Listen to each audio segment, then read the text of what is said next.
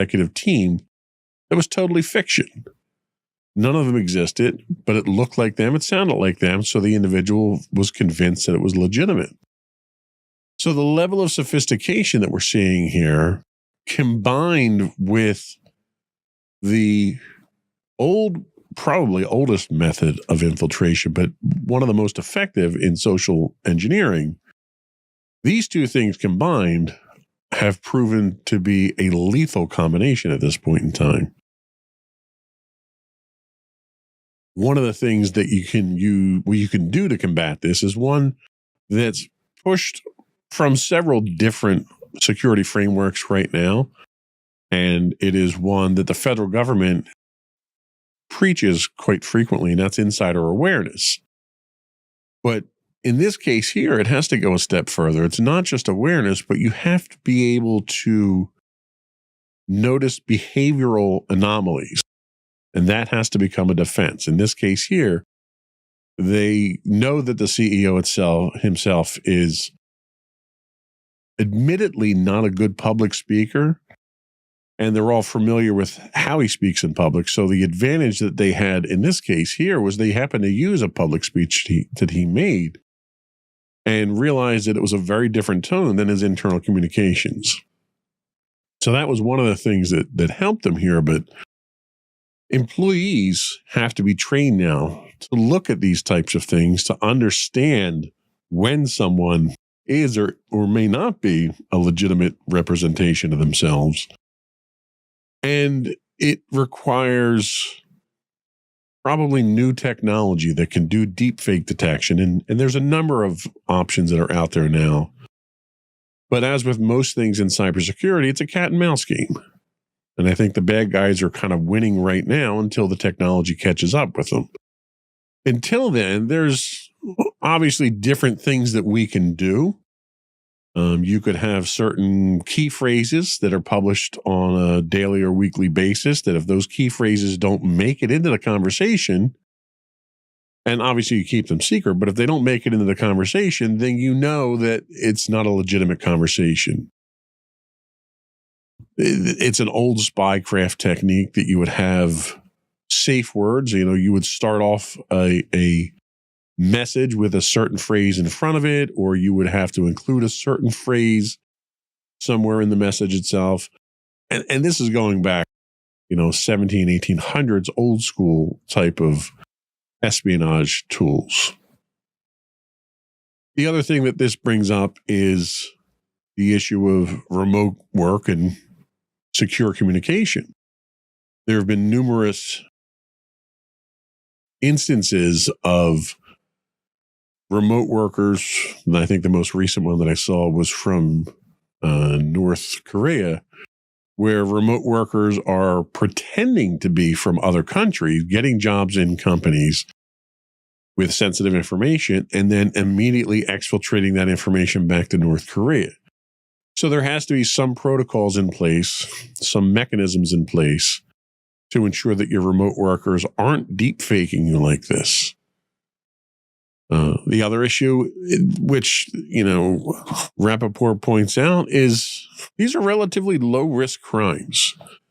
There are high incidents of occurrence. There's low incidents of detection and capture, especially when you can pull off one of these from another country.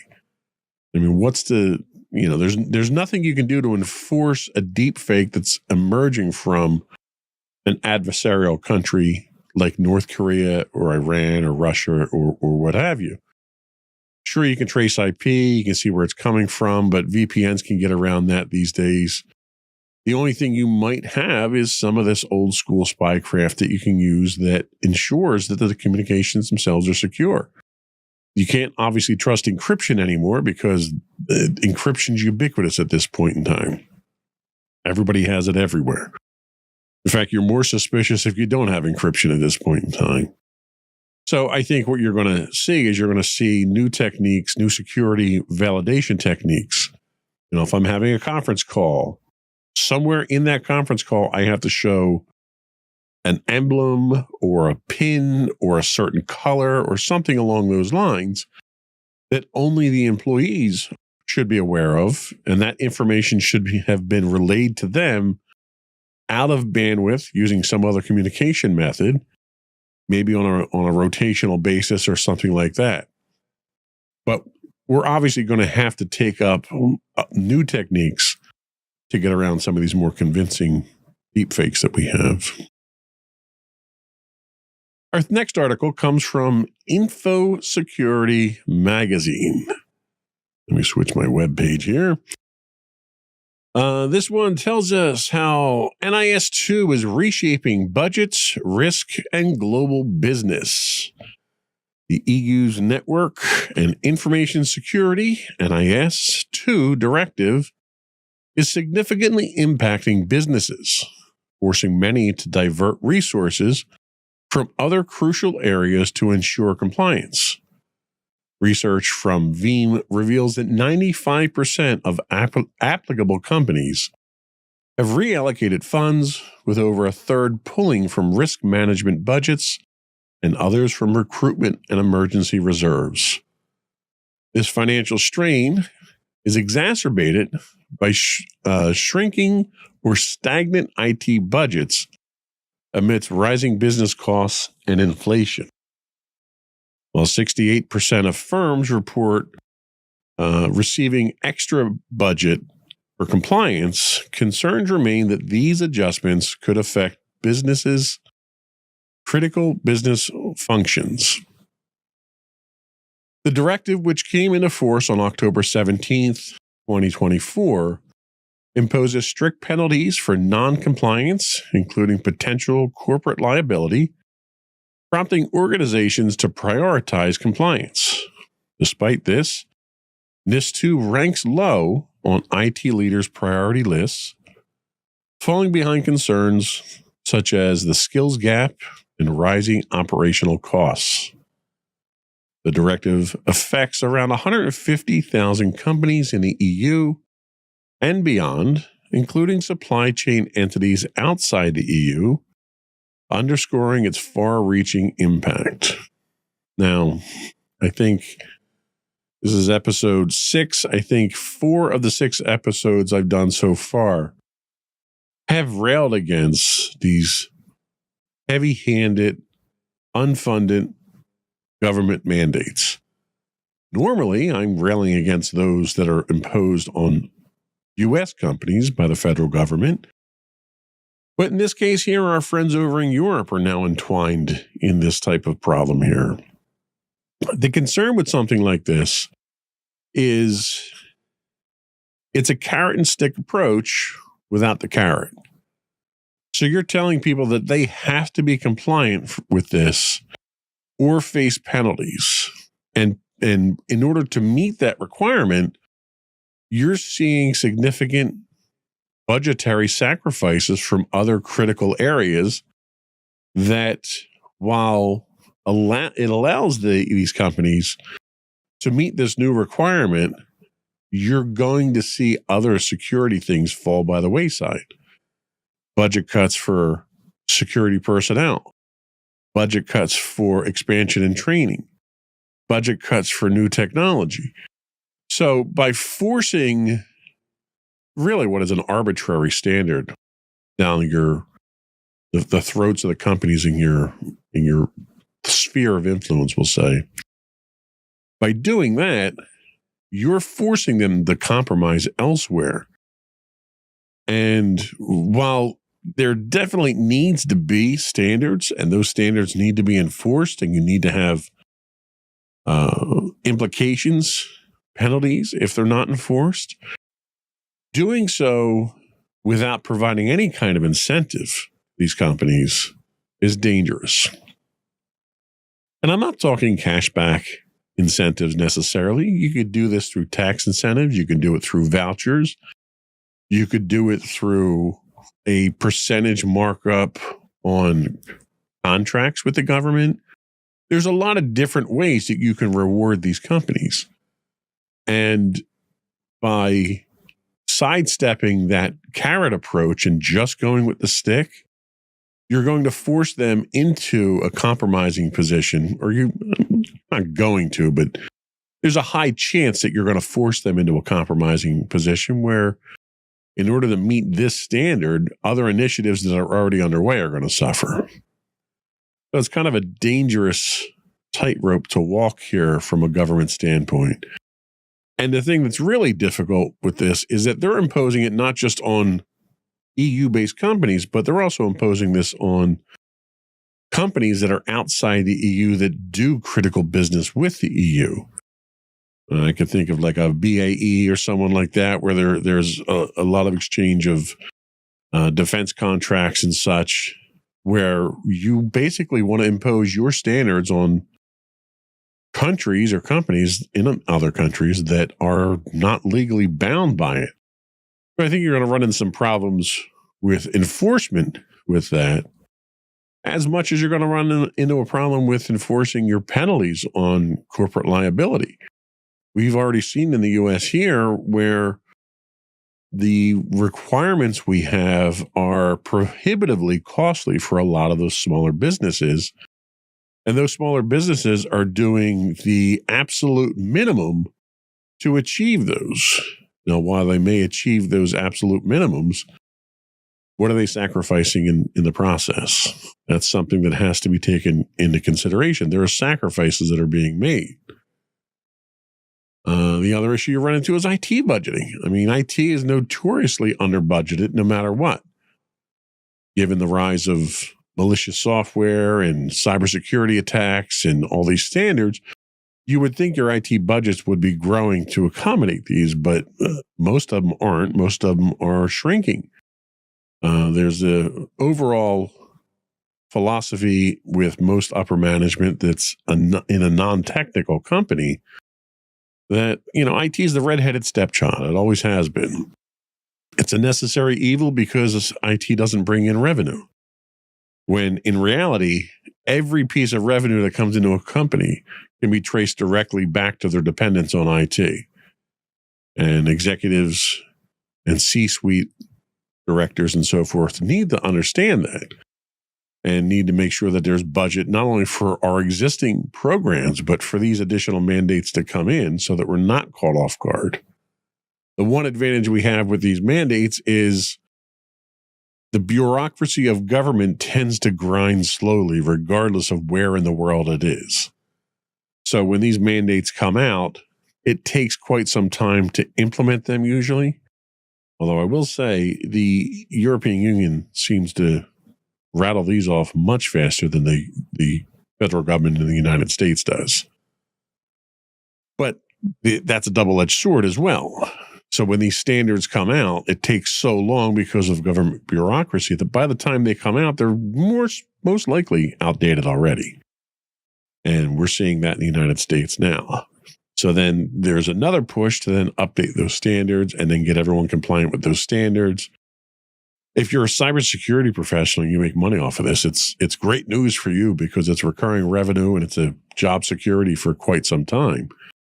But if you're a small to medium-sized business, this gets expensive very fast. And you have to be very careful with future planning and future-proofing with this stuff, because if you do the minimum to get compliant now, you may have systems in place now that need to be pulled out and replaced in a few years before they should be end of life because you didn't have the budget to go the right way.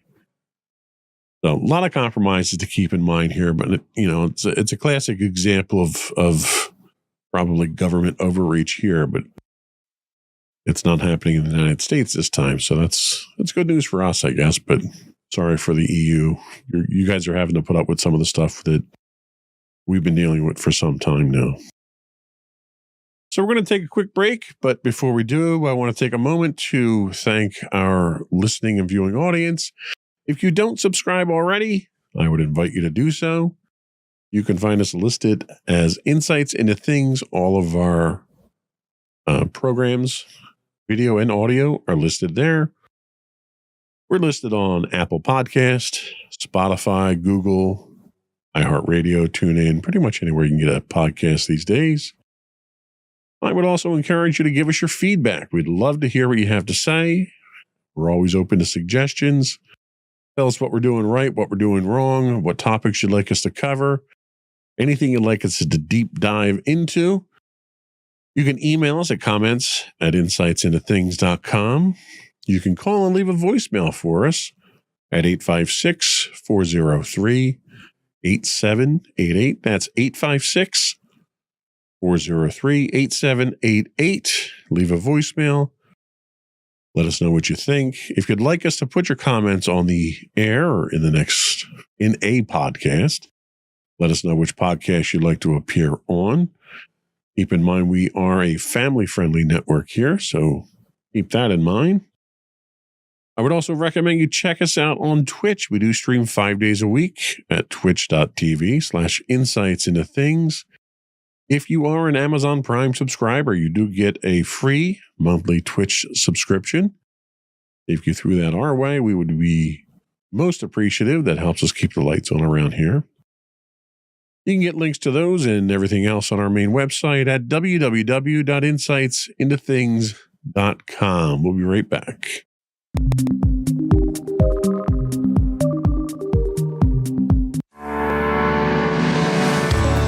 Insights into Entertainment, a podcast series taking a deeper look into entertainment and media. Our husband and wife team of pop culture fanatics are exploring all things from music and movies to television and fandom. We'll look at the interesting and obscure entertainment news of the week. We'll talk about theme park and pop culture news. We'll give you the latest and greatest on pop culture conventions. We'll give you a deep dive into Disney, Star Wars, and much more. Check out our video episodes at youtube.com/insightsintothings. Our audio episodes at podcast.insightsintoentertainment.com, or check us out on the web at insightsintothings.com.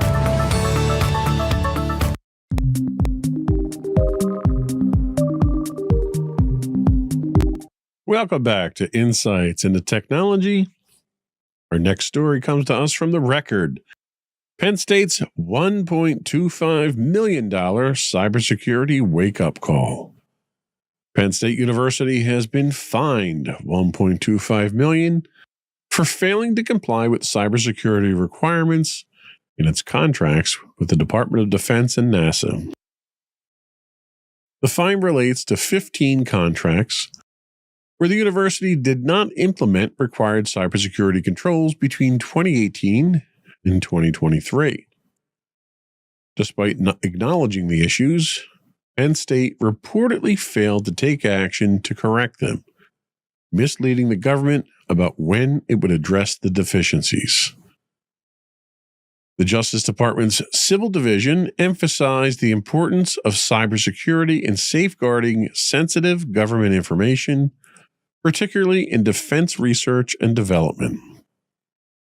The settlement stems from a whistleblower lawsuit under the False Claims Act, with Matthew Decker, Penn State's former chief information officer, receiving $250,000 as part of the resolution.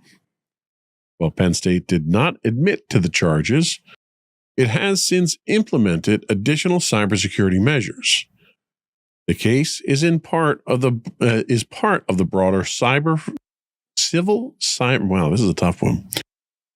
The case is part of the broader civil cyber fraud initiative launched in 2021 to hold organizations accountable for weak cybersecurity that puts federal data at risk. Similar lawsuits have targeted other institutions, such as Georgia Tech, for mishandling sensitive information. Now, I have to say, this is a subject that is near and dear to my heart. I have spent the last several months pouring through tons and tons. I think we're up to 70 to 80 pages of documentation now for our CMMC certification for my company. So the rules, regulations, and adherence to cybersecurity rules is quite close to my heart right now. This also signifies the high stakes of cybersecurity compliance for federal contractors. a large percentage of my company's business comes from federal contracts. And if you fail to be compliant with the respective requirements for your contracts, you just don't get the contracts at this point moving forward, which, as long as you play by the rules, you should be fine. And even if you don't play by the rules, if you don't want to or have the resources to go through the expense of getting your certifications, then just don't take the federal contracts and just do commercial work. Under most circumstances, that's usually not an issue, unless the majority of your work comes from government contracts. The one thing this also emphasizes is proactive versus reactive when it comes to cybersecurity strategies. Penn State's failure to take corrective actions after acknowledging cybersecurity deficiencies is a critical lesson for all businesses. Once you're caught on the carpet, you have to fix it. You shouldn't be to the point where you're that far out of compliance to begin with, if you're claiming compliance.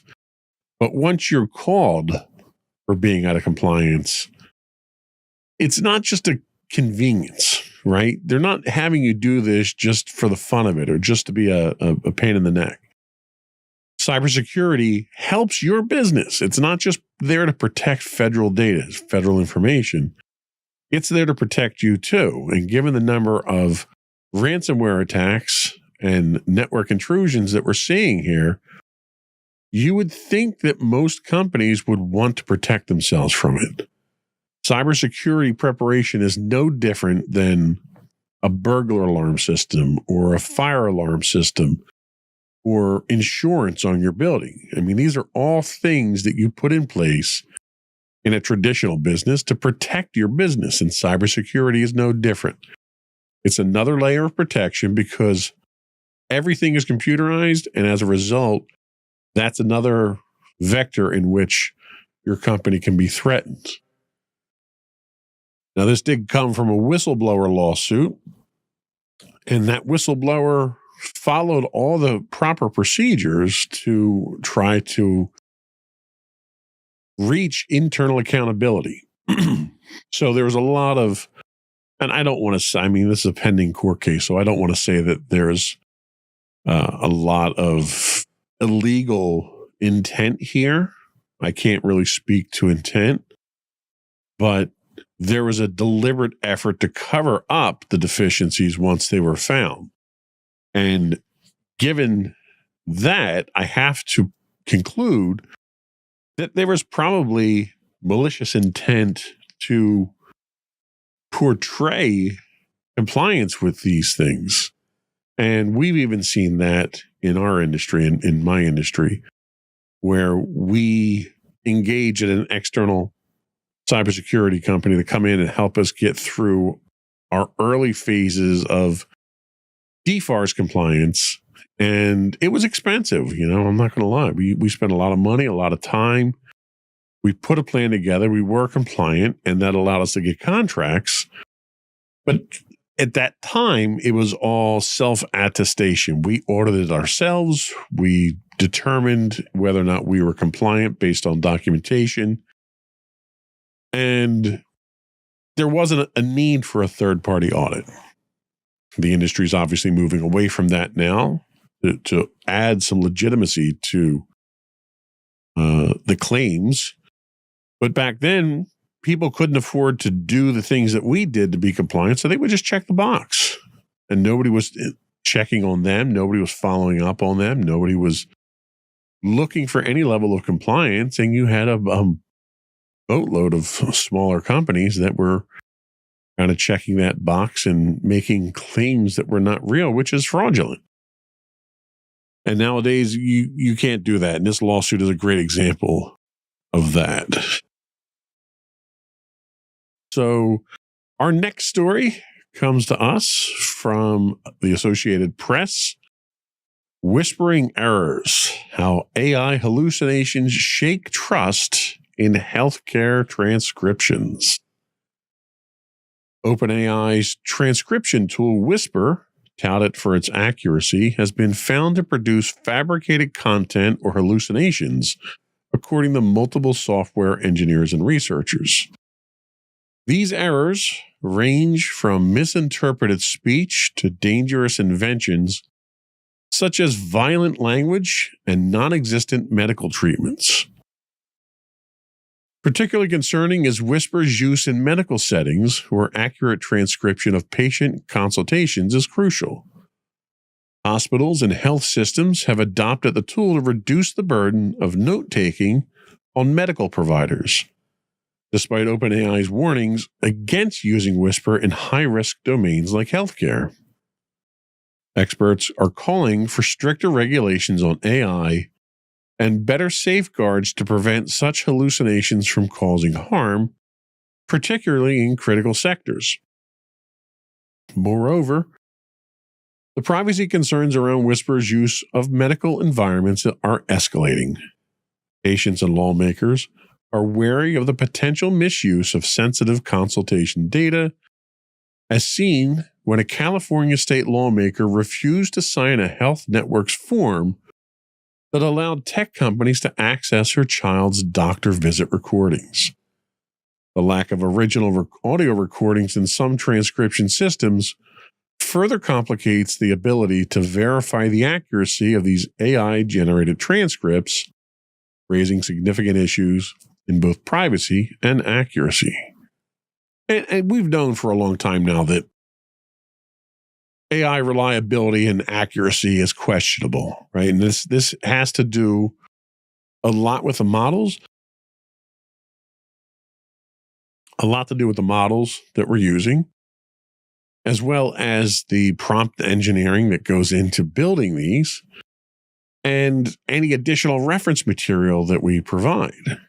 There's an inherent risk of inaccuracy anytime you're engaging in algorithmic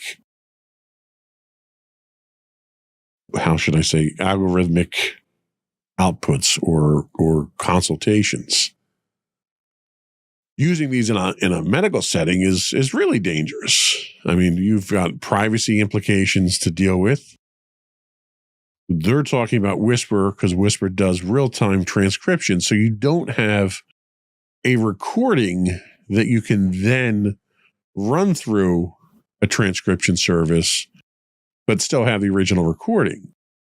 So you're trusting real-time transcription, the AI in this case, without having the ability to go back and verify it from a recording. This push for stricter AI regulations is kind of, it's one of those where it's needed. It probably will be needed, but we're nowhere near ready to start writing that type of regulation.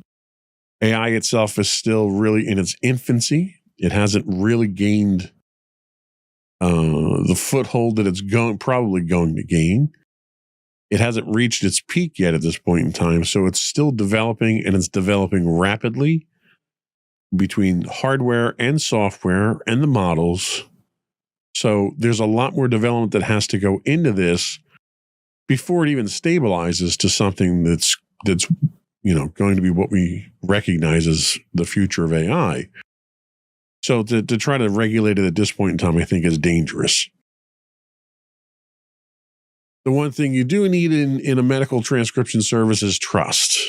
Now, this isn't just a AI concern. I years ago was seeing a cardiologist, and he would dictate all of his notes into a recorder, or actually into a computer, using at the time Dragon Dictate.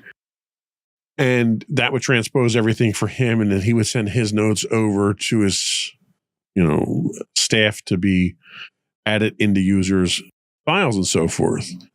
Well, he would do this in his office that was between 3 exam rooms. And I guess he was not using the highest quality microphone because he was practically shouting these notes. So you could sit in one of the exam rooms and hear everything he said, which in and of itself is a security violation that has nothing to do with AI. So this idea of convenience over security is a constant struggle. I want to be able to just talk and something happens. I want instant gratification. Well, sometimes that doesn't work when you need to have security involved here.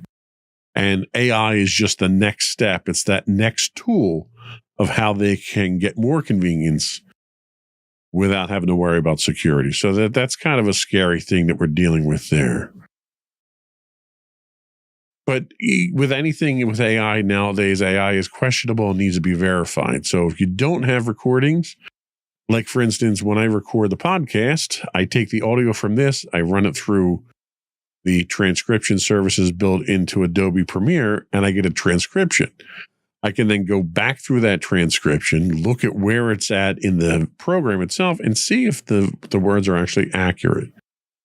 And until we have a much more reliable set of AI tools, I think that's the kind of verification process that needs to be in place. If you don't do that, you're really risking having dangerous things in your AI output. Our next story comes to us from The Record. Rebel Russians forking around with Linux. Russia has expressed strong opposition to the removal of several Russian maintainers from their Linux kernel, calling it, quote, an act of discrimination and signaling plans to develop its own independent Linux community. In response to these delistings, Russia's digital ministry announced intentions to collaborate with nations willing to engage in alternative open source development efforts. The move comes after the Linux community blocked 11 Russian maintainers, citing compliance with sanctions related to national security concerns. While the contributions of Russian developers to the Linux kernel are considered relatively minor, the decision has raised concerns about trust within the Linux developer community.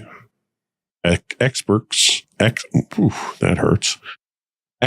suggest that the removal could lead to the creation of Russian-led forks of the Linux kernel, potentially splintering the open source ecosystem.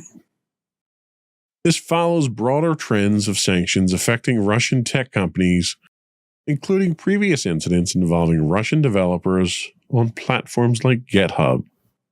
So we did run into a situation similar to this, or at least related to this, back when the most recent conflicts between Russia and the Ukraine happened, where there were at least one, possibly more shared libraries up on GitHub that were maintained by, I think it was a Ukrainian developer. And what that developer did was he maliciously modified the library to do an IP scan to see where the developer was who was using it. And if the IP originated from within Russia, it would do something nefarious. And I don't remember the details. But that seriously drew into question the reliability and the trustworthiness of having these shared libraries. And we're running into the same thing with Linux here. Russia's reaction to just about anything is isolation at this point. They've got their magic button that they can take themselves off the internet.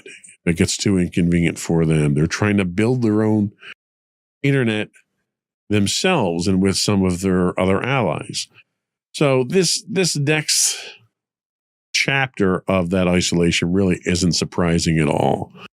What's unfortunate is you could potentially have a significant impact on the global open source community. If every country starts siloing off all of its developers and networks and code and everything else, the internet ceases to be the internet. And you basically break the internet. I'm not sure that's the right way to go. I suspect what Russia's doing is more of a knee-jerk reaction than anything. But what this also does is it complicates software governance as well.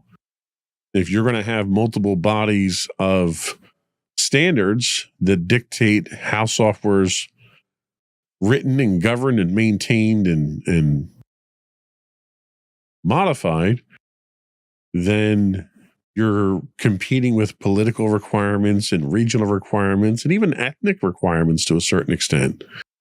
And you're opening up a can of worms that just nothing good is going to come out of it. The role of sanctions and national security becomes an issue. The United States is really clamping down on a lot of international computing standards right now. There's this ridiculous push to ban TikTok. You've got this list of approved or unapproved vendors that are primarily Chinese that the federal government won't allow you to do business with those companies if you have federal contracts. And a lot of this, despite the fact, and McAfee's another example where they've banned McAfee in the country, the idea of politicizing computers and the internet and software is a dangerous thing. It really is. The internet itself is an excellent tool for anybody to use, regardless of where you are in the world regionally.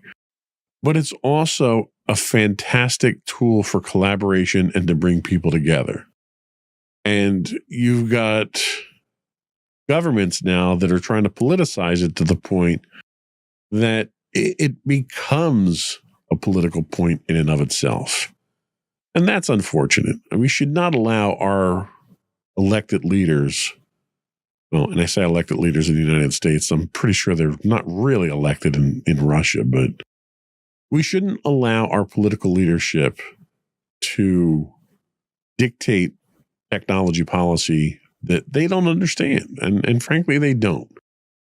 You may have some people in the government that have some expertise, but they have very little concern about the future impact and development of technology when they can't get past their own politics. So we'll see. I don't think you're going to get a lot of buy-in from the world community for a Russian forked version of Linux. So if anything, it'll be probably a one-off, used, limited, but I don't think any of this bodes well for the technology community. So we're going to take our last break here, and when we come back, we're going to continue our discussion with Howard Dortch that we've had a couple segments with so far. We'll be right back.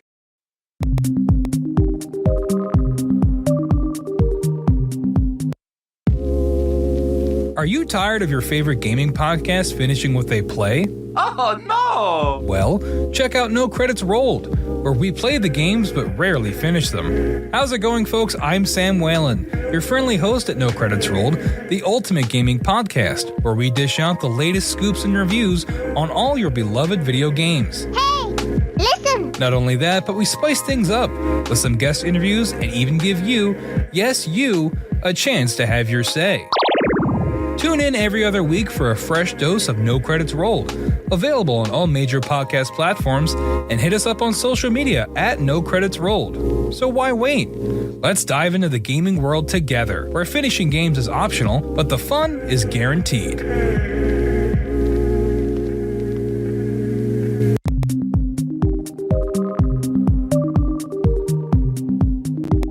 Welcome back to Insights into Technology.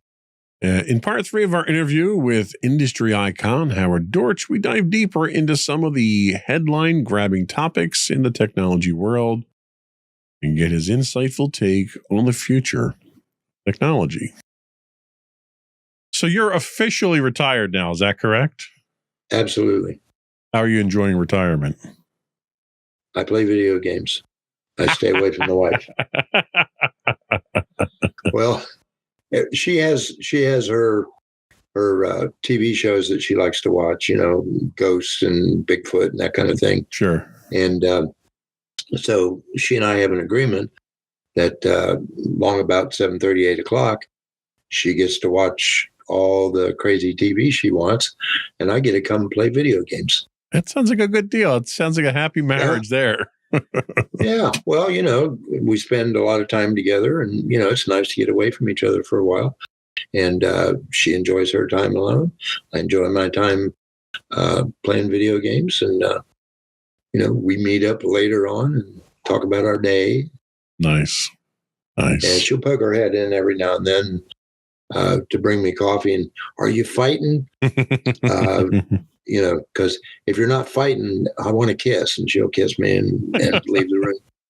So just to set the record straight, Howard and I know each other from actually our Star Wars Old Republic gaming group that we were together with. Unfortunately, I've stopped playing the game myself. I kind of lost interest in it. But you're still going strong in there, are you not? Well, yeah. Like I said, it's it's a couple hours of entertainment. I get to talk to some people. I log into Discord and tell jokes, have some fun. It's entertainment. I get tired of watching TV. Yeah. Well, and you are quite the entertainer online too. You really you keep people laughing, so I have to give you props for that too. I've had my moments. So looking forward now, okay? So we've certainly established your credentials as being an expert in the industry, gaming and programming and everything else. What to you does the future of gaming look like? Because the technology now has jumped leaps and bounds. We're looking at now. We talked about the early days of Voodoo cards, which, by the way, 3DFX produced the Voodoo card. 3DFX, yep. And they were actually a company that was put together by a couple of guys from Silicon Graphics that made the old toasters and all the video editing boxes. But nowadays, you go out and you look at what the latest video cards cost now. You're looking at $2,500 for a top-of-the-line video card, which is more than most people pay for an entire gaming system. Is it getting to the point where it's prohibitively expensive to continue this technology push for gaming? Well, not really. Most game companies design to the lowest. I want to say the lowest available consumer market. Mm-hmm. In other words, the minimum is what the computer stores are selling.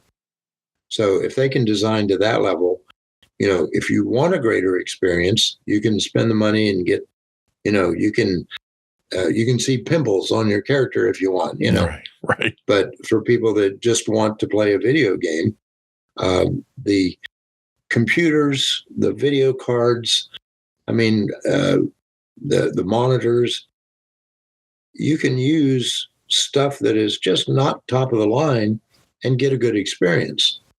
But some people, and this is like everybody in the world, you have a group of people that they want some entertainment and they will buy into it so far.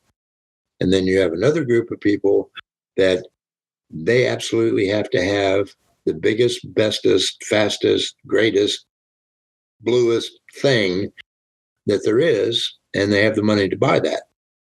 So the people, the hardware manufacturers, see that as they want more. They want more and more and more. So let's build more and more and more because we're making a lot of money off of those upper end machines. Right. The bottom end machines, what they call the value machines. Like I'm probably playing on a value machine. It was top of the line 6-8 years ago, but now it's probably a $600-800 value machine. Right. But it plays Star Wars just fine. Sure. Well, and in all fairness, Star Wars runs off of a fairly old game engine. They've done some updates. They finally brought it up to 64-bit and stuff like that, but it's not overly demanding. No, the base is still DirectX 9. Yeah. They're going to, from what I hear, they're going to upgrade it to 11 or whatever. But the game itself, they're not even using. They're probably using 75% of DirectX's capabilities. Mm-hmm. DirectX can do a lot more than they're using the Hero engine, I think. Hero, yeah. For Star Wars. Yeah. So the Hero engine is not taking advantage of all that DirectX can do Right. at this point. DirectX 9C. I know because I programmed it. not DirectX, but I do have code in it. But the capability of DirectX 9 is a lot greater than people give it credit for. 11, 12, 13 on up. What does it offer? It offers probably, like I said, you can see pimples on your character. Yeah. If that's a thing, okay. But it's speed. They brag about, I'm getting 100 frames a second. Well, why? Your eye can only discern 24. Right. 30 frames a second. There, there's nothing wrong with 30 frames a second. 60 is better somehow, but 30 is good. I'm running 60. And you get into like the DirectX 12 line, and some of the advancements they made in there was the direct memory access and stuff like that. So it's faster processing, not necessarily faster frames. So you'll get more pixels because they're trying to drive, back in the old days, you're driving 640 resolution monitors, then we're doing 1080, and now you're trying to drive 4K and 8K displays. There's a lot of computational power that has to go into driving that many pixels on screen at once. And then games like Star Wars and stuff, you get in the depth of field and how many characters you can render and stuff like that. So there's a lot of optimizations from that, but you're right. I don't have to go out and spend $2,500 on a video game card, a GPU to do this type of stuff. I've always been the type of person. I'm one of those idiots who goes out and buys the top of the line stuff just so I can have the top of the line stuff, even though I may only use 50% of that processing power. Well, and a lot of it comes down to the fact that you can. True. The economy has gotten to the point where, all right, what is top of the line, and what does that cost? What does it look like? Is $3,000 something that I'm willing to pay for? Not only would I use it for video games, but streaming Netflix or whatever. Is that something that's going to enhance that experience? Right. Possibly. So, and then people look at it like, I'm going to spend the $3,000 now, and that computer will be good for the next 6 or 8 years. I won't have to buy another computer for 6 or 8 years. Right. The future proofing aspect of buying, comes into play there. I mean, the system that I'm doing this podcast on now was a gaming system that I had 8 years ago, I think now, and it's still going strong. And it's the first generation i9 processor in there, and I future-proofed it with all the systems that I tend to buy, just so I don't have to keep going out and buying new systems every year. Yeah, there's that. That's part of the environment. There's some people that just can't afford it, but really like to play. So they're going to be value market, and the companies are smart. I won't mention which ones, but they're smart enough to know, they figure out what the minimum computer is going to be to enjoyably run Final Fantasy or Star Wars or some of those games. And then what they'll do is they'll put it on sale. Mm-hmm. And, so the industry, the people that are making the hardware understand the industry. The people that are selling the hardware understand it. And consumers are, if I can spend $1,000 and play this game, I'll be real happy. Mm-hmm. Yeah. So you spent close to 10 years, just shy of 10 years, shaping the minds of the youth of today to be video game developers. What advice, and I ask this in general for the audience, but I also ask it personally because my daughter, she's a senior in high school now. She's actually going to be going to college next year. and she's shown an interest in wanting to do video game development. So she's looking at a couple places to do that kind of work at. What advice could you give to an aspiring developer or a video game designer that would be advice that they can take with them moving forward in their careers academically and professionally? Well, there's like three parts to that. One part is the programming side. If you're comfortable with the programming and you like to do the software, Windows and DirectX or Apple, I think it's I can't remember the Swift. I don't do Apple much, so whatever the Apple version is. There's a technology out now. I can't remember, Volcano or something like Vulkan, I think, is trying to be a universal language.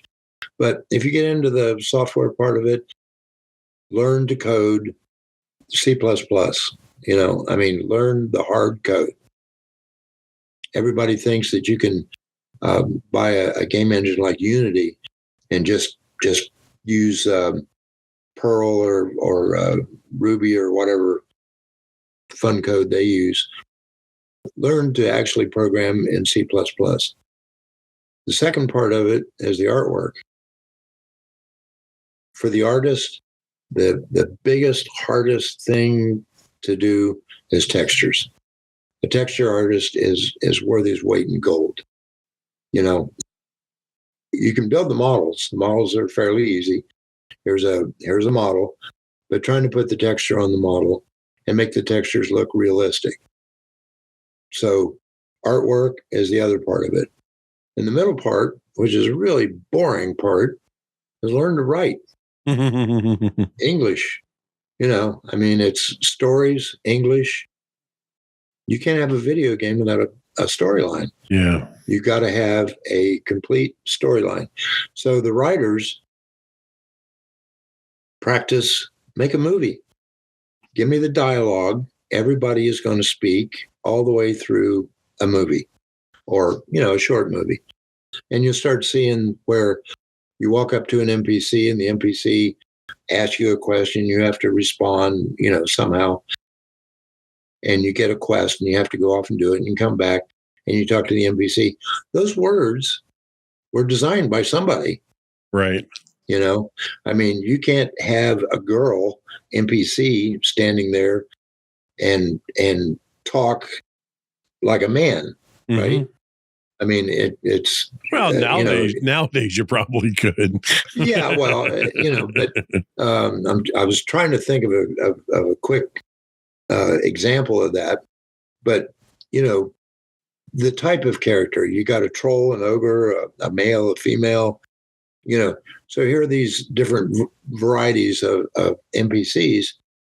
You have to learn to actually write the conversations for all of them. And you got to have a story. You got to have the conversation within the story. So writing becomes a very important part of game design. Mm-hmm. Designing the code, the what we call the pixel pusher, to make the engine, show the characters, the artwork that you send over to the programmers to put in the game. But if there's no story, it's not a game. Yeah. One of the games that I've been playing recently, and in fact, my entire family, I've got into playing it, is Baldur's Gate 3. And you're right in that the story is really what drives everything. And for me, Baldur's Gate 3 has been amazing because it's the first game where, so there's 3 acts in Baldur's Gate 3, and you interact with characters recurringly in each act. And depending on how you interact with a character determines how you interact with them and how they interact with you later on.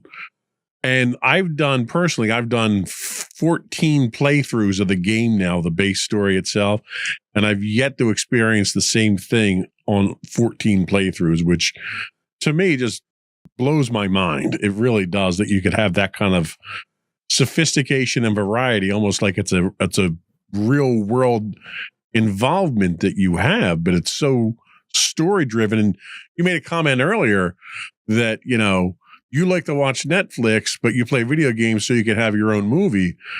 And video games today literally are a movie that you're a part in. You're a character in that movie. Yep. Well, and what you're talking about is basically an AI state machine. Mm-hmm. You know, we knew how to do AI a long time ago. You know, it's a big thing now. You know, everybody's saying, "Oh, AI is being released." We knew how to do it. It's no secret, no mystery. Right. We just didn't have the horsepower. Yeah. To do it to any length. You know, you remember Radio Shack? I think the TRS-80 ELIZA program. Yep. Yeah, you talk to it, and you know, it would talk back to you. Yeah. That was a basic, what they call a state-driven AI. And so, where do you go from there? And I'm going to spoil all video games for you. Well, not all of them, but a lot of them. Take Star Wars, EverQuest, World of Warcraft, take any of them, all of them. You're with a group, you go into a dungeon, and there's a monster in there, and it takes 2 healers, 2 tanks, and 4 DPS, and the healers have to do this, and the tanks have to do that, and the off tank has to grab the ads. It's all fixed.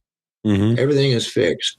If you do it that way, the puzzle, the what I call the choreography, if you do it just that way, you'll win the fight.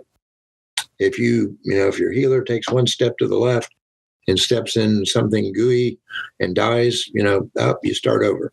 Right. What we really wanted to do back then, and this is back then, what we really wanted to do is you go into the cave, and first time you go in the cave, the dragon's facing east. The second time you go into the cave, the dragon might be facing west or south or north. The ads may or may not come from the south, may or may not come from the east. The ads may be flying ads one time. Next time you go in, they're running dog things. So that's what we really wanted to do, because that would enhance the experience of the user. Right. The user could go in and say, I wonder what we're going to face this time.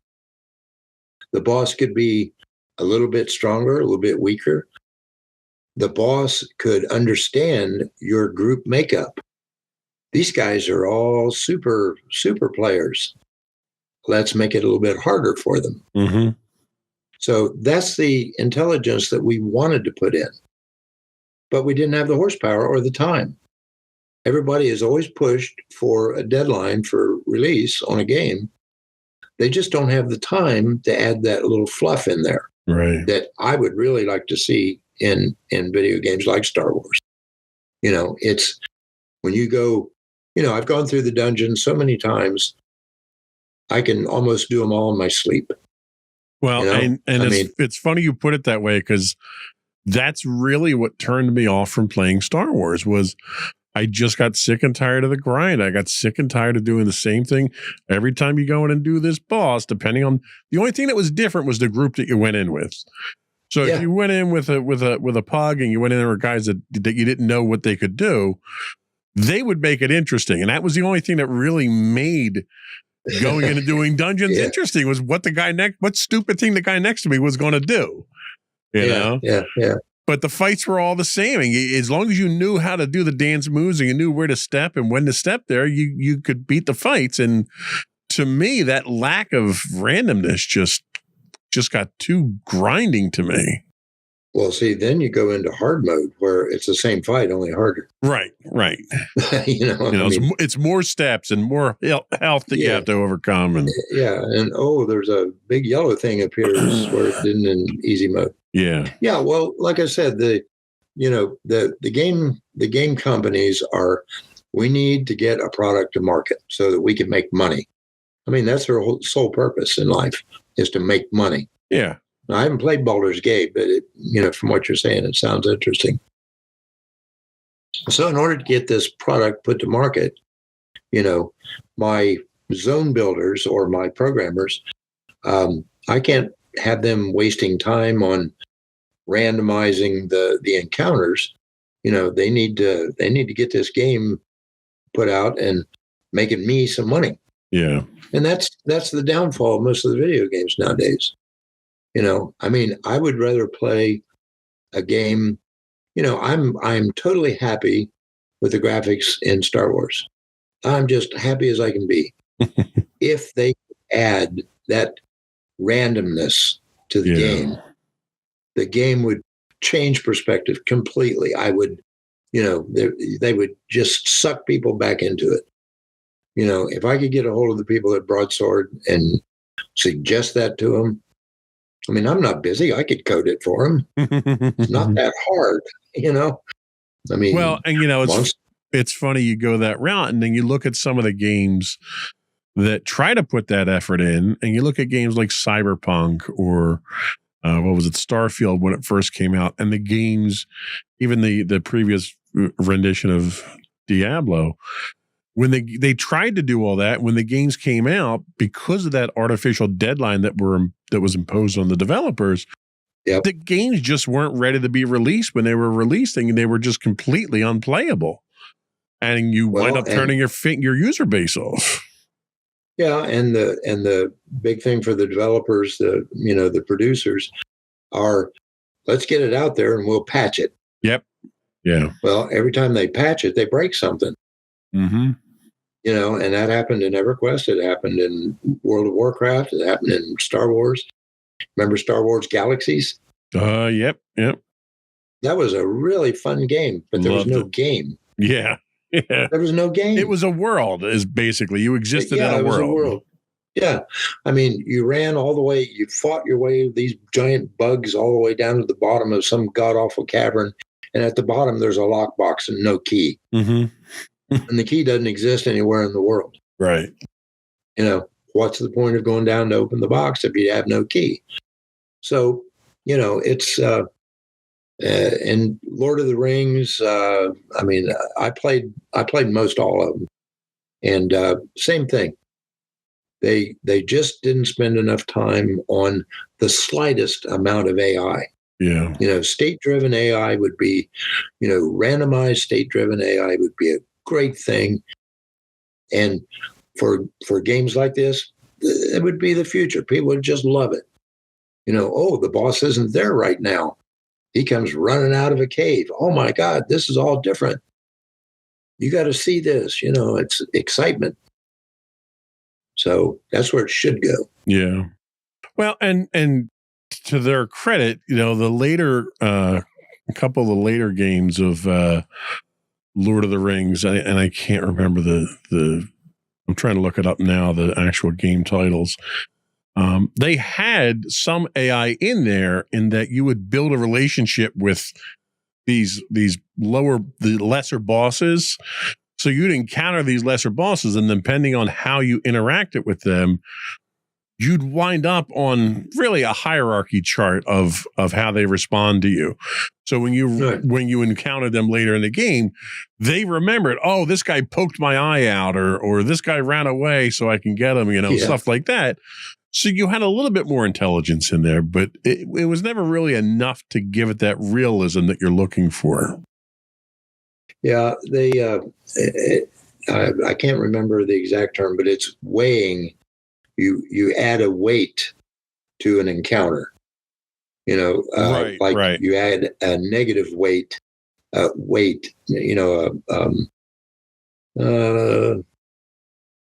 say you have a number from 0 to 100.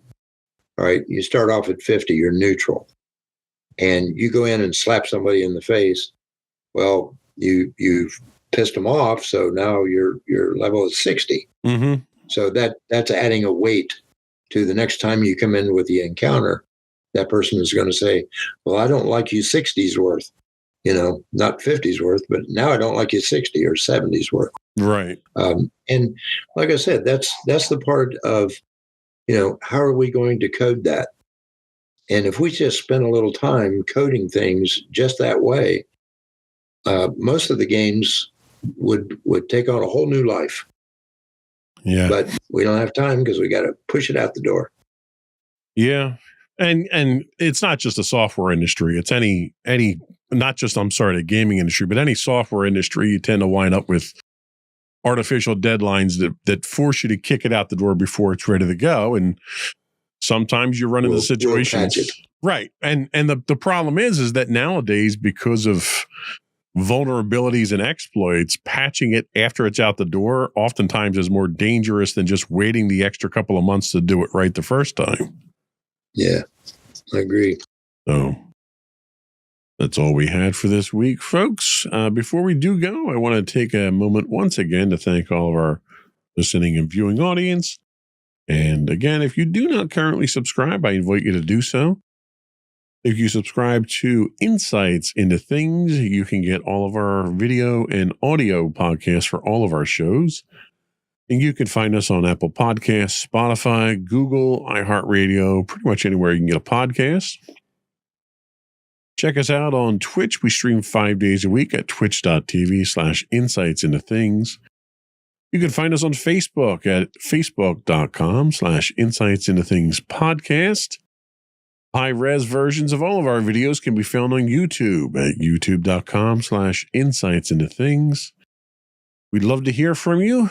Reach out, give us your feedback. You can email us at comments@insightsintothings.com or give us a call and leave a voicemail for us. We'll get you on the air if you'd like. You can call us at 856-403-8788. That's 856-403-8788. Or you can get links to all this and more on our official website at www.insightsintothings.com. That's it. Another one in the books.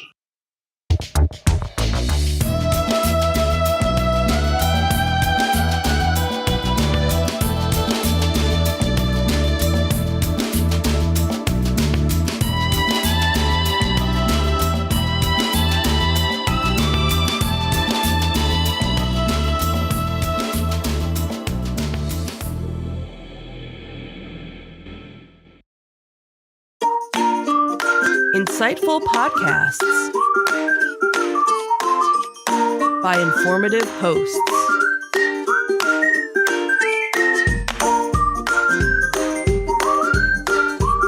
Insights into Things, a podcast network. Welcome to Insights into Technology, a podcast exploring the latest in computers, networking, home automation, mobile computing, and all things technology related.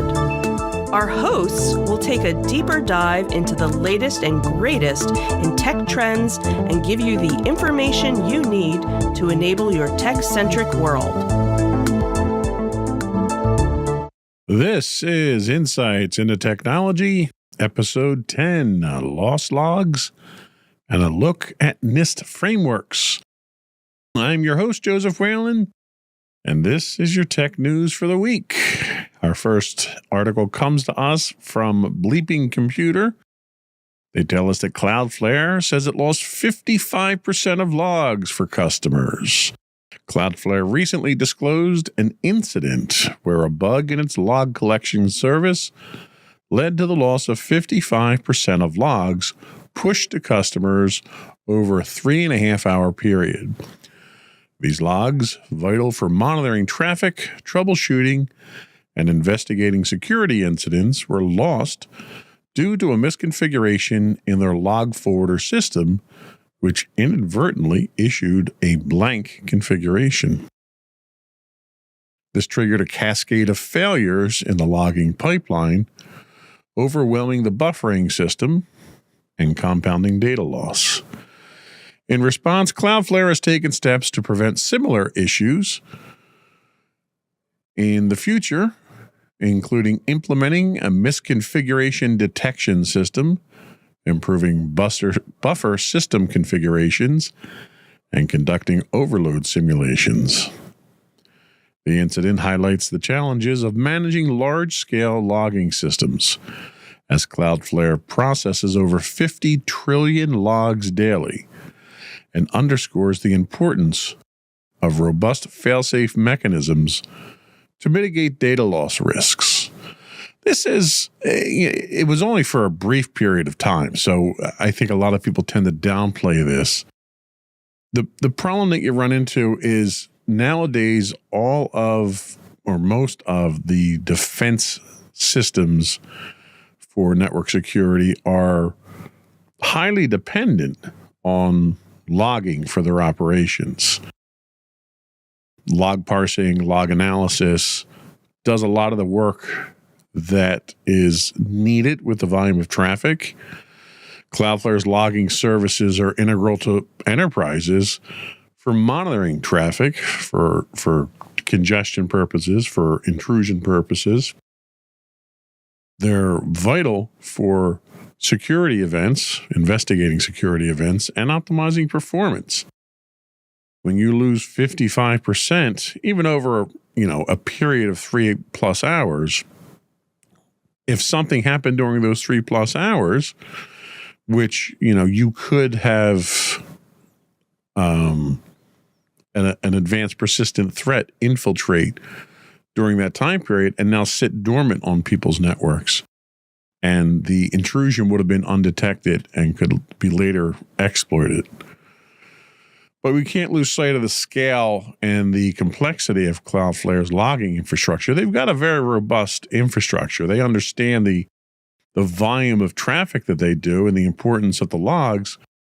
But it's entirely possible that Cloudflare may have gotten to the point of being too big for what they can do or what their capabilities are.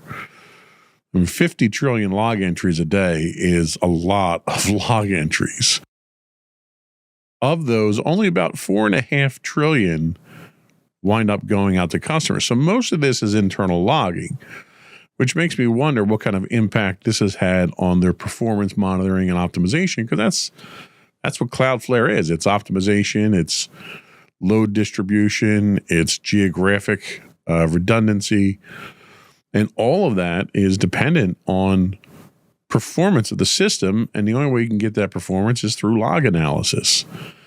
So I can't imagine, the article doesn't really talk about the impact of Cloudflare's performance during this, but you have to assume that there's some level of optimization or performance that was lost during this time period. The other thing you have to keep in mind is the customers that are using Cloudflare, they're not just e-commerce sites or personal websites or something like that. You've got seriously large enterprises, my company being a customer of them as well, but you have seriously large enterprises who have certain commitments that they have to meet from a reporting and security standpoint, that these logs are flowing into. These logs are filling a lot of these demands. So as a result, you have chances where you may be not fulfilling certain obligations. You may be exposing yourself to DDoS attacks. You may be exposing yourself to failure to meet compliance requirements. The one of the biggest advantages of doing things in the cloud is the robust infrastructure the cloud is supposed to have. You don't have to recreate that over and over again in private environments. And when that convenience starts to become a detriment, customers are going to seriously start looking at what other viable alternatives are out there. Fortunately, Cloudflare's post-incident improvements were, I don't want to say top-notch, but they were certainly up there. Their response includes introducing some misconfiguration detection systems, enhancing their buffer configuration. So what happened was they took the systems down. When they brought them back up, everything started logging and it overwhelmed the system. The concept of doing simulated overload tests, these are all things that should have justifiably been in place already.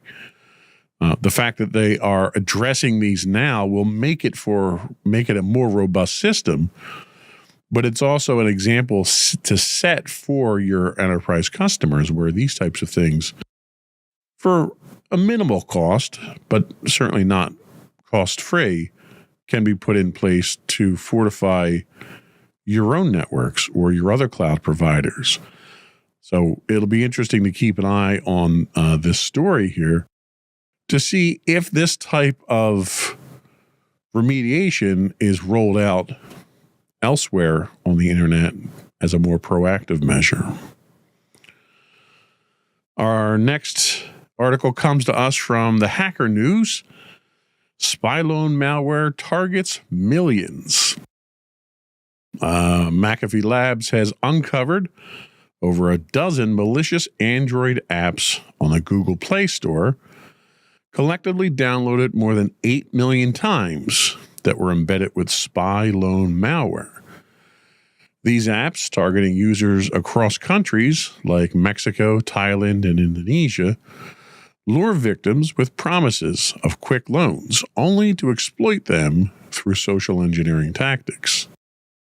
The apps demand excessive permissions, access sensitive data such as photos and bank details, and use these to extort, harass, and intimidate users for exorbitant loan repayments. While some apps have modified operations to comply with Google Play policies, others continue to pose a global threat by employing shared frameworks for data encryption and exfiltration to command and control servers. This wave of financial cybercrime highlights the rising sophistication of such predatory schemes, emphasizing a dire need for vigilant user practices, such as scrutinizing app permissions and verifying developer authenticity. Experts stress that these apps not only perpetuate financial abuse, but also breach privacy, pushing victims into cycles of debt and vulnerability. As law enforcement and cybersecurity agencies work to curb these operations, users must prioritize their digital hygiene to protect against this widespread exploitation. Now, obviously, this type of situation has an impact on, or at least emphasizes the need for mobile device management, especially when it comes to BYOD, or bring your own device networks, in commercial and enterprise environments where users are bringing their own devices into your network, whether it's cell phones, tablets, laptops, home computers, if they're working remotely. This emphasizes the need to have strict controls over these, and those controls include determining what applications can be installed. MDM management practices on personal devices gets kind of sketchy because there's a privacy issue between the individual and their company. There's security issues in there. Nobody wants to surrender control of their devices to their company without having some level of their own control on it. Ideally, in a perfect world, any devices that you use for company purposes should be supplied to you by the company, should have the company's own management software and security software and practices employed on there, and should only be used over secure connections to the network if you have to work remotely. MDM gets you there, but if you're allowing your employees to bring your own devices, there has to be some type of formal agreement in place that allows the company to exert the control needed to avert these types of breaches. This also highlights the social engineering aspect of malware. We've talked about this on the podcast numerous times in the past, where the biggest risk to any corporate or enterprise network are its users. And unfortunately, you can't get away from that. You can't remove the users from the equation. Otherwise, you no longer serve a purpose. But this particular set of malware employed social engineering to get people to engage in nefarious acts or detrimental acts. And the only way to combat social engineering, and there's no software for it, there's no hardware that's going to stop it. Education is the only thing that you can use to combat social engineering, which is why an emphasis on user training and cyber hygiene has to be in place at every organization out there. You also run into issues here with regulatory compliance. We spoke last week about a couple of cybersecurity frameworks for HIPAA and PCI, but you're also running into situations with GDPR and CCPA where these applications are violating these provisions and this legislation. And it becomes an issue with compliance, and people that are downloading these applications from their Google Play Store, there's a certain expectation that these applications are curated and abide at a very minimum by Google's standards, but also by regional government law as well. And the fact of the matter is a lot of stuff winds up on these online stores that isn't properly vetted or is modified after it's been approved with malicious code. So I think there's a certain and a large chunk of responsibility, not just a certain amount, a large chunk of the responsibility for this malicious spread is really on the App Store itself. They're supposed to be there as a middleman to protect the consumers, which is the biggest advantage of mobile devices where you can only get your software through applications. The Apple App Store does this, Google does this, Amazon. The problem on the Android side is you have so many app stores out there right now that it's almost like the wild, wild west, and they're flooded with apps.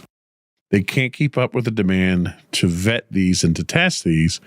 So a lot of things are kind of sifting through the cracks. Hopefully, our app stores will be a little bit more effective in the future at preserving cybersecurity when it comes to our users. The next article we have comes to us from Dark Reading, which is always a fun site to view. This one tells us of a decade-old Cisco vulnerability under active exploit.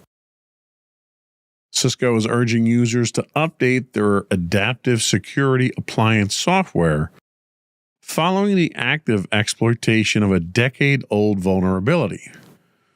This flaw, listed as CVE 2014-2120, originally disclosed in 2014, involves insufficient input validation in ASA's web VPN login page, enabling unauthenticated attackers to perform cross-site scripting attacks.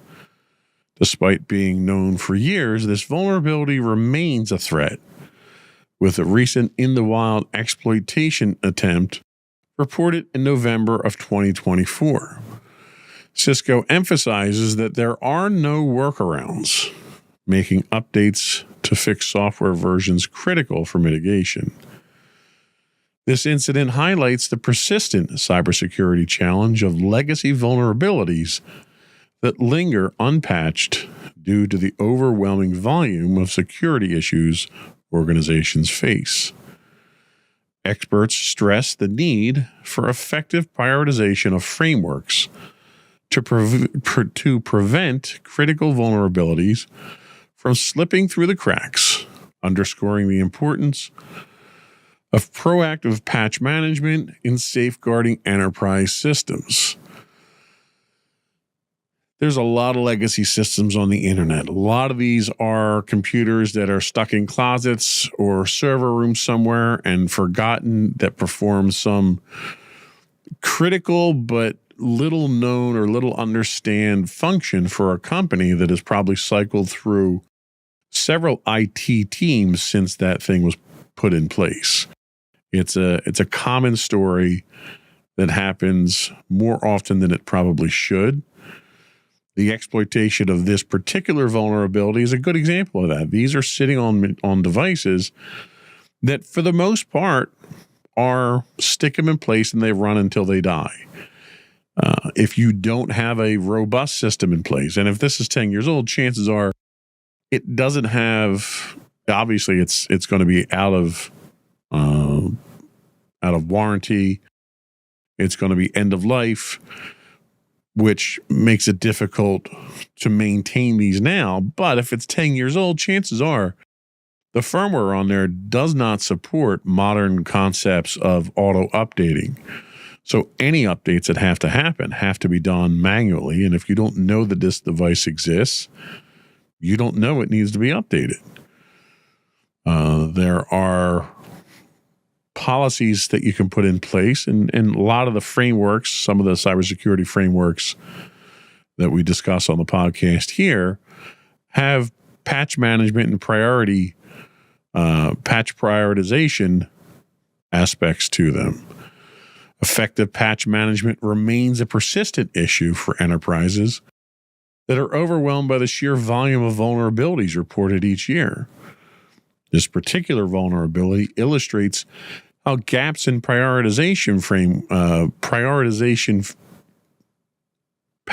prioritization frameworks can allow critical vulnerabilities to persist. There are some best practices for vulnerability assessment and prioritization that include risk-based approaches or automated tools that focus on high-severity exploits with active threats. Some of these tools come from Tenable, Insight VM, and NextPost from Rapid7, Microsoft Defender Vulnerability Management, SafeBreach, AttackIQ, Darktrace. These are just a few tools out there that will allow you to operate in your environment and allow this prioritization to happen and identify where you have vulnerabilities. This issue itself specifically is related to cross-site scripting issues, which we've touched on briefly. And after several of these mentions, I think we're going to have to do a deep dive on some of the more common exploit types out there, what causes them, and how to mitigate against them. But the vulnerability here allows unauthenticated attackers to leverage cross-site scripting, potentially leading to session hijacking, data theft, or further infiltration into enterprise systems. Now, cross-site scripting itself, a very simple definition, is it's a vulnerability that allows attackers to inject malicious scripts into web applications, which are then executed in the browser of the unsuspecting user. This particular attack leverages the trust users place in a legitimate website and the trust a web application places in user input. Now, you can't ignore the difficulties or the challenges. There's a cat and mouse here between vendor responsibility and enterprise accountability. While Cisco provided updates for the vulnerability in 2014, a lot of organizations didn't implement them. The scenario raises questions about vendor responsibilities and enterprise accountability. Should the vendor force these updates out? A lot of hardware vendors now have implemented auto updates.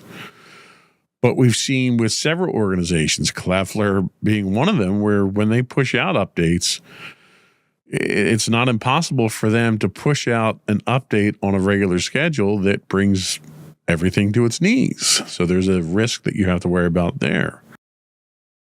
What role do vendors play in ensuring the products remain safe and secure that they sell over time?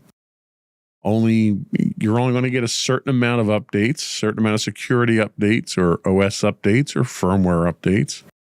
So there comes a point where you've reached that point of no return. A lot of this is very ambiguous at this time. There's no set rules for it. There's no legislation. And mind you, I'm not suggesting that this is something that the government needs to get involved with to legislate. The last thing we need is more heavy-handed legislation and things. But this is a problem that's been solved. And it's been solved numerous times in multiple organizations. And I think it's really just a matter of the industry getting together and putting together some reasonable protocols around this to solve this problem widespread. So we're going to take our quick break, but before we do, I want to take a moment to invite our listening and viewing audience to subscribe to the podcast if you don't do so already. You can subscribe to all of our podcasts at Insights into Things. That will get you all of our audio and video podcasts. You can find us on Apple, Spotify, Google, iHeartRadio, TuneIn, pretty much anywhere you can get a podcast. I would also invite you to contact us, give us your feedback, let us know how we're doing. You can call and leave a voicemail for us at 856-403-8788.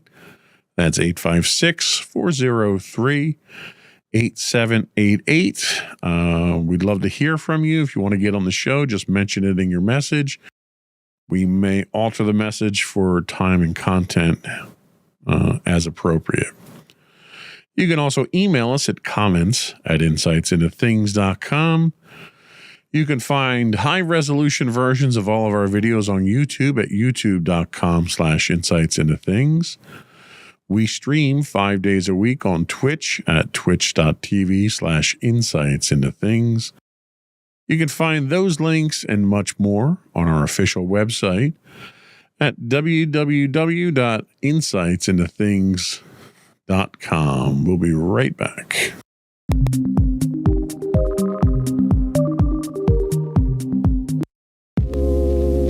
Are you tired of your favorite gaming podcast finishing with a play? Oh, no! Well, check out No Credits Rolled, where we play the games but rarely finish them. How's it going, folks? I'm Sam Whalen, your friendly host at No Credits Rolled, the ultimate gaming podcast, where we dish out the latest scoops and reviews on all your beloved video games. Hey, listen. Not only that, but we spice things up with some guest interviews and even give you, yes, you, a chance to have your say. Tune in every other week for a fresh dose of No Credits Rolled, available on all major podcast platforms, and hit us up on social media at No Credits Rolled. So why wait? Let's dive into the gaming world together, where finishing games is optional, but the fun is guaranteed.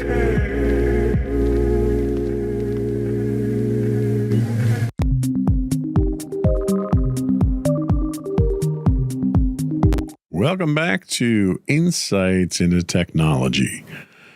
Our next article comes to us from Cybersecurity News. They tell us that phishing tool Rockstar 2FA targets Microsoft 365 credentials. Cybersecurity researchers have linked the advanced phishing toolkit Rockstar 2FA to a surge in adversary in the middle phishing attacks targeting Microsoft 365 users. This sophisticated phishing as a service kit, available for as low as $200 for a 2-week subscription, enables attackers to bypass multi-factor authentication and harvest credentials through convincing fake login pages. The campaign has seen a spike in activity since August 2024, leveraging car-themed domains and various email lures like HR notifications and document sharing requests to deceive victims across multiple industries and regions. Rockstar 2FA's features include multi-factor authentication bypassed, dual-factor authentication cookie harvesting, and anti-bot protections, making it highly effective at evading traditional spam filters. Its use of Cloudflare turnstile and obfuscation techniques further complicates detection. Experts warn that such tools not only facilitate credential theft, but also pave the way for secondary attacks like business email compromise. As phishing kits like Rockstar 2FA evolve, organizations must reinforce cybersecurity defenses to counter these increasingly advanced threats. So the adversary in the middle techniques and multi-factor bypass are prevalent in this particular type of exploitation. Many organizations rely heavily on multi-factor as a cornerstone of their identity security strategy, as you should. This exploit highlights the vulnerabilities in traditional multi-factor authentication implementations and raises the stakes for adopting adaptive context-aware security measures. This type of attack highlights the need for layered defenses beyond multi-factor, such as device-based security and behavioral analytics. One of the things that my company started migrating over to ourselves, in addition to multi-factor authentication through authenticator apps or SMS, is the use of YubiKeys, USB keys that need to be, they're physical tokens that need to be plugged into the machine to authenticate against them, which all but eliminates this type of threat.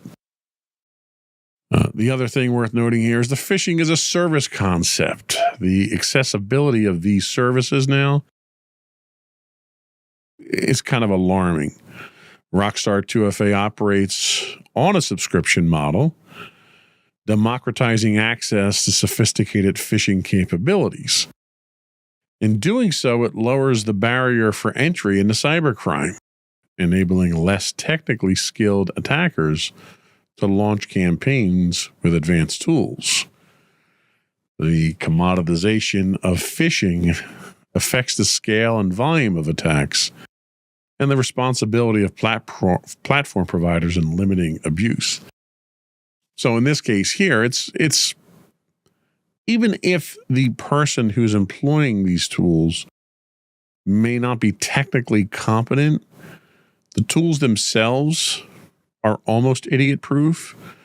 And even if it's not a concerted effort or an informed attack, the volume of attacks now are going to go up significantly, and that alone makes troubleshooting them and stopping them more difficult. It overloads the defense systems that we have in place here, so it adds another layer of threat to the overall architecture. There are challenges in detection and mitigation. The use of obfuscation techniques like fully undetectable links, QR codes, and trusted services to deliver phishing emails complicates detections by traditional security tools. Traditional spam filters and endpoint detection mechanisms may struggle to identify these sophisticated attacks. We've talked about this in the past with AI becoming not just a tool of the attackers, but a tool of the defenders. The role of AI in advanced threat detection and identifying these anomalies before they impact operations gets even more critical. It's getting harder, and people refer to this as a cat and mouse game, and that almost makes it sound benign, and it's really not. It's much more a predator-prey type game, and I think that's the best way to depict it here, because everyone out there is a potential victim. These types of things, again, are using social engineering to get people to do things that will compromise their security. In this case here, we're talking about account takeovers, and we're talking about business email compromises. Once credentials are stolen, attackers can launch secondary attacks, including business email compromise. The follow-on attacks result in direct financial losses and operational disruptions, as well as reputational damage. Enterprises can build resilience by monitoring for unusual account activity, but ultimately, this type of thing comes down to the users. The users have to be educated. I can't stress that enough. So we'll see. We'll see how well this goes. There's only so much protection you can get from automated tools. So you can't stop short of training. Our next story comes to us from NBC News. They tell us that U.S. officials urge Americans to use encrypted apps amid unprecedented cyber attack. Amid an unprecedented cyber attack on U.S. telecommunications giants like AT&T and Verizon, officials from the FBI and CISA are urging Americans to use encrypted messaging apps to protect their communications from foreign hackers. Dubbed Salt Typhoon, this hacking campaign, which we talked about last week, by the way, attributed to China, is one of the largest intelligence compromises in U.S. history, targeting call records, live calls, and sensitive systems used for lawful surveillance. While officials emphasize the importance of end-to-end encryption for securing personal data, they warn that fully evicting the attackers from compromised networks remains a long-term challenge. This cyber espionage campaign highlights the vulnerabilities of unencrypted systems and underscores the need for individuals and organizations to adopt robust cybersecurity practices, including regular software updates and phishing-resistant authentication.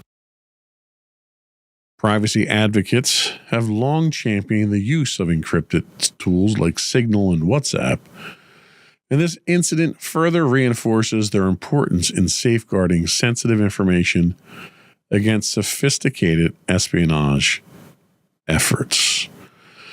So this one's an interesting one. For the longest time, government officials, law enforcement, federal law enforcement have been trying to get the effectiveness of encryption reduced. Because one of the things that encryption does is it makes their jobs harder.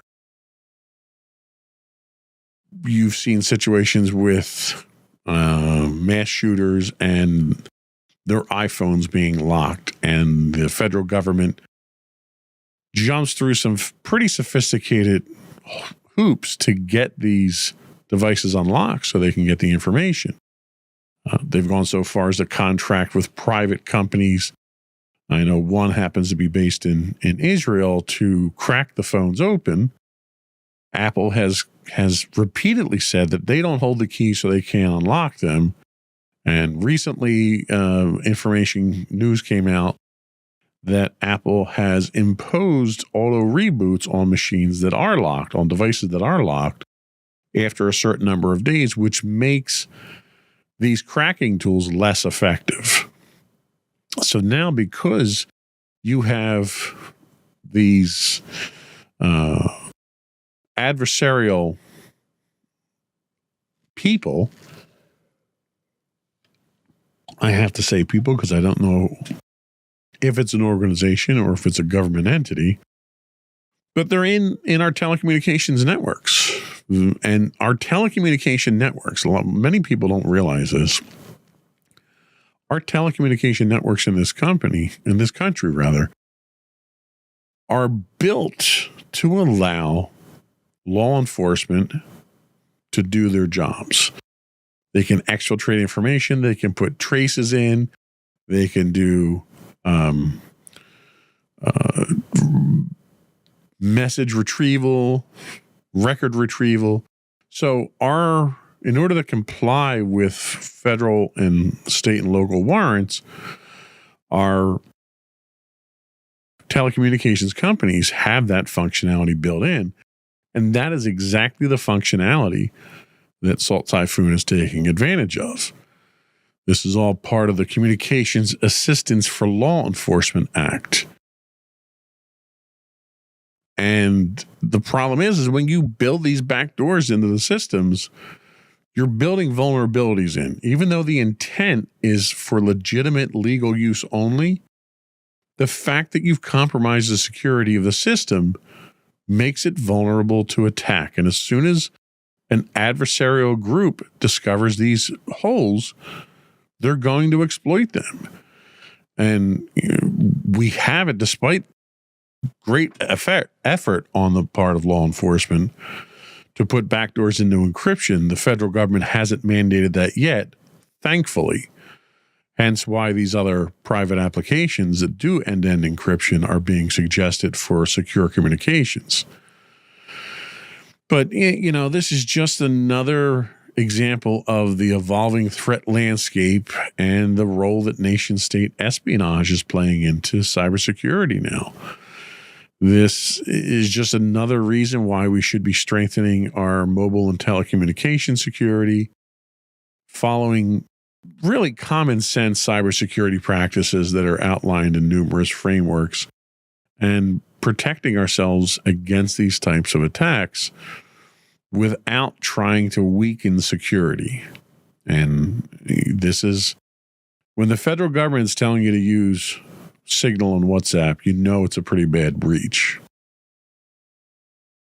The last article we have for this week, thankfully, is not cybersecurity. We seem to only talk about cybersecurity on this podcast lately.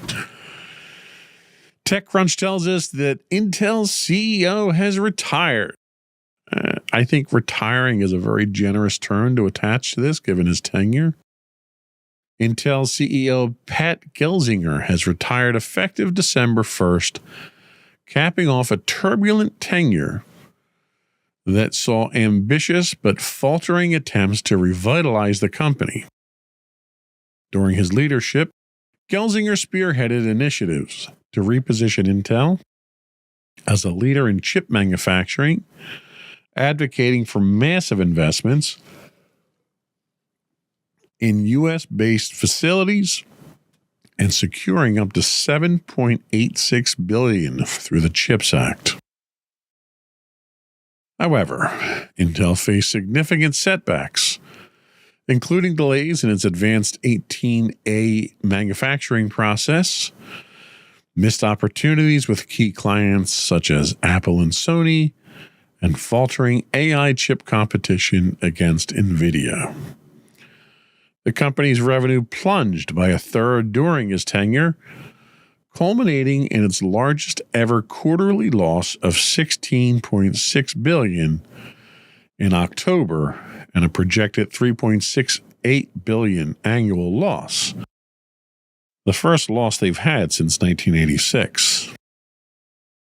Interim co-CEOs David Zinsser and Michelle Johnston Holtus will lead Intel as it navigates significant challenges, including restructuring efforts, a leaner operational strategy, and revitalizing its manufacturing and its manufacturing and foundry capabilities. With Intel spinning off its foundry businesses and reportedly exploring divestitures like Mobileye, the future remains uncertain. As Intel aims to regain its competitive edge, the leadership transition marks a critical juncture for the iconic chipmaker to rebuild confidence among investors, partners, and consumers. So I don't think this comes as any real surprise to anyone, given how spectacularly Intel seems to have crashed and burned under his leadership. But it does highlight a couple of interesting things, including the shift to the strategic shift to foundry independence. Their decision to spin off their foundry business into an independent subsidiary reflects a critical response to investor demands and competitive pressures from Taiwan Semiconductor, TSMC, Taiwan Semiconductor, I guess. I can never remember acronyms, and I work for a company that deals with the government, so there's tons of acronyms I have to deal with. But Samsung as well. The move does aim to position Intel as a key player in the global semiconductor supply chain, but raises questions about its execution capabilities. The leadership instability will also have an issue or have a impact on enterprise solutions with a dual interim leadership of Zinsser and Holstis. It comes at a critical juncture for Intel's enterprise offerings between AI, data center chips, and edge computing solutions. They're kind of at a critical juncture right now. They've obviously missed the boat on AI. They're playing catch up there. And this is after a decade or more of several black eyes with chip issues and manufacturing challenges and failed initiatives. AI is where the money is right now. You look at what NVIDIA is doing and the money that they're raking in for their AI efforts. And it's pretty clear that that's where the profit center is right now. And Intel's not even close to it. So they're going to do a restructuring. They're going to do some cost cutting. They have a $10 billion cost reduction plan that they're going to work through. This will involve job cuts, project delays, and it raises questions about the ability to innovate while trimming these operations. What does this mean for enterprise clients relying on Intel's roadmap? You've already seen Apple abandon them, Sony abandon them with their PlayStation initiative. So they've got a lot of damage that they have to fix. Intel's role as a recipient of a CHIPS Act funding underscores the intersection of corporate strategy and national policy in securing U.S. semiconductor leadership. How will Intel's struggles affect its standing as a flagship beneficiary to federal investment? Intel's leadership woes might undermine its ability to fulfill expectations tied to public funding. What could this mean for future government industry collaborations in the tech sector? It's getting more and more difficult to land government jobs with more regulation and requirements for obligations in place. And this may be quite the black eye that Intel might not come back from. So I definitely think it's a good thing that he's out. I think it's probably too late to really make enough of a difference. I think his guidance of the company has been exceedingly costly, not just in profit and revenue, but reputationally. Intel's getting beat up pretty bad. I mean, between Intel and Boeing, I don't know which company's done a worse, which company management's done a worse job, but it's certainly a tight competition between the two of them. So we'll see. It's hard to think of a computing world that doesn't involve Intel as a primary partner, but that may be the reality moving forward. Of course, the shift towards ARM-based processors that are optimized for AI doesn't really help Intel. Intel's technology innovations have been lacking. Their storage innovations have taken a beating. Their processors have taken a beating. They've held on to the x86 architecture for way too long. You know, even Apple built in-house processors at this point are far surpassing the performance of even the most moderately priced Intel processors now. So we'll see. This is going to be a make or break point for Intel moving forward. We're going to take our second break, and when we come back, we're going to pick up our talk on cybersecurity frameworks, and we're going to take a look at some of the NIST frameworks. We'll be back in about a minute.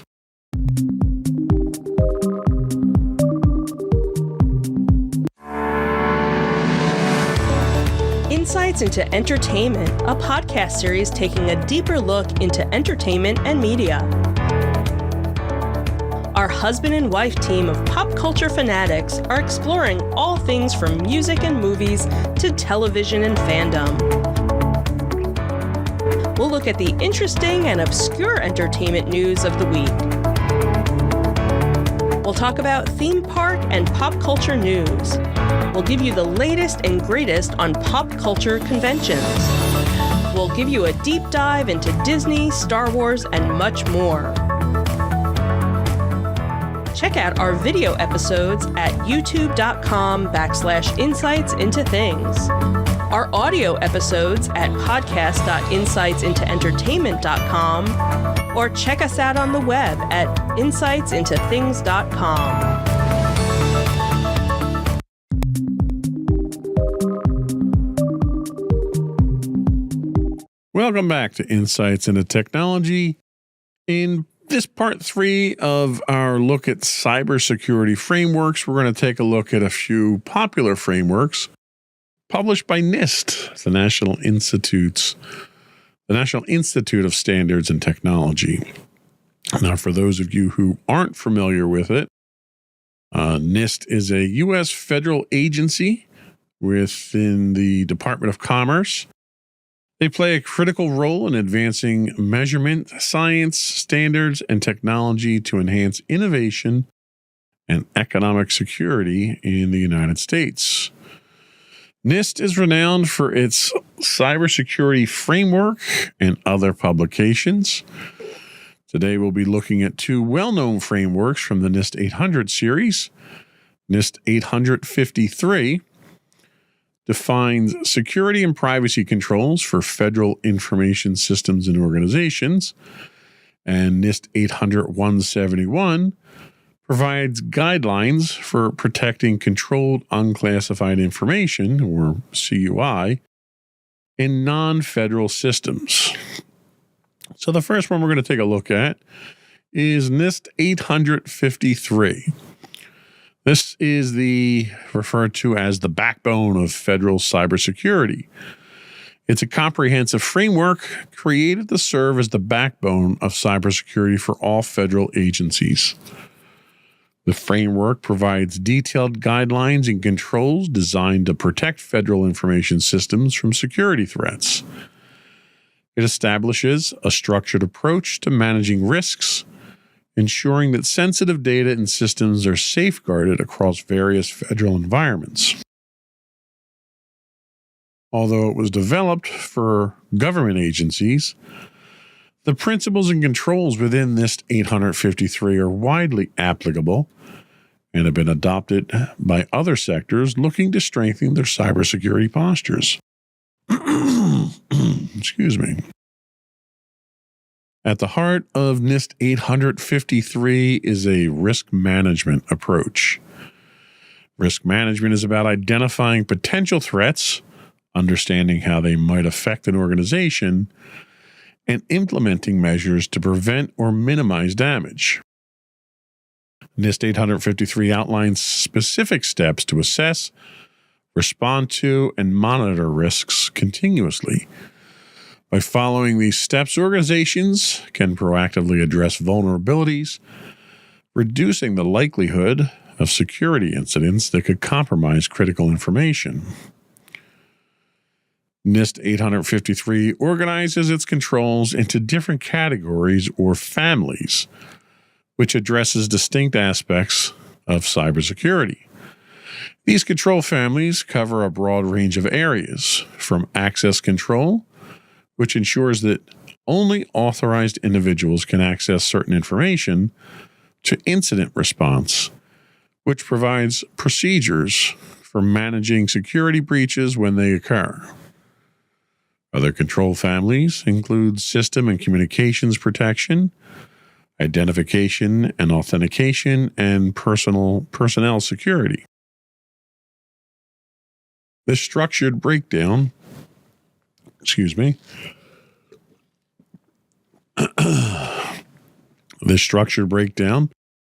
makes it easier for organizations to focus on each area of cybersecurity and apply the necessary controls to protect their systems.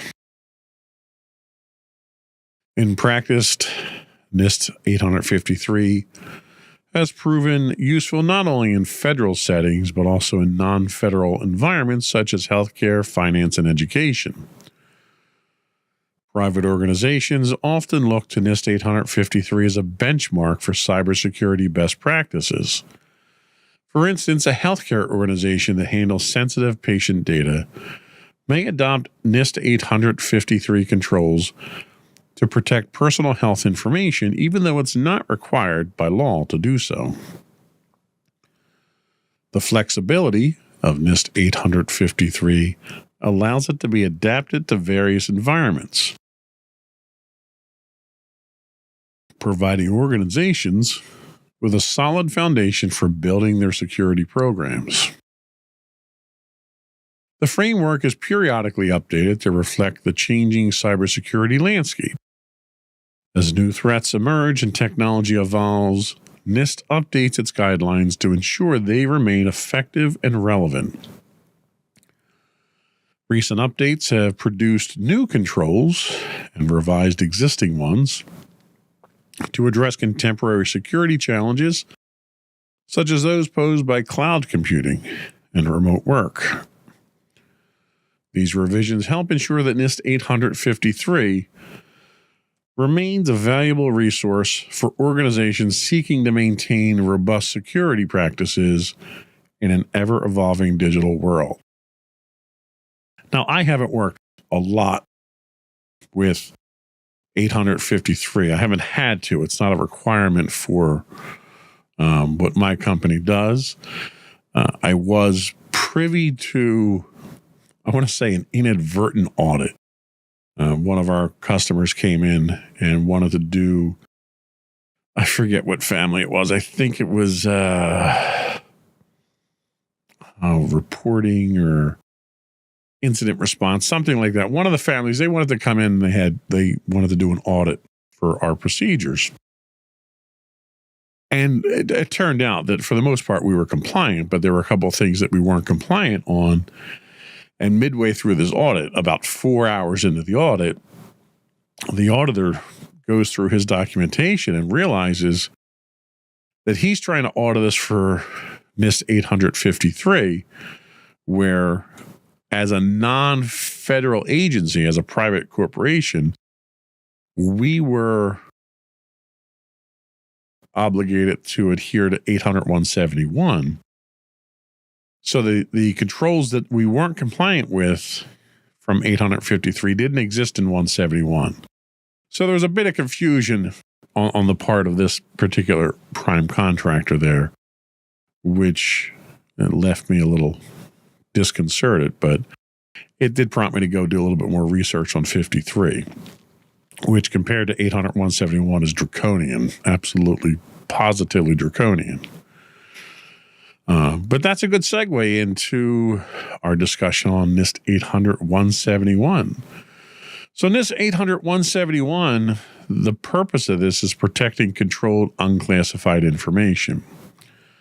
It's a set of guidelines developed to protect CUI, specifically within non-federal systems, particularly, I must get paid to say particularly here, particularly in the defense of in the defense contracting sector. Controlled unclassified information refers to sensitive information that, while not classified,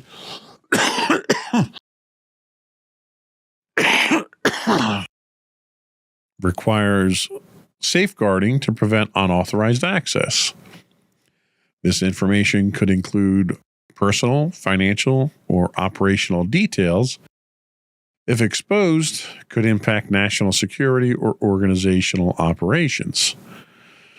NIST 800-171 provides a structured approach for securing such information, helping contractors and organizations involved in federal projects to manage the risks associated with handling sensitive data.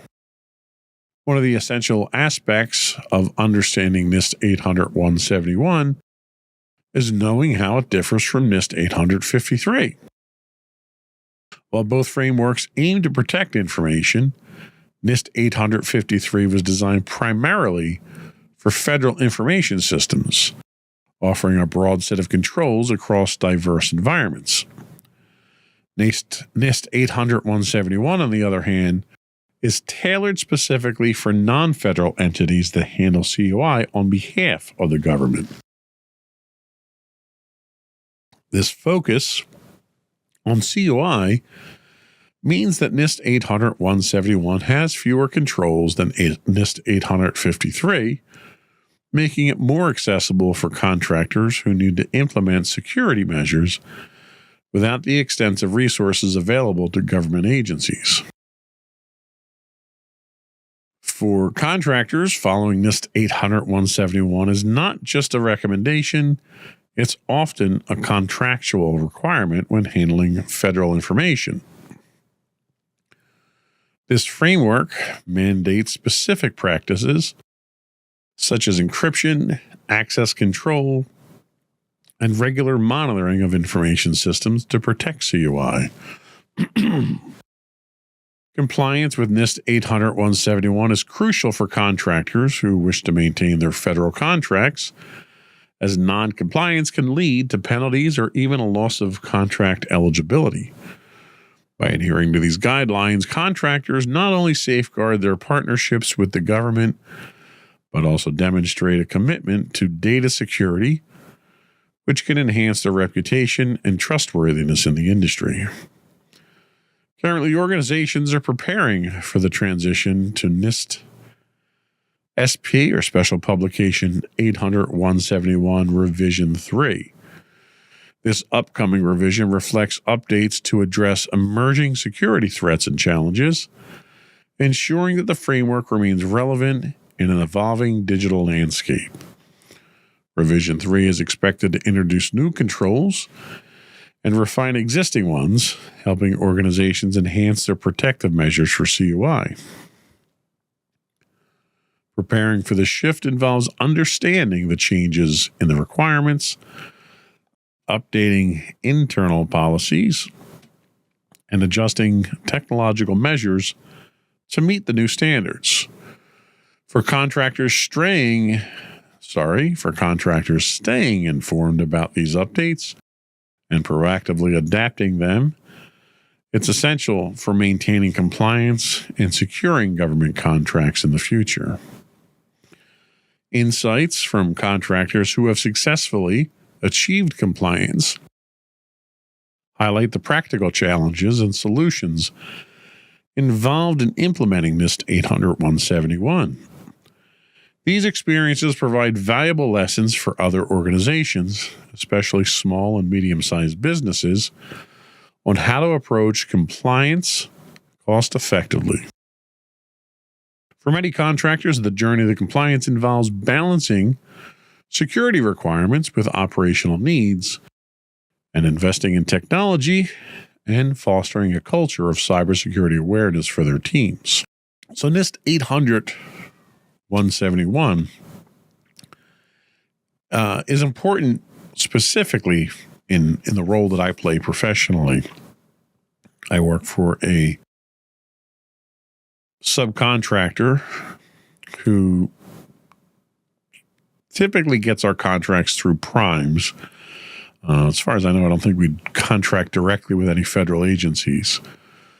But as part of that, we receive CUI data, whether that's drawings, specifications, bills of material, even contract information can be considered CUI. Anything that you can possibly discern useful information from that could compromise or otherwise put at risk the projects that you're dealing with is generally the accepted definition of what CUI is as far as what we're doing.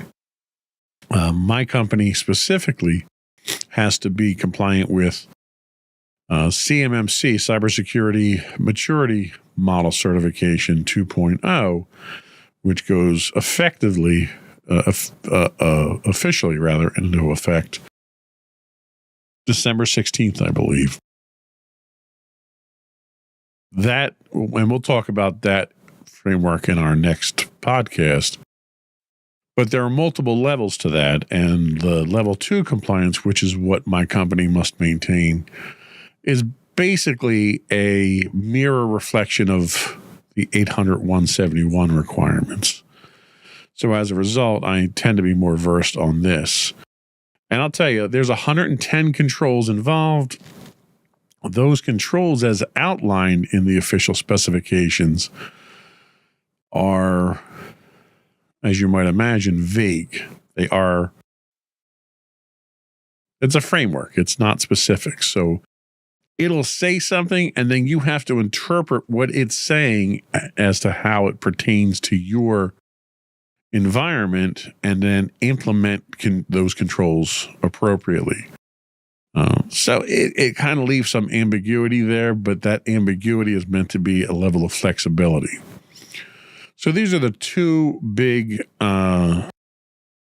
U.S. government cybersecurity frameworks that are out there. That one is for federal agencies, one is for private or commercial industries that work with the federal government.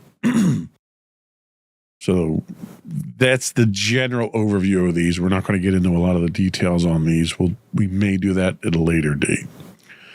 But that was all we had for this week. Before we do go, I want to once again invite our listening and viewing audience to subscribe to Insights into Things. That will get you all of our podcasts, both video and audio versions.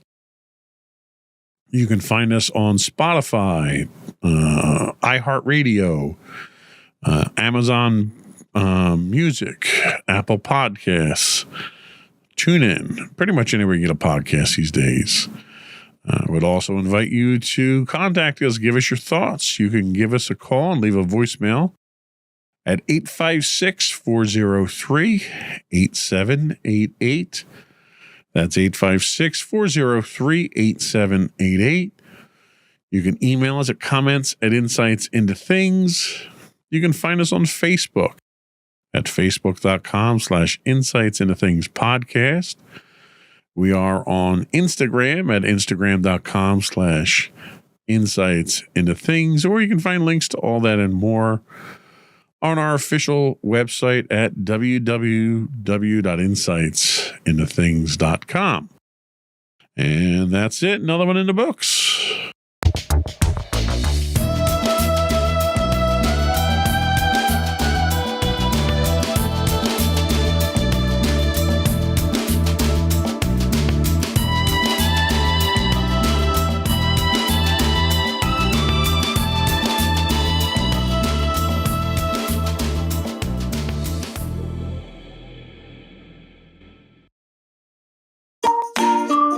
Insightful podcasts by informative hosts.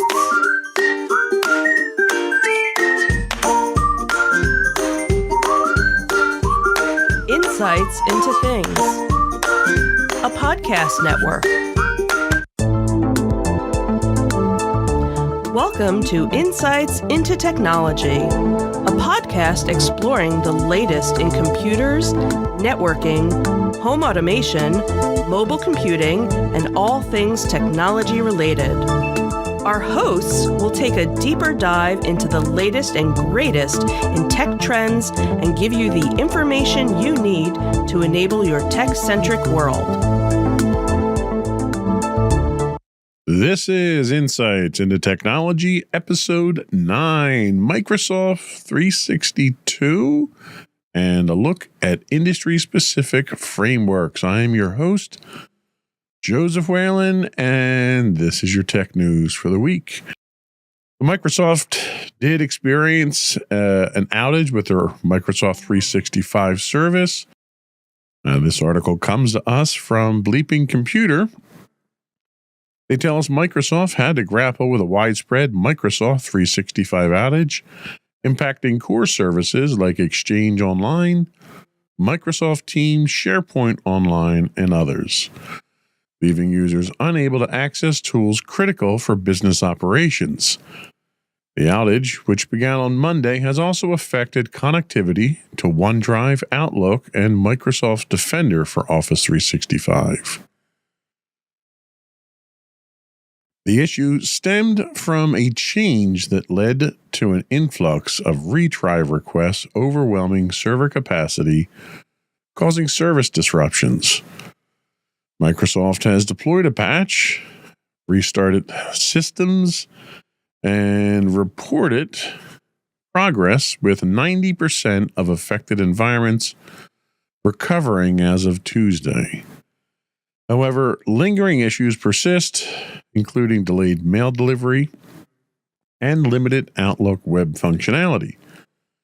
This incident follows a pattern of disruptions, including a major Microsoft 365 outage in July caused by a DDoS attack, raising concerns about system resilience and the reliability of critical cloud infrastructure.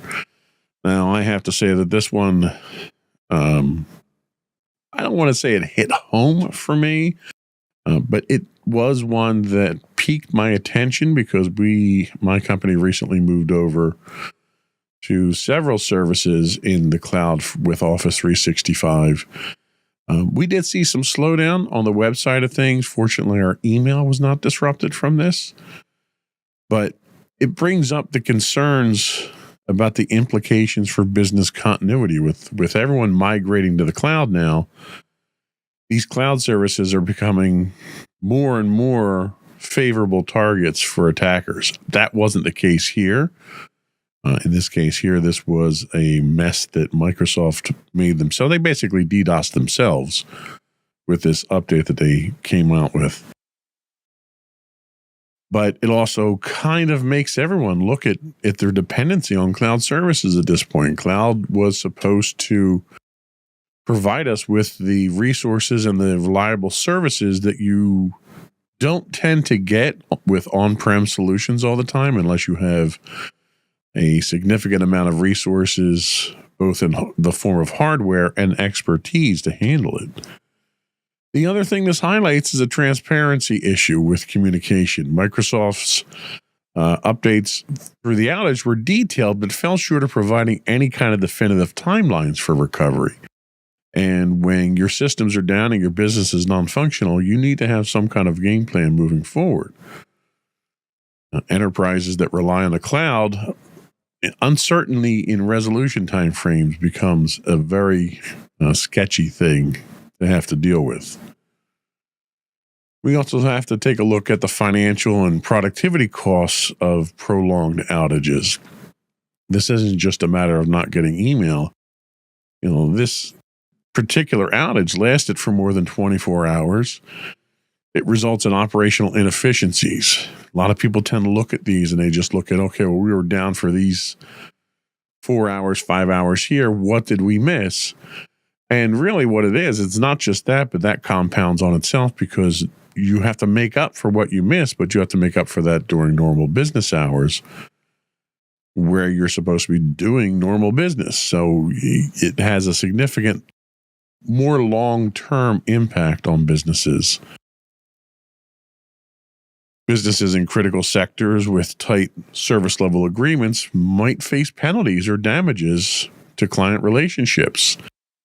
If you're guaranteeing service or response times to your customers that you can't fulfill because one of your vendors is obviously causing a disruption, that complicates the situation even more. Now, the question begs itself, what preventative measures can you take? What resiliency strategies are there out there? Microsoft attributed the root cause to a change that overwhelmed their servers as part of a technical mishap. But this also highlights the need for having robust testing protocols in place.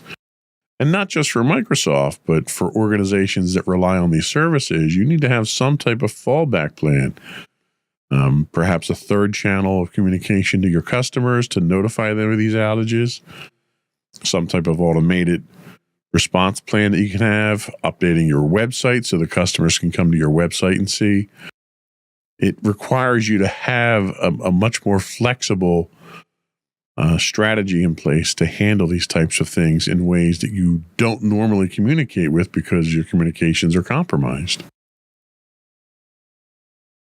overall, the broader cybersecurity and infrastructure context we have to look at here, we have to look at past incidents. In July, they had a DDoS attack that caused a similar problem. That was an outside attack. Now they're making internal changes, and those changes themselves are taking the system down. I mean, I've discontinued relationships with vendors who have become disruptive like this in the past.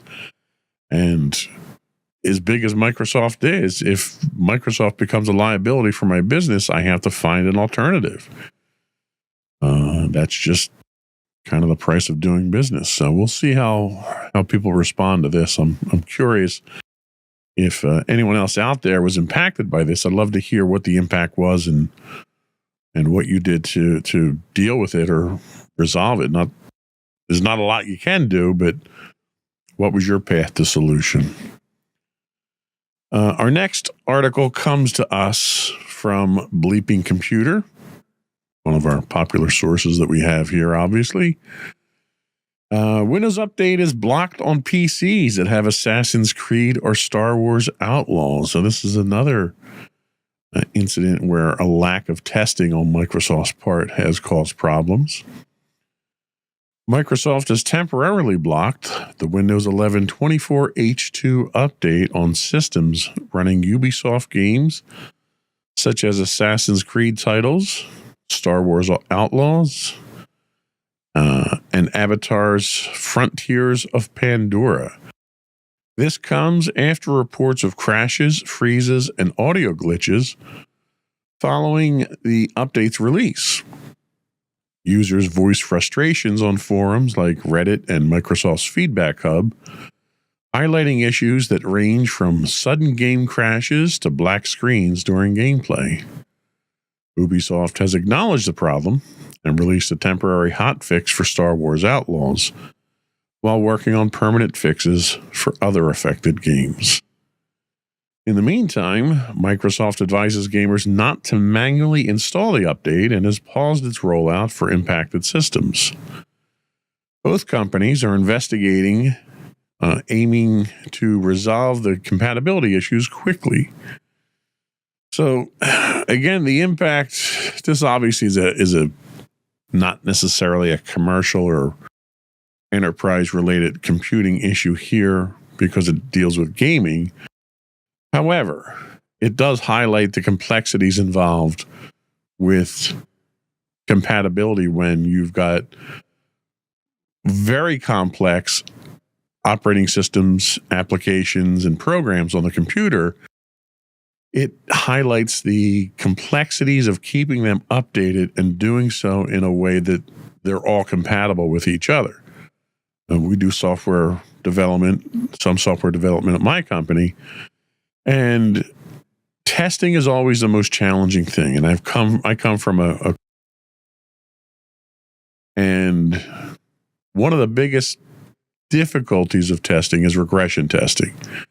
Regression testing requires a lot of time, a lot of resources, and most organizations don't invest the time or the resources to go through regression testing, or at least not as frequently or as aggressively as they should.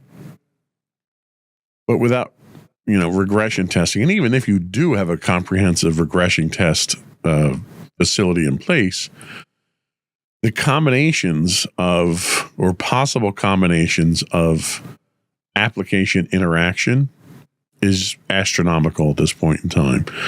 There's no way to possibly have all these applications tested across the board for these types of updates. Even in a closed system like Apple, in which the software is curated, the hardware is known, the software itself, the operating system is known.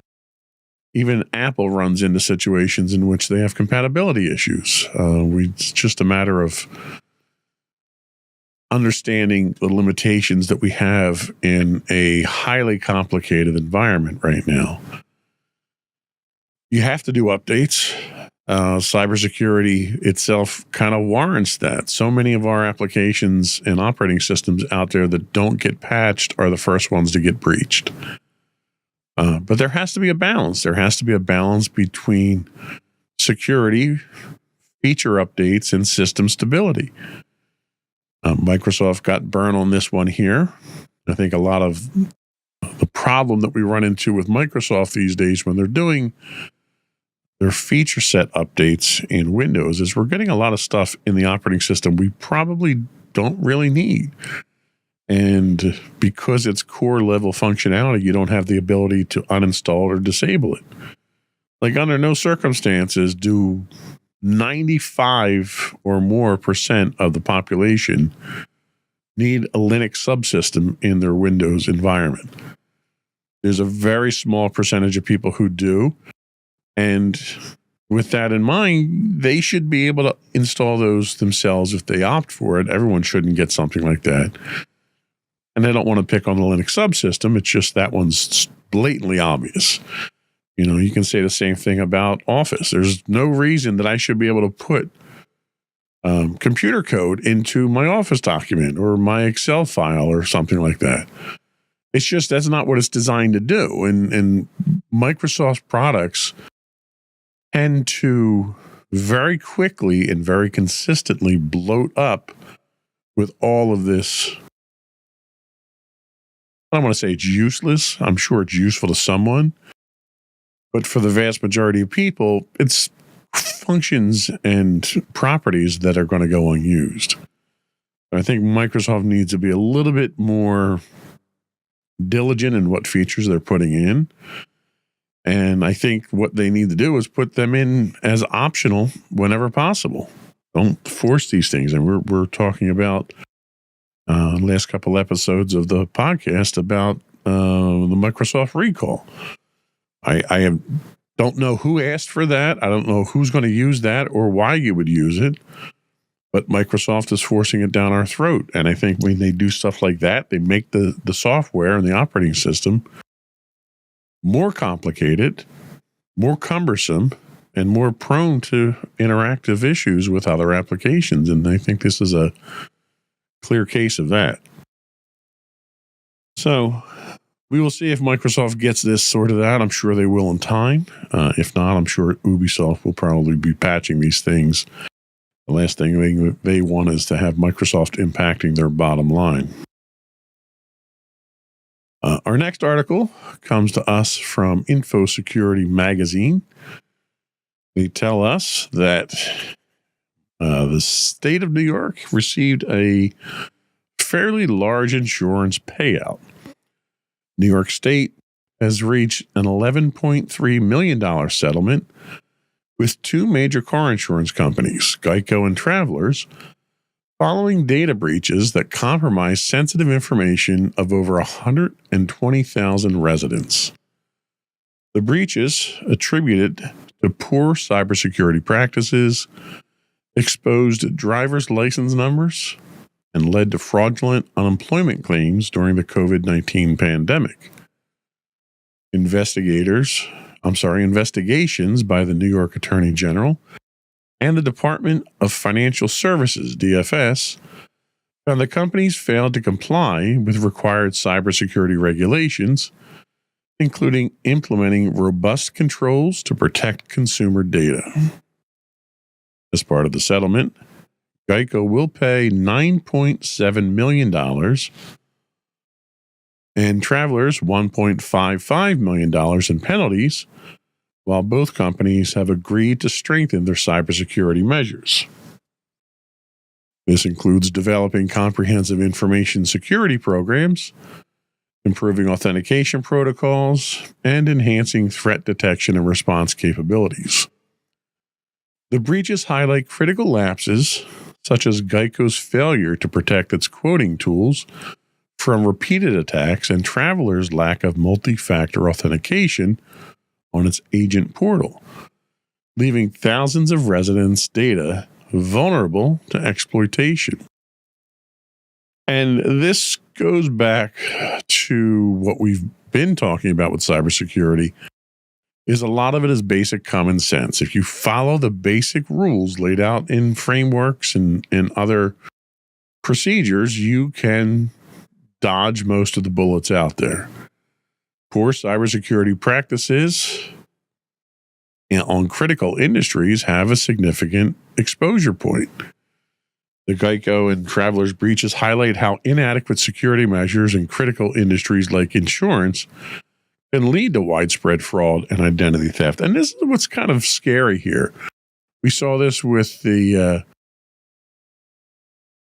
national data, where these companies are housing massive amounts of highly sensitive data.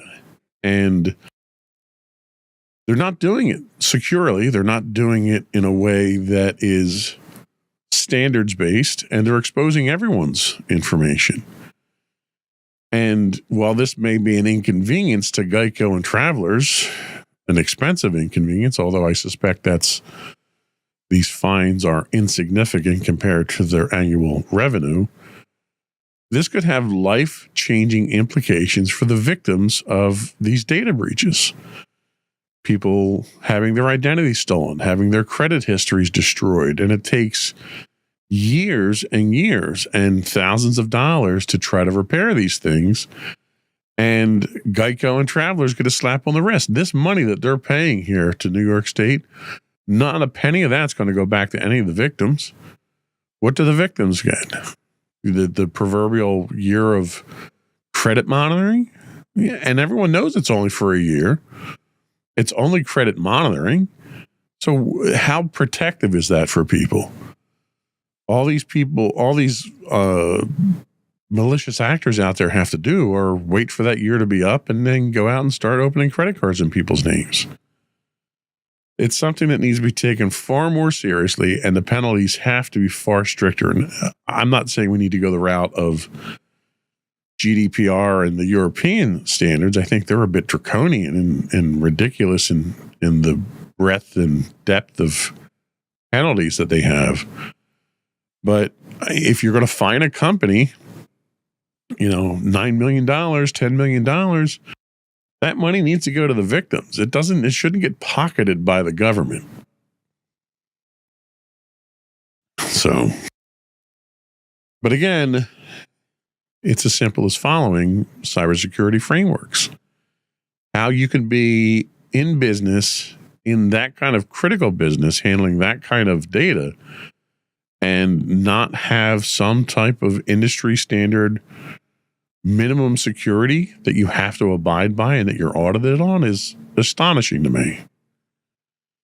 But I will say, fortunately, neither of those are my insurance companies, so that's not to say that it won't happen to me at some point in time with my insurance companies or someone else. I just hope that they have more precautions in place. I do, and I'm not a financial advisor, so take this with a grain of salt.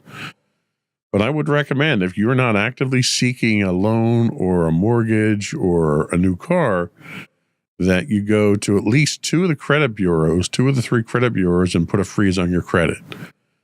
That's really the only protection that you as a consumer can hope for at this point in time to try to arrest some of the damage. We're going to take a little break here, but before we do, I want to take a moment to invite our listening and viewing audience to subscribe to the podcast. You can find audio and video versions of all of our podcasts listed as Insights into Things. We are available on Apple, Spotify, Google, iHeartRadio, Amazon, any place you can get a podcast, really. I would also invite you to give us your feedback. Tell us how we're doing, what we can do better, what topics you'd like us to talk about, what topics you don't want us to talk about. You may get tired of listening to me drone on about cybersecurity, and just let me know. You can email us at comments@insightsintothings.com. You can call in now and actually leave a voicemail for us. You can call into 856-403-8788. That's 856-403-8788. If you'd like us to get you on one of the shows, just say so in your voicemail. These are family-friendly shows. Please keep that in mind. We may edit your statements for subject matter and time constraints. Again, if you want to call in, that's 856-403-8788. And we'll be right back.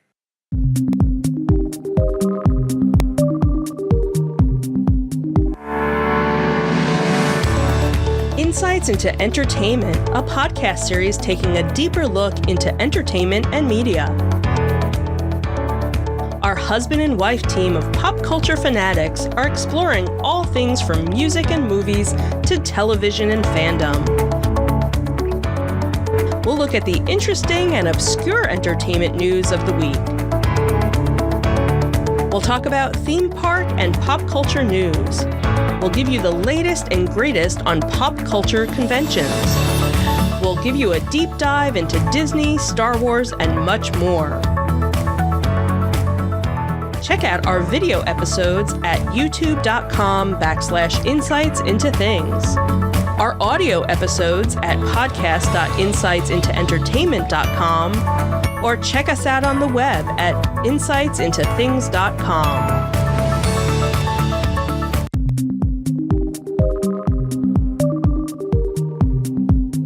Welcome back to Insights into Technology. Next up is an article from the Register. They tell us that Palo Alto Networks firewalls are compromised after a critical security hole has been found. Thousands of Palo Alto Networks firewalls have been compromised as attackers exploit two critical security vulnerabilities in the devices, leading to backdoors, crypto miners, and other malware being installed. Initially, roughly 2,000 devices were affected, but this number was dropped to about 800 after the company released patches earlier this week. The vulnerabilities involve an authentication bypass and privilege escalation that can be chained together for remote code execution via the firewall's management interface. Threat actors reportedly increased exploitation dramatically after a proof of concept exploit went public. When Palo Alto Networks described the scope as, quote, limited, researchers from Wiz and Shadow Server revealed significant malicious activity, including sliver implants and web shells tied to a known command and control infrastructure. The attackers appear to have been leveraging these opportunistically for months. Organizations using affected firewalls are urged to apply patches immediately and monitor for signs of compromise, as the vulnerabilities represent a severe threat to network security. Well, I would say so. So, zero-day vulnerabilities and exploit chains. We'll eventually do a deep dive into this topic here, but it's worthwhile talking about the fact that most breaches today are not single point breaches. They're not a single exploit that's used. Most exploits today are chains of exploits. In this case, the two vulnerabilities, an authentication bypass and a privileged escalation, both represent a severe threat, but when chained together, they actually allow enabling of remote code execution. And a lot of times, the more severe breaches that you see in the news, it's sometimes 2 and 3, 4 and 5 exploits chained together.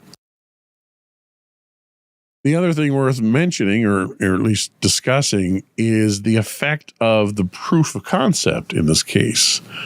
Even though the flaws existed, they hadn't appeared in the wild until someone had produced this proof of concept, and then numerous people obviously jumped onto that. So it's very, very important how we handle a responsible disclosure when it comes to vulnerabilities. Releasing proof of concepts while also talking about what these exploits do is potentially very dangerous and very irresponsible. This also shows that crypto mining is still here to stay. It's not going away anywhere. And that's mainly because people are making money off of it. But there are mitigations that you can take to prevent or at least minimize the damage from crypto. One of the things that we have to keep in mind here also is the role of the vendor. How good are the communication? What are their practices for patching? Palo Alto Networks referred to the affected devices as limited, yet external researchers identified thousands of compromised systems. That lack of transparency tends to undermine any kind of trust you would have in this vendor. The companies need to evaluate how your company needs to evaluate how vendors can better communicate during a cybersecurity crisis to maintain that enterprise trust, to ensure effective incident management. I have to apologize. I'm still not 100% recovered from my cold, so my voice is a little rough still. Next up, we have a story from Security Week talking about Interpol taking down over 1,000 cybercrime suspects in Africa. Interpol's Operation Serengeti has marked a major crackdown on cybercrime across Africa, resulting in the arrests of 1,006 suspects and uncovering nearly $193 million in financial losses linked to ransomware, business email compromise, digital extortion, and scams. Conducted in partnership with Afripol, the National Police, and involving 19 African countries, the 2-month operation from September to October of 2024 identified 35,000 victims and represented a significant leap in enforcement efforts, as previous operations only led to 25 arrests over 2 years.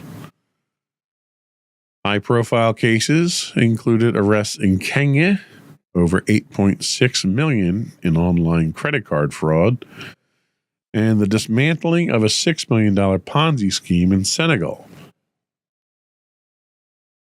The operation highlights a growing collaboration among local police, private sector partners, and international agencies to combat increasingly sophisticated cybercrime networks. Beyond traditional scams, emerging threats such as AI-driven malware and advanced attack techniques are also being addressed, underscoring the evolving nature of cybercrime. Interpol's efforts, despite limited funding compared to organizations like the FBI, reflect a significant step forward in global crime enforcement and capacity building within African nations. So I think the biggest takeaway on this one is the escalation of cyber threats. The operations focused on sophisticated cyber threats such as ransomware and business email compromise schemes suggest the rising complex cyber threats targeting businesses. This trend necessitates advanced threat detection and response strategies within organizations. There's obviously also significant financial implications for enterprises. With nearly $193 million in losses linked to the identified cases, the financial impact on businesses is profound. The situation highlights the critical importance of investing in comprehensive cybersecurity frameworks to mitigate potential financial damages. The role of international collaboration actually has to be talked a little bit about here. Most international interaction, we'll say, that we tend to talk about with cybersecurity has more to do with threat actors than it does with cybersecurity professionals or enforcement. But the joint efforts of Interpol and Afripol demonstrates the effectiveness of international cooperation in combating cybercrime. Such collaborations can lead to more coordinated responses and resource sharing, benefiting enterprises by reducing the prevalence of cyber threats. So hopefully we'll see more of this in the future because it obviously was highly effective. The last thing that's probably worth mentioning here is the value of proactive cybersecurity measures. This particular operation's success in identifying and apprehending cybercriminals highlights the necessity for businesses to implement these proactive cybersecurity measures. Regular security assessments, employee training, and the adoption of advanced security technologies are essential to protect against evolving cyber threats. I cannot stress training enough. The biggest source of risk to any business out there from a cybersecurity standpoint is your users. If they don't know what to do, if they don't know how to decipher malicious or fake emails, if they can be social engineered into giving out information or doing things that are dangerous, then they represent the biggest threat to your organization. And the only way to combat, I would say 90% of those threats is through training. Repeated training. I mean, I don't want to say beat it into them, but you kind of have to emphasize these techniques and the training over and over until it's second nature to people. And I know most employees of companies out there don't want to be bothered with cybersecurity because it's an inconvenience to them. Security and convenience are mutually exclusive. So a compromise has to be reached. And I think if people are more familiar with cybersecurity, more aware of the implications and the dangers and the necessity of it, they'll be a little bit more accepting of what they have to learn about it. Our last article today comes to us from TechCrunch. Russia-linked hackers exploited Firefox and Windows bug in widespread hacking campaign. Security researchers have uncovered a sophisticated hacking campaign by Romcom, a Russia-linked cybercrime group exploiting 2 zero-day vulnerabilities in Firefox and Windows. These flaws enabled a zero-click exploit, allowing malware to be remotely planted on targets' devices without user interaction. The campaign primarily targeted individuals of organizations across Europe and North America, with Romcom leveraging malicious websites to install its backdoor and gain extensive access to victims' devices. Mozilla and Microsoft patched the vulnerabilities in October and November, respectively, following alerts from security researchers. Romcom, known for its ties to the Russian government and previous ransomware attacks, demonstrated advanced capabilities in crafting stealthy attacks. The group has a history of targeting entities allied with Ukraine and is believed to have affected up to 250 victims in this campaign. While the Tor browser, based on Firefox's codebase, was patched, no evidence suggests it was exploited. The campaign underscores the growing threat of government-linked cyber attacks and the critical need for timely vulnerability disclosures and patches. So, zero-day vulnerabilities and zero-click exploits. The exploitation of zero-day vulnerabilities in Firefox and Windows showcases How attackers are leveraging unpatched software flaws to deploy these zero-click exploits, which require no user interaction. Enterprises relying on Firefox or Windows systems are at risk of undetected malware deployments, which could compromise sensitive data or network integrity. Now, this is where your security automation tools come into play here. If you're not doing a deep packet inspection, if you're not doing active log evaluations, if you don't have network monitoring on all your nodes on your system to look for file encryption or unusual activity, even having honeypots in your organization to try to attract some of these advanced persistent threat actors. These are all tools that you need to be proactive. No organization out there has the manpower to actually do this stuff by hand anymore. And this is where I'm kind of hoping some of the AI tools will lean into for us. Rapid patch management. This is another case where if the patches go out fast enough, we might be able to prevent these 0 days from being used. But if we're rapidly patching these types of things, chances are they're not getting properly tested and could potentially themselves be a threat, as we saw with the earlier Microsoft article. So it's a fine balance of maintaining security and responsiveness. Collaboration between security firms and vendors is also an important aspect to take out of this.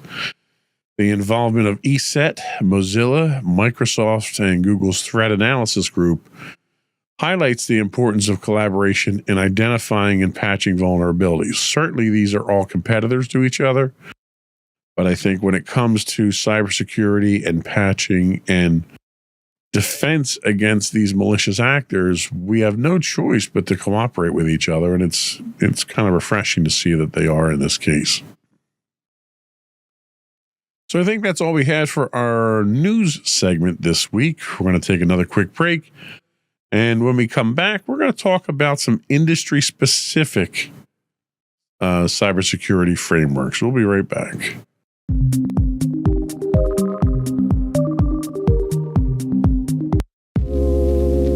Are you tired of your favorite gaming podcast finishing with a play? Oh, no! Well, check out No Credits Rolled, where we play the games but rarely finish them. How's it going, folks? I'm Sam Whalen, your friendly host at No Credits Rolled, the ultimate gaming podcast, where we dish out the latest scoops and reviews on all your beloved video games. Hey, listen! Not only that, but we spice things up with some guest interviews and even give you, yes, you, a chance to have your say.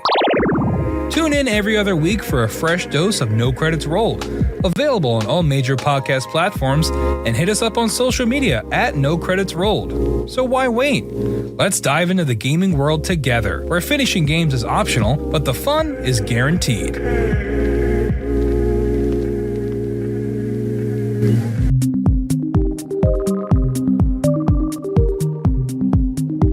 Welcome back to Insights into Teens.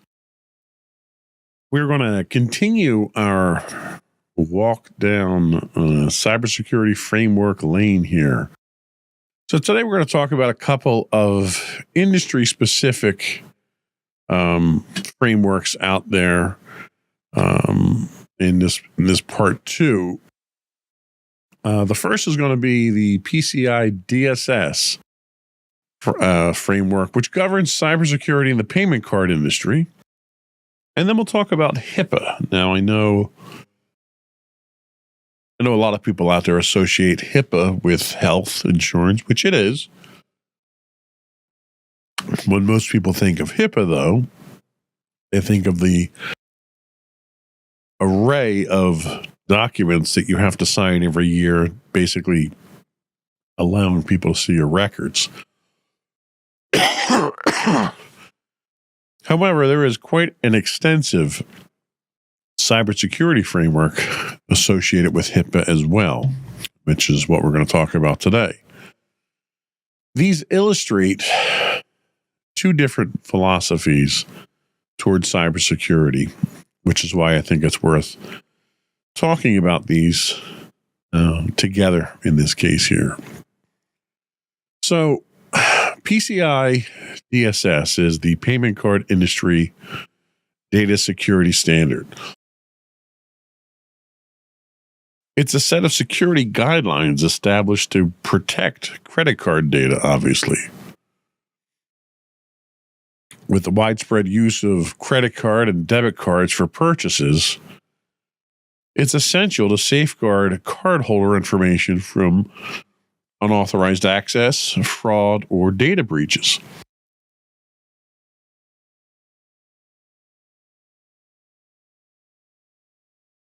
PCI DSS was developed by major credit card companies to provide a standard approach to securing cardholder data across various industries that process, store, or transmit this information. Compliance with PCI DSS is mandatory for businesses that handle credit card transactions, ensuring that customer data is protected and financial transactions are secure.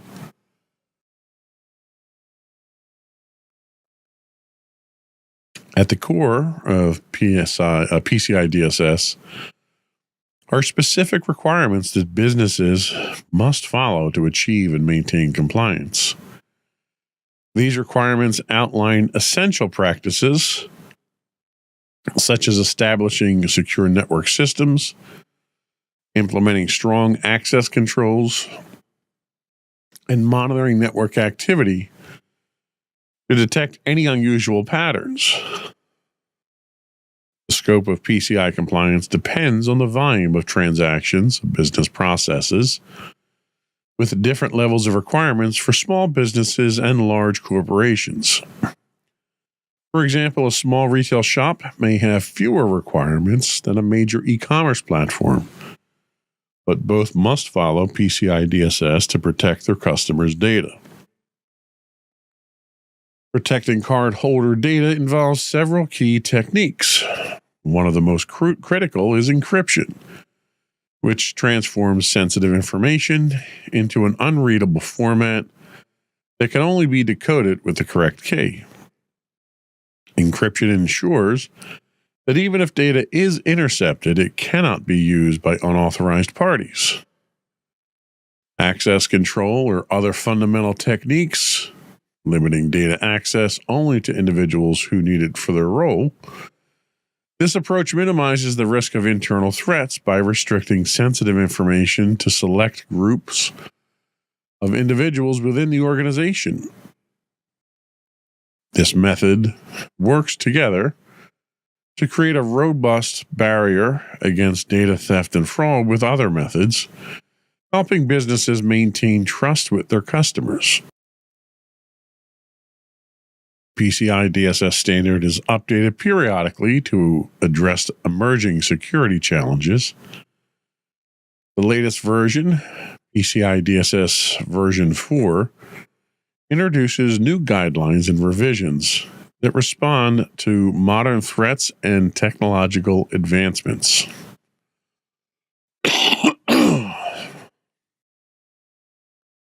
For example, version 4 emphasizes continuous monitoring and validation processes,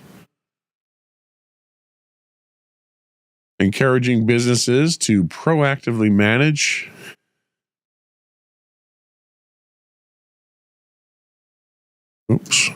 lost my slide. There we go. Sorry about that. 4.0 emphasizes continuous monitoring and validation processes, encouraging businesses to proactively manage and assess their security controls rather than relying solely on annual checks. These updates help businesses remain vigilant in a constantly evolving threat landscape where attackers are always seeking new ways to exploit vulnerabilities. Maintaining PCI DSS compliance requires ongoing effort, especially in the retail industry, where high transaction volumes and diverse payment methods can add complexity.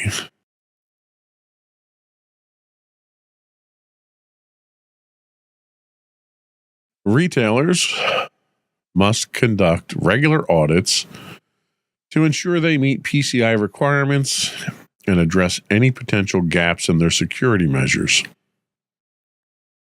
Compliance audits are thorough evaluations that check whether the business is following PCI standards, providing an opportunity to identify areas of improvement. By prioritizing compliance and taking a proactive approach to security, retailers can protect customer data and reduce the risk of costly data breaches. Now, PCI also has a number of standards that have to be met outside of the cybersecurity realm as well. It's a very comprehensive framework itself that governs the hardware that you're processing credit cards on, how you transmit that data, how you store that data, what data you can collect. There's a number of different things associated with PCI DSS. So if you're dealing with it from a cybersecurity standpoint, understanding all aspects of it really is a requirement. The next framework we're going to talk about is the HIPAA Health Security and Privacy.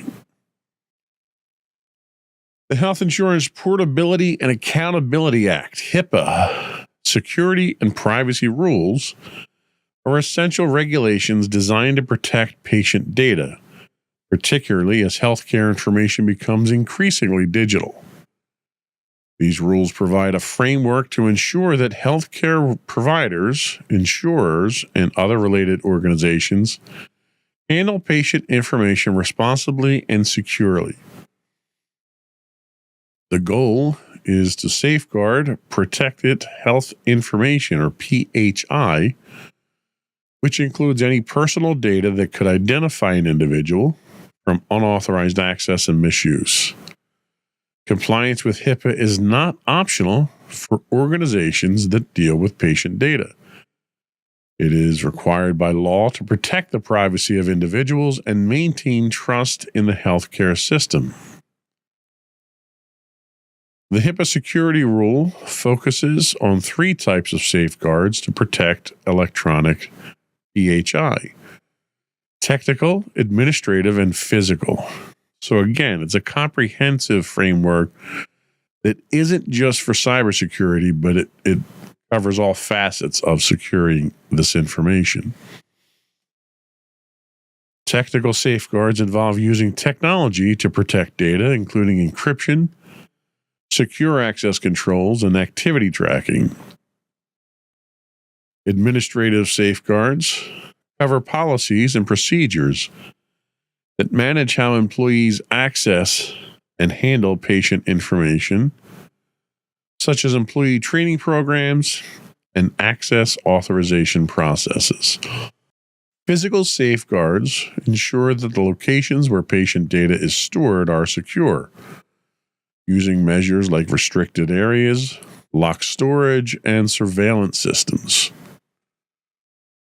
Together, these safeguards form a comprehensive approach to securing patient data against a wide range of potential threats. In addition to the security rule, the HIPAA privacy rule grants patients the right to access and control their health information. This rule establishes that patients can review their medical records, request changes if they find inaccuracies, and decide how their information is shared. This transparency is important because it empowers patients to be active participants in their healthcare, while also holding healthcare providers accountable for maintaining accurate and accessible records. The privacy rule also sets guidelines on when and how healthcare providers can share patient data, balancing the need for patient privacy with necessary information sharing for medical care and public health purposes. Despite the framework provided by HIPAA, protecting healthcare data is a complex challenge. Healthcare organizations face the constant threat of cyber attacks, including data breaches that can expose sensitive patient information. These organizations also need to navigate the growing use of digital health records and mobile health technologies, which increase the risk of unauthorized access if not properly secured. Balancing data accessibility for healthcare professionals with strong protections against unauthorized access is an ongoing struggle for the industry. A case study on healthcare organizations' experience with HIPAA compliance breach can provide valuable insights into these changes. Examining a real-world incident helps illustrate the potential consequences of inadequate safeguards and the lessons learned from addressing a breach. Such cases underscore the importance of continuous employee training and adherence to security protocols to prevent the future violations. By learning from past compliance breaches, healthcare organizations can strengthen their security measures and better protect patient data in an increasingly digital environment. So that's HIPAA and PCI in a nutshell. I think that's about where we're going to stop for today's deep dive. In our next episode, we'll take a look at the NIST cybersecurity frameworks 853 and 171. I should know that one. That's the one that might have to be compliant with. So that's it for today. Before we do go anywhere, I want to take a moment to once again invite our listening and viewing audience to subscribe to the podcast.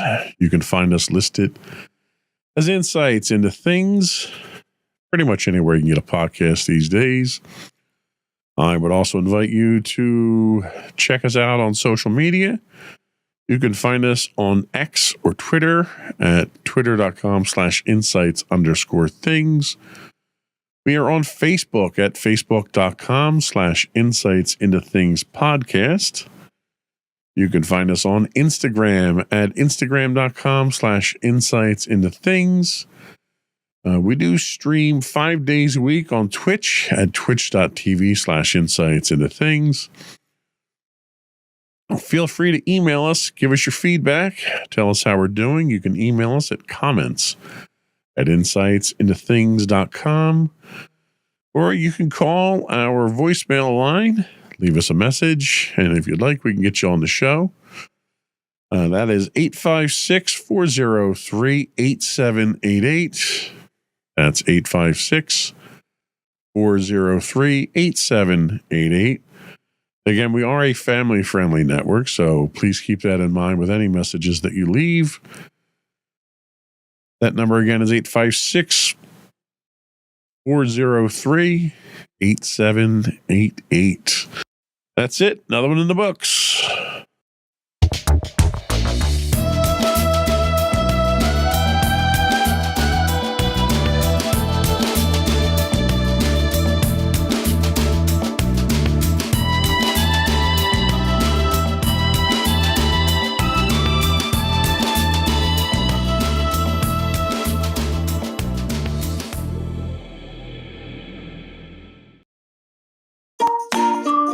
Insightful podcasts by informative hosts.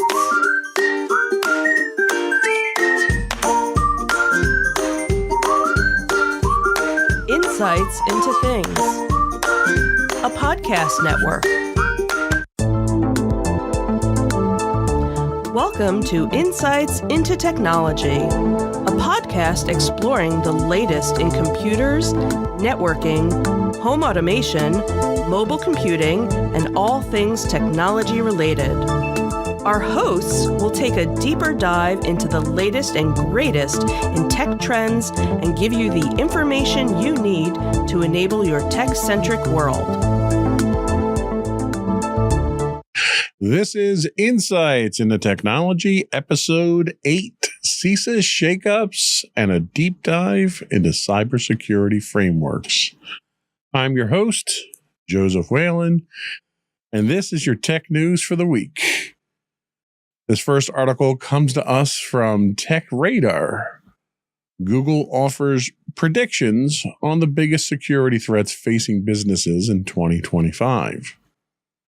Google's cybersecurity forecast for 2025 highlights artificial intelligence and state-sponsored cyber attacks as the top security threats facing businesses.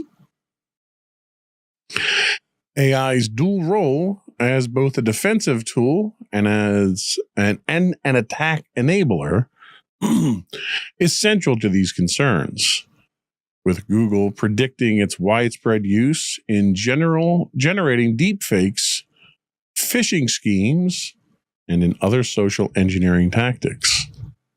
State actors from Russia, China, Iran, and North Korea, dubbed the Big Four geopolitical threats, are expected to continue targeting critical infrastructure amidst escalating global tensions. The report also emphasizes a persistence of ransomware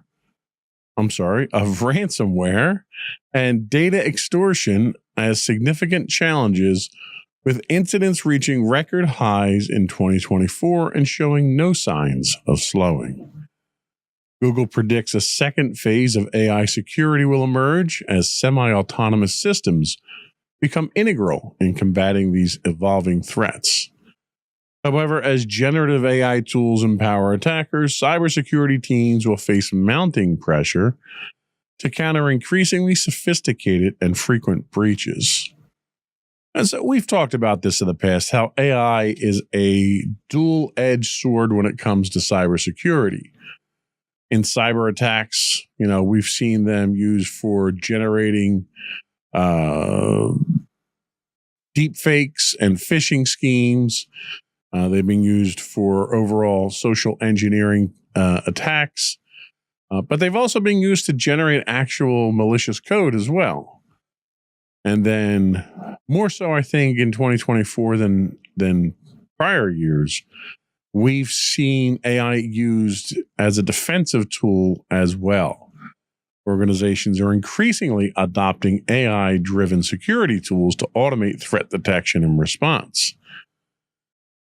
This second phase of AI security that Google talks about suggests that enterprises need to integrate semi-autonomous systems into their cybersecurity operations to stay ahead of the attackers. I think that's, of all the things, and a lot of what came out of this article with Google was kind of a no-brainer type of, let's pick, the usual suspects, and they really did. I don't think there was anything shocking or unexpected that came out of this report from Google. But I think the one thing that came out that probably has the most potential impact is defensive AI for cybersecurity. They talk about the geopolitical threats. That may become less of an issue under a new Trump administration, considering how close Trump seems to be with these big four aggressive nations, Russia, China, Iran, and North Korea. So that might not be as much of a factor as Google thinks it's going to be. However, chances are, if there isn't outright intentful attacks, you may see opportunities for these attackers to embed themselves in various pieces of government infrastructure and become advanced persistent threats that can be triggered at a later date or just exfiltrate information on the fly. We do also have to take a look at the rising complexity of ransomware and extortion or double extortion tactics from the ransomware. Google anticipates these attacks will grow in 2025, particularly outside the US, which I thought was kind of interesting that they expect these types of things to happen outside the US. The problem with ransomware and extortion is you have to have an economy that supports it. And unless you're hitting a first world country that can afford to pay millions of dollars to not release their company's information, you're kind of limiting your market when you get outside the United States for that. Plus, if you look at the regulations that's going on in the European Union, the penalties for paying for these types of things and being subjected to these types of things is extremely high. So, the emerging challenges of large language models are also talked about in this article as well, with threat actors using LLMs to automate a lot of the convincing fake emails. So companies probably are going to need to implement more robust employee training programs focused on identifying AI content. I know one of the things that we're working on in my company right now is an actual AI governance policy. This is becoming kind of a requirement for every company out there that's trying to take advantage of the newer technology. And the other thing that they're talking about in this article is the continued targeting of critical infrastructure. And we have an article later in the show that highlights exactly this type of thing, where the critical attacks on critical infrastructure are going to get progressively worse. And it's unclear how the United States now under the new administration is going to respond to this, especially with some changes in CISA coming up that we'll talk about as well. So there was a lot of useful information that came out of here. Nothing that's probably policy defining, but it's certainly things that should be considered significant and things that we probably need to keep on our radar. And, with budgeting time coming up at the end of the year here, it's going to help us shape our cybersecurity budgets moving forward, anticipating where we need to focus our attentions and our efforts. One of the things I'm learning rapidly is cybersecurity is an expensive endeavor, regardless of how you go about it.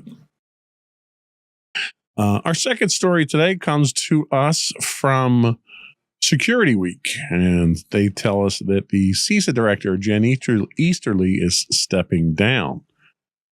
CISA Director Jen Easterly and Deputy Director Nitin Natarajan. I apologize for that. I'm not very good with names. They'll be stepping down on January 20th, coinciding with the transition to the new Trump administration. And they'll be clearing the way for new leadership at the U.S. cybersecurity agency. Easterly is a decorated intelligence officer and has led CISA since 2021, spearheading initiatives like the Known Exploited Vulnerabilities Catalog, the Shields Up campaign, and Secure by Design principles. Her tenure solidifies CISA's role as a critical responder to federal cybersecurity threats, despite criticism regarding the agency's budget efficiency. Easterly's departure comes amid escalating cybersecurity challenges, including a recently disclosed cyber espionage campaign by Chinese state-backed hackers, Salt Typhoon, targeting U.S. telecommunications and critical infrastructure. With CISA actively coordinating federal responses to nation-state intrusions and ransomware threats, the leadership transition will be closely watched as the agency navigates its evolving role in safeguarding U.S. digital infrastructure. So this leadership transition in the middle, basically, of a cyber war, I wouldn't say it's controversial, but it is risky. We're actively being hit right now by an aggressor nation's attempts to infiltrate significant infrastructure elements of our country. So the change in leadership is going to seriously draw into questions how we're going to address these threats and maintain operational continuity, but also how serious the new administration is going to take these threats.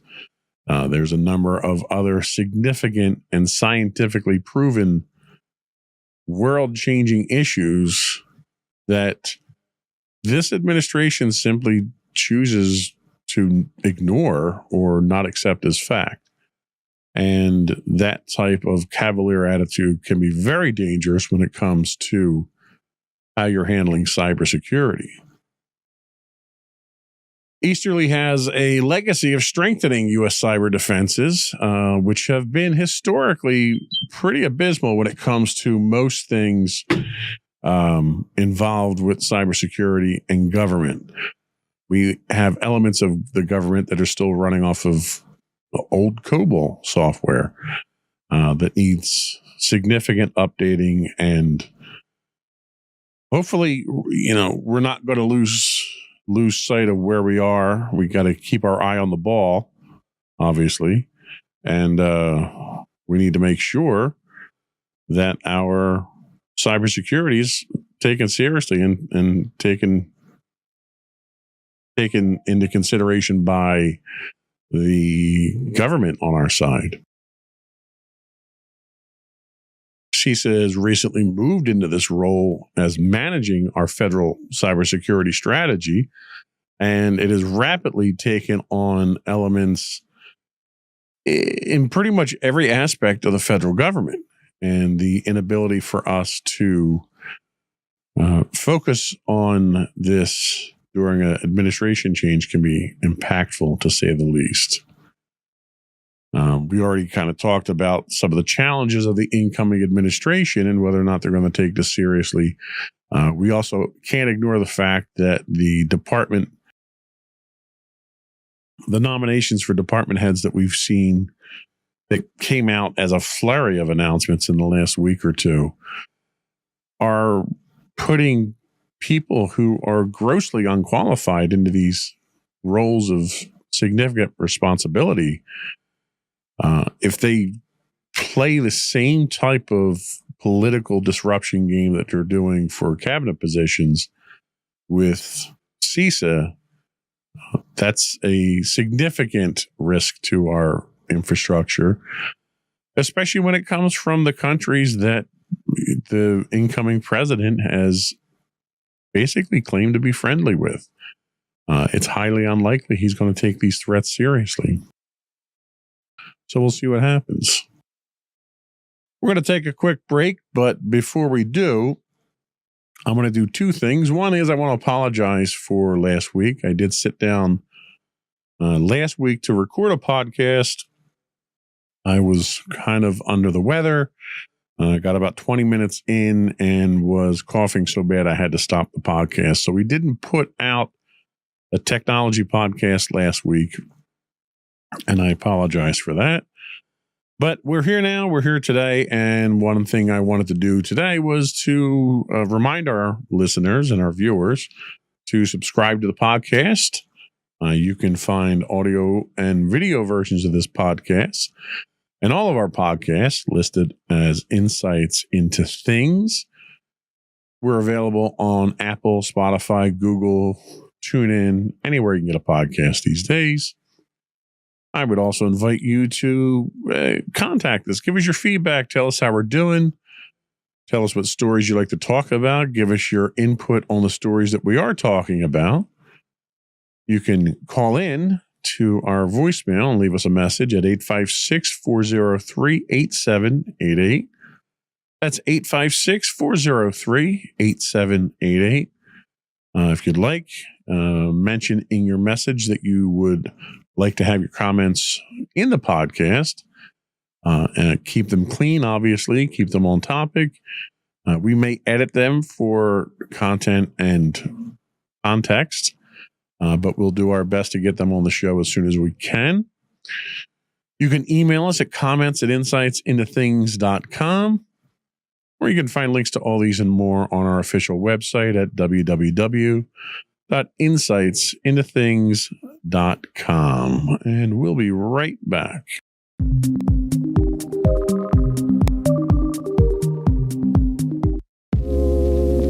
Are you tired of your favorite gaming podcast finishing with a play? Oh no! Well, check out No Credits Rolled, where we play the games but rarely finish them. How's it going, folks? I'm Sam Whalen, your friendly host at No Credits Rolled, the ultimate gaming podcast, where we dish out the latest scoops and reviews on all your beloved video games. Hey, listen. Not only that, but we spice things up with some guest interviews and even give you, yes, you, a chance to have your say.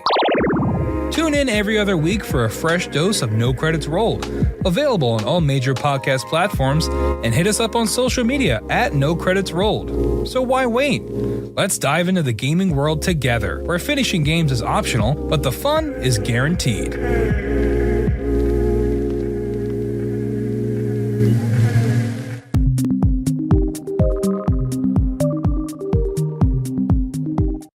Welcome back to Insights into Technology. We're talking tech news today. Our next article comes to us again from Security Week. This one tells us that the EPA warns of critical risks in drinking water infrastructure. A new EPA report reveals that over 300 U.S. drinking water systems serving 110 million people are vulnerable to potentially devastating cyber attacks. These systems face risks ranging from device service disruptions to data breaches, with 97 systems serving 27 million people identified as having critical vulnerabilities. The assessment highlights the weaknesses in areas like IT hygiene, email security, and exposed portals, which could allow attackers to cause irreparable damage to critical infrastructure. The report also underscores significant gaps in the EPA's cybersecurity response capabilities, noting the lack of dedicated incident reporting systems for water facilities and insufficient coordination with federal and state agencies like CISA. The findings come as water utilities across the U.S. grapple with outdated systems, default passwords, and alarms that seem to keep going off for no good reason, and insufficient security measures, highlighted further by recent attacks like the one targeting American Water recently.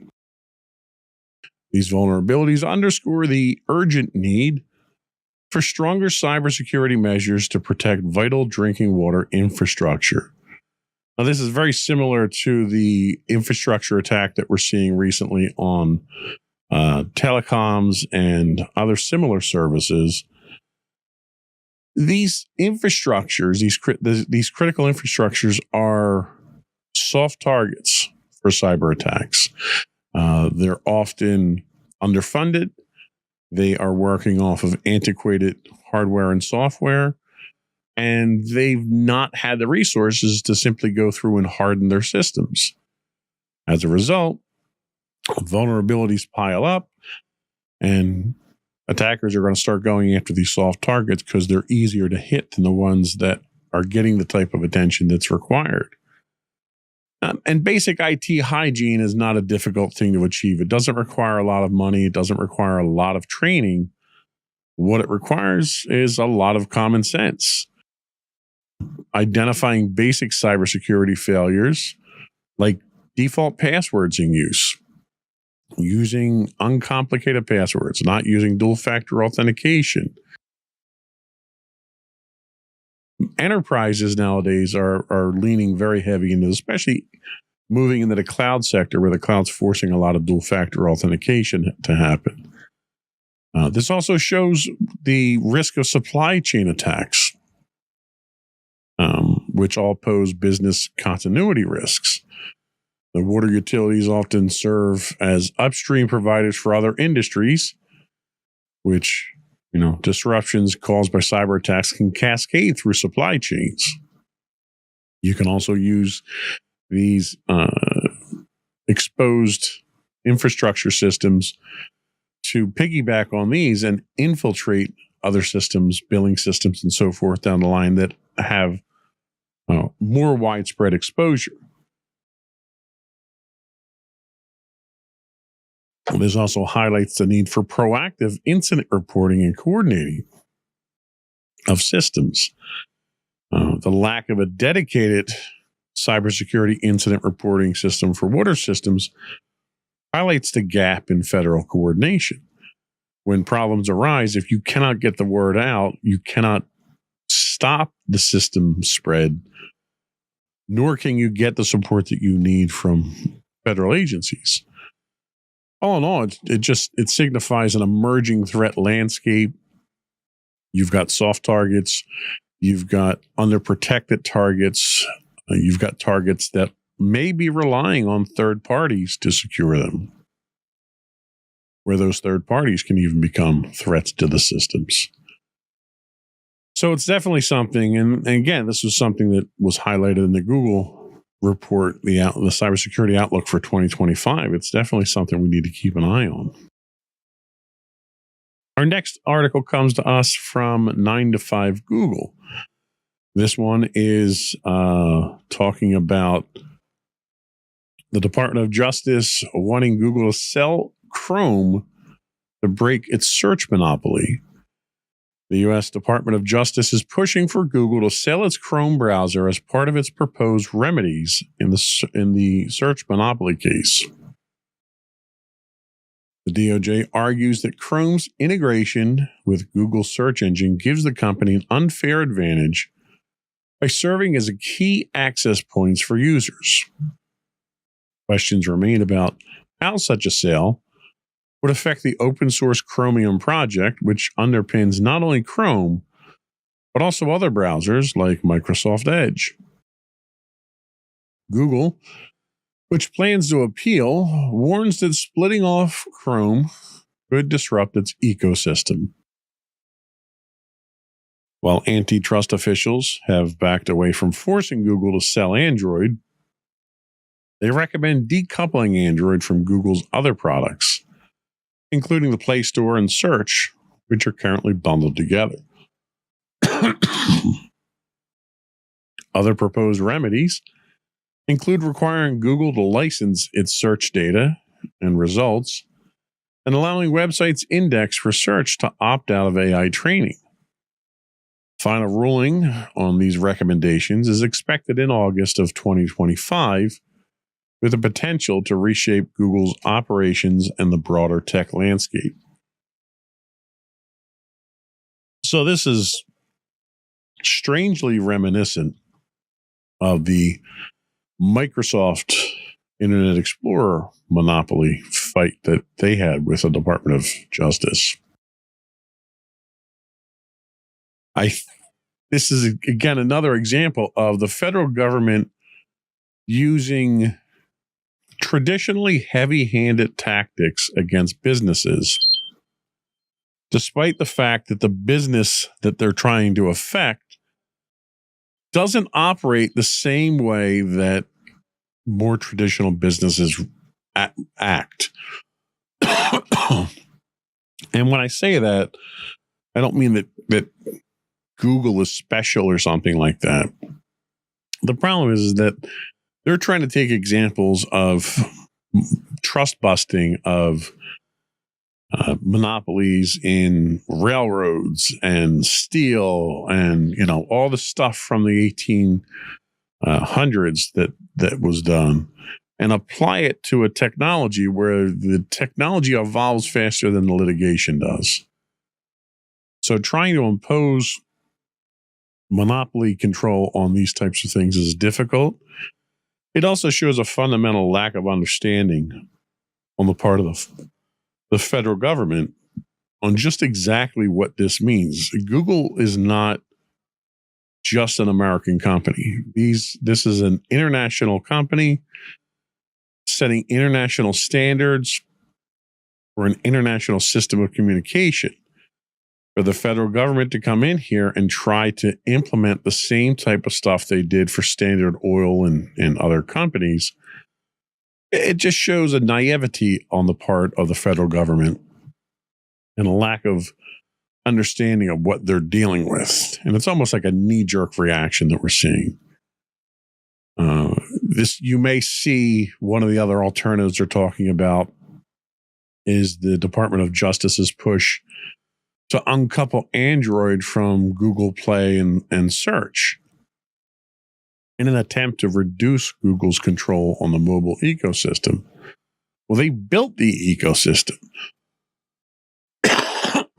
as much as Apple has built their own ecosystem. And for the federal government to come in and tell you that you can't run your system the way that you want, I mean, to say that it's politics is an understatement. But it's also almost juvenile in its nature and how they're going about it. So hopefully this is not something that's going to drag a future development of the internet down and bog us down in a lack of innovation. That's usually what overregulation tends to do on the part of the government. The last article that we have today comes to us from The Verge. I thought it came from The Verge. I didn't have this one up, but okay. We'll run without the graphic. Microsoft's new resiliency initiative aims to avoid another CrowdStrike incident. I'm sure everyone remembers the CrowdStrike incident that took down so many systems. It's rumored to have taken down a quarter or a third of the internet, from what I heard. Microsoft has launched the Windows Resiliency Initiative to bolster security and recovery measures following the widespread CrowdStrike incident that disrupted 8.5 million Windows PCs and servers earlier this year. The initiative includes new recovery features, such as quick machine recovery, which allows IT administrators to remotely fix systems even when they cannot boot properly. These updates aim to ensure rapid response and enhanced resiliency for future incidents. A key focus of the initiative is moving antivirus processing outside of the kernel to avoid catastrophic failures caused by deep system-level vulnerabilities,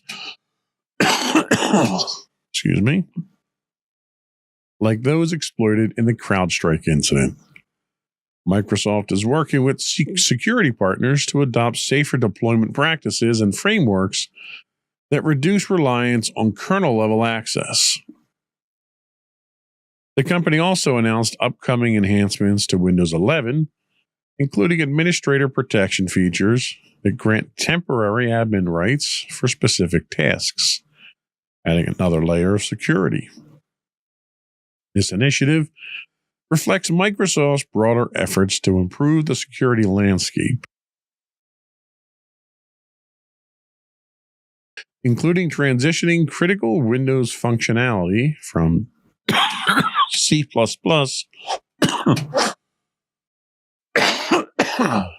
to Rust, a memory-safe programming language. These changes align with calls for the White House to adopt more secure coding practices and underscore Microsoft's commitment to making Windows more robust and resilient against emerging threats. Well, I've said it in the past, anytime that we're counting on Microsoft to make things more secure, we're all in trouble. However, the catalyst of the CrowdStrike incident and the widespread impact on the industry can't be denied. Microsoft's attempts to make these corrections, I think, is admirable. I think their attempts to fix these problems, even though they're not their problems necessarily, is probably a bit of an overreach. Some of the things that they're talking about, like the quick machine recovery and remote fixes, sound fantastic on paper. I mean, it would be really nice if we could do these types of things without compromising security.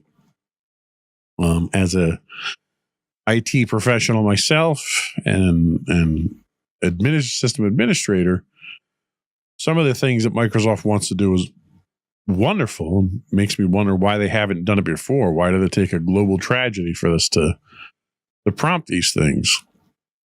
Some of the other things, like moving antivirus functions out of the kernel, have been things people have been talking about for well over a decade now. It's all stuff that's theoretically possible. Why wasn't it done before? I have to seriously question Microsoft's motives for it now. So we'll see. I mean, if we get the type of utilities and tools and functionality that Microsoft is promising here, I think it'll make a huge difference. I don't see how it's going to fix the next CrowdStrike issue, because the next CrowdStrike issue is not going to be the same thing as the last CrowdStrike issue. But we'll see how well this improves the overall security posture and recovery ability of systems across the board. That was all we had for our tech news. We're going to take a little break. When we come back, we're going to talk about cybersecurity frameworks. We have a 5-part series that we're going to delve into here. I'm labeling this a deep dive, but it's not all that deep. I think we have to do some fundamental explaining before we can get into anything really deep. So we're going to kind of do that as a shallow dive over a 5-part series, but we'll be back after this.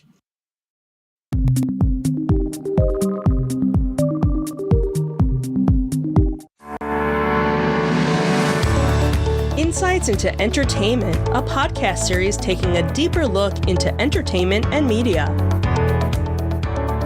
Our husband and wife team of pop culture fanatics are exploring all things from music and movies to television and fandom. We'll look at the interesting and obscure entertainment news of the week. We'll talk about theme park and pop culture news. We'll give you the latest and greatest on pop culture conventions. We'll give you a deep dive into Disney, Star Wars, and much more. Check out our video episodes at youtube.com/insightsintothings. Our audio episodes at podcast.insightsintoentertainment.com, or check us out on the web at insightsintothings.com.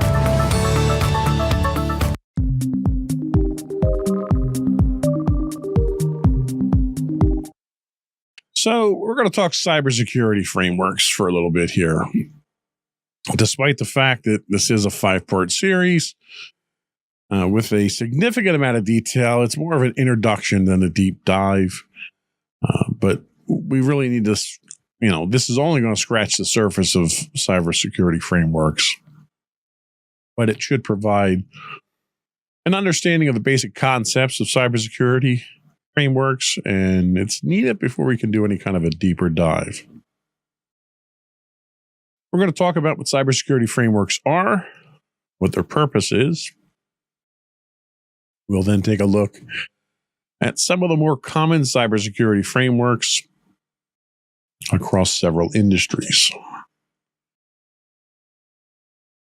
Finally, we'll take a look at some of the emerging frameworks and discuss some compliance strategies and common challenges. And then we'll look at the future of cybersecurity frameworks and computing in general when it comes to security.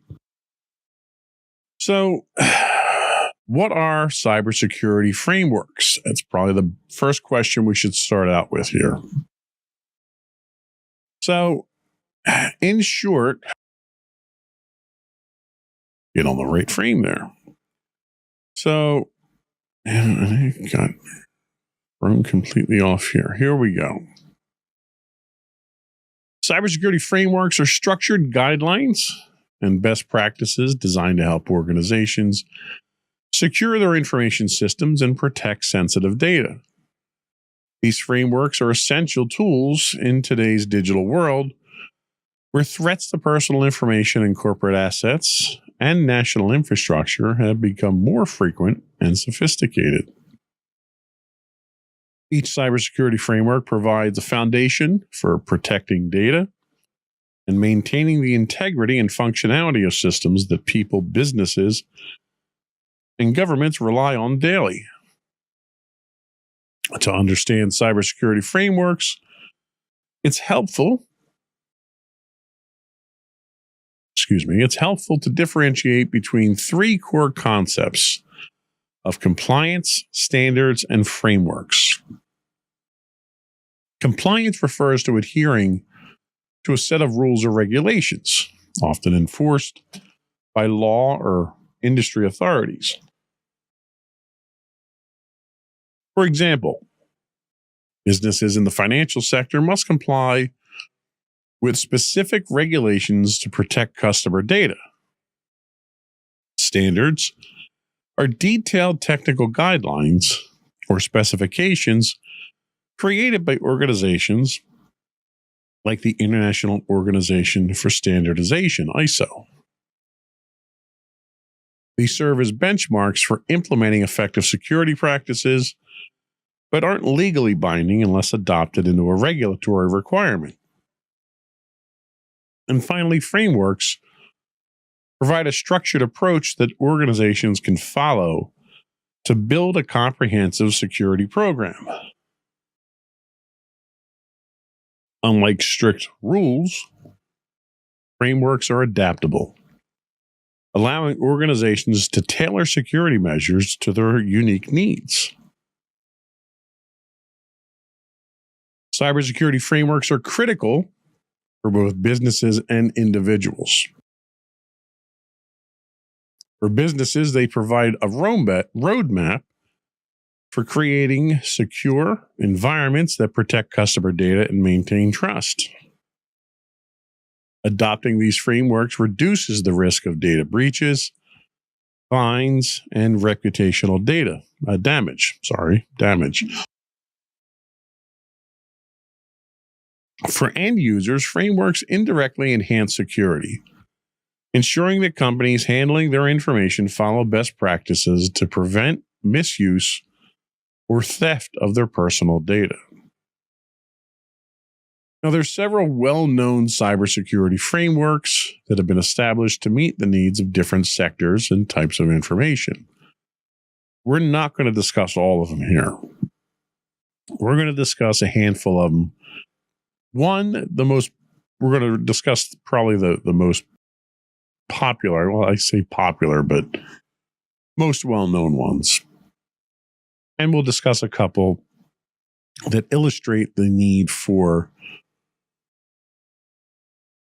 protection across different specific industries.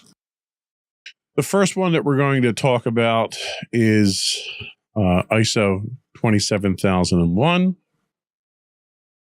which is an international standard focused on information security management used globally by organizations looking to formalize their security practices.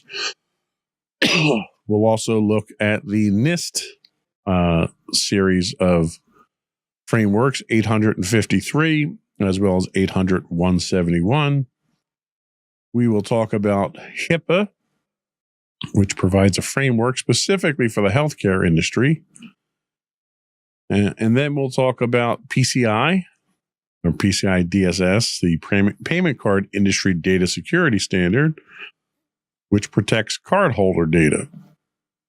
And then finally, we'll go into a little bit more detail on CMMC, or the Cybersecurity Maturity Model Certification, which is a relatively new framework developed for contractors working with the U.S. Department of Defense. Talk about that a little bit more detail because that's the one that I'm most familiar with. Each of these frameworks plays a significant role in shaping the security posture of organizations worldwide, encouraging them to build resilient digital defenses. Next week, we'll get into a little bit more detail on each of these. We'll start to get into detail on each of these and talk about some of the specifics. Until then, I just wanted to introduce these. I think my voice has gotten to the point where I've reached a stopping point myself, as you can tell. But before we go, I did want to once again encourage our listening and viewing audience to subscribe to the podcast. I would also ask you to reach out, give us your feedback. You can email us at comments@insightsintothings.com. You can find us on Twitter or X at insights_things. We're on Instagram at instagram.com/insightsintothings, or you can find links to all those and more on our official website at insightsintothings.com. That's it for this week. Another one in the books.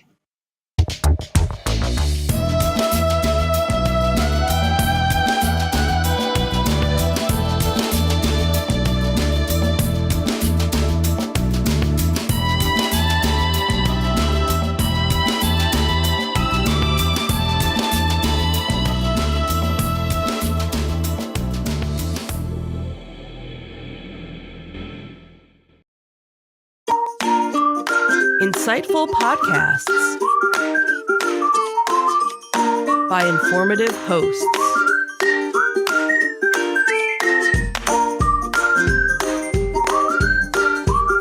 Insights into Things, a podcast network. Welcome to Insights into Technology, a podcast exploring the latest in computers, networking, home automation, mobile computing, and all things technology related.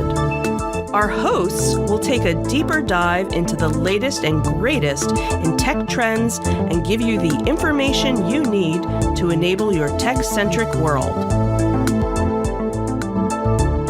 This is Insights into Technology, Episode 7, Fake Fines and Real Risks. I'm your host, Joseph Whalen, and this is the tech news for this week. Our first article comes to us from BBC News. From Russia with love and a $20 undecillion fine.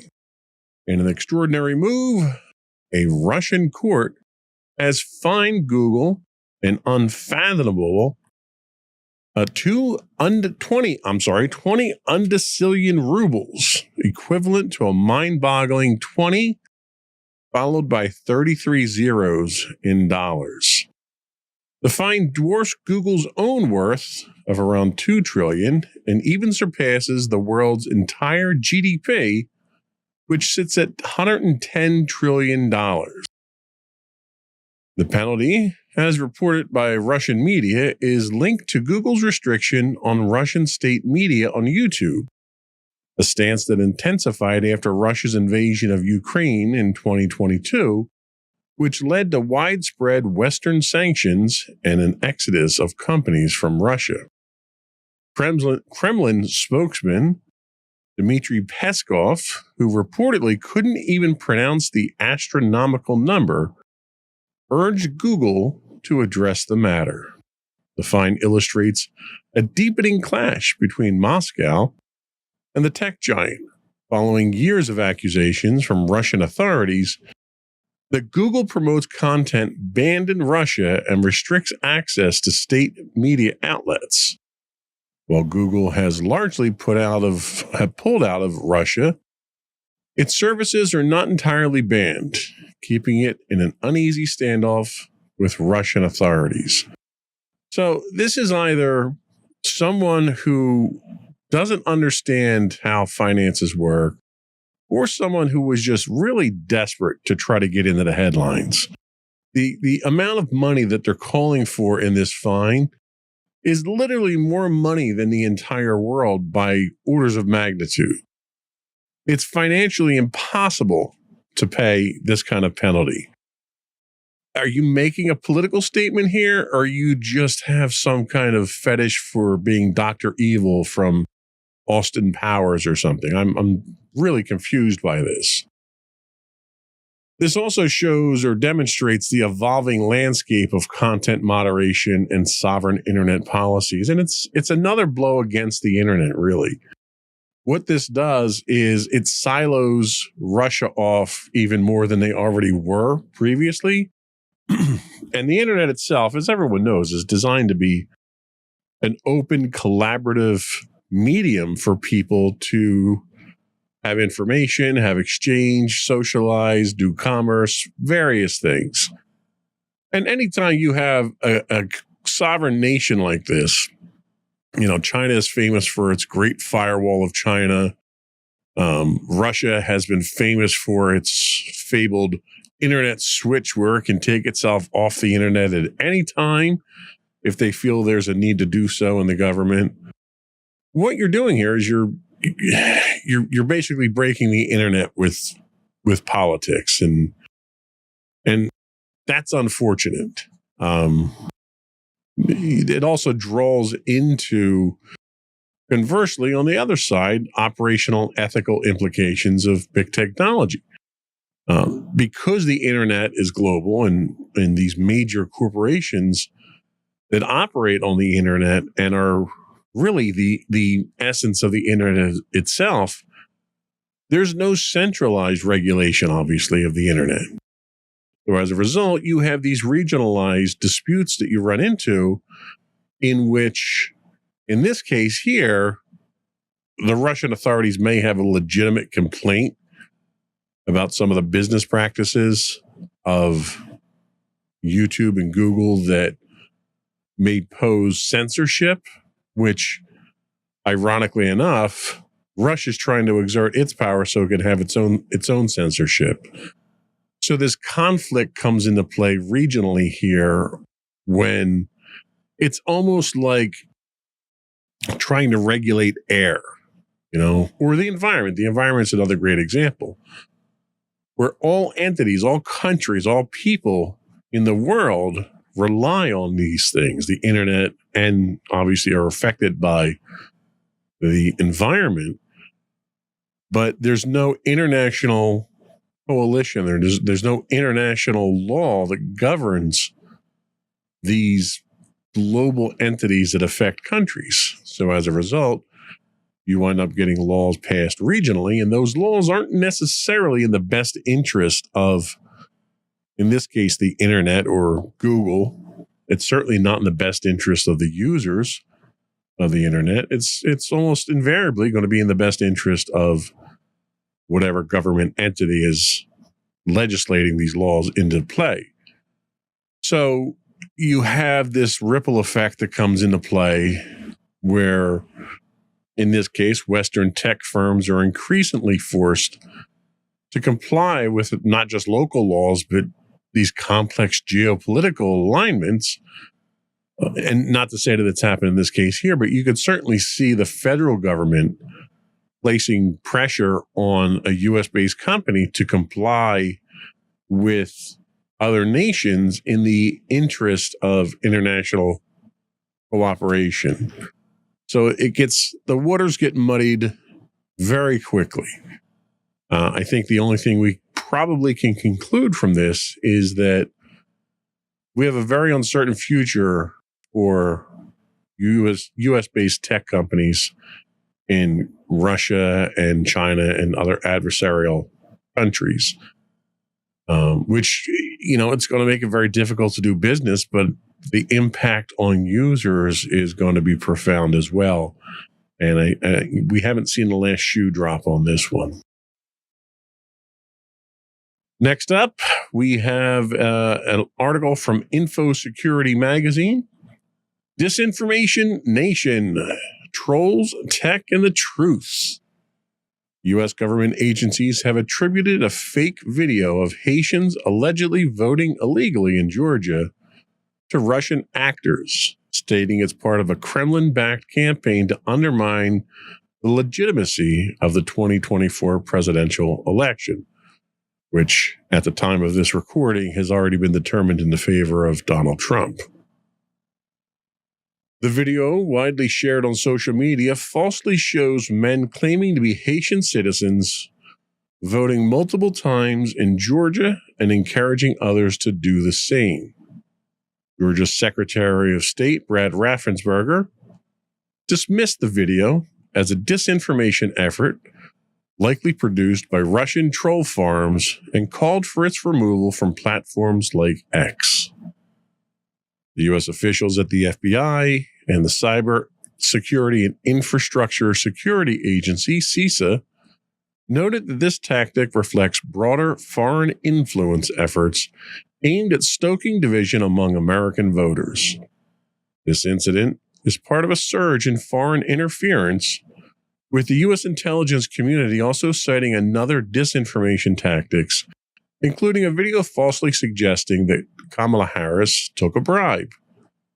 Such influence operations have ramped up in recent months, with Microsoft and the Department of Justice identifying cyber campaigns from Iran and Russia, respectively, targeting the U.S. election.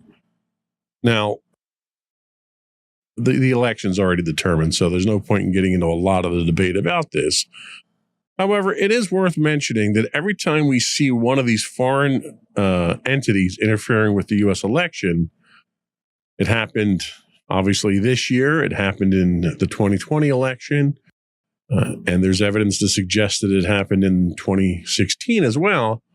All of these foreign entities, which are classified politely as adversarial nations, seem to be doing things that would be perceived as in the favor or to the advantage of Donald Trump. Now, we have clear proof that it's happened here. There's been disputed proof that it's happened in the past. I think it's a disturbing trend from a security standpoint, obviously. It tells us that we need to have heightened security demands for all of our enterprise IT and for our government entities anytime that we have an important thing like an election. It also makes us call into question the role of AI in detecting and combating disinformation. A lot of the stuff comes through, obviously made with props and not on location, and basically works of fiction. But determining that it is a work of fiction seems to be the difficult part here. And more we're relying on AI, which, as we spoke of in previous podcasts, AI is being used to generate these campaigns as well. So it's almost like the machines fighting the machines in this case here. There's also the matter of data integrity and trust as enterprise priorities. As false information circulates more widely, maintaining data integrity and public trust becomes paramount. Financial institutions, healthcare providers, and large enterprises, securing data and ensuring its accuracy is crucial. Enterprises face increased pressure to validate the sources and authenticity of their data, especially if targeted by similar disinformation campaigns. And that is something that we do not hold that same standard to social media. More and more people lean on social media for their news. The whole idea, this whole premise of fake news that's been thrown out there to discredit reputable journalists and reputable media outlets that have journalistic standards and have to abide by regulation and federal laws. The idea that we're going to throw all that out the window and instead rely on influencers who post on X is terrifying, because none of those people have any kind of obligation to vet their sources or make sure what they're posting is true. And the platforms themselves all largely have immunity from anything that's posted as a platform. But you see on X, since the takeover by Elon Musk, their standards, their editorial standards, their ethics standards have I would say, diminished or dropped off. But I mean, let's face it, they literally threw them out the window. They did away with their ethics boards. They did away with their review boards. And your influencers have no reason to vet their information, and your platforms now have no incentive whatsoever to curtail any misinformation.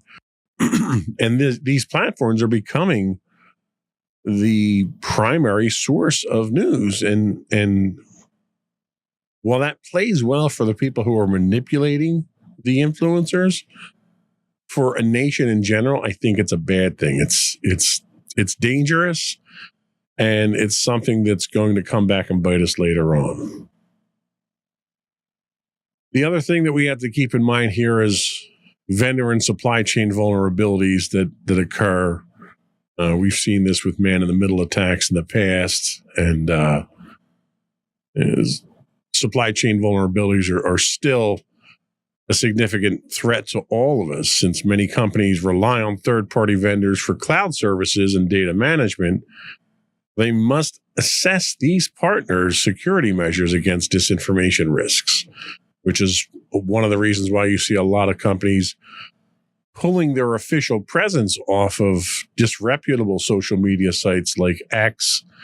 You never saw the uptake of anything other than right-leaning organizations on Truth Social and so forth. So your social media has become politicized to the point that it's almost a propaganda wing. And that's, in addition to our ridiculous fines that governments are imposing, that's a dark mark against the internet and making it dangerous.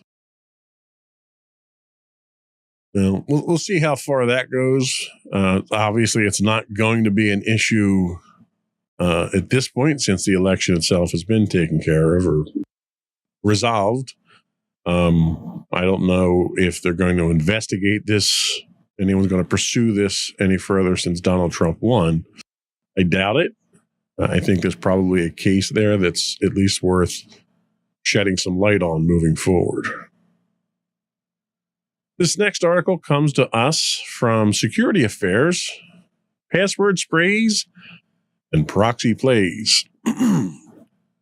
Chinese threat actors are using the Quad 7 botnet, also known as Covert Network 1658, to carry out password spray attacks targeting Microsoft 365 accounts and various network devices.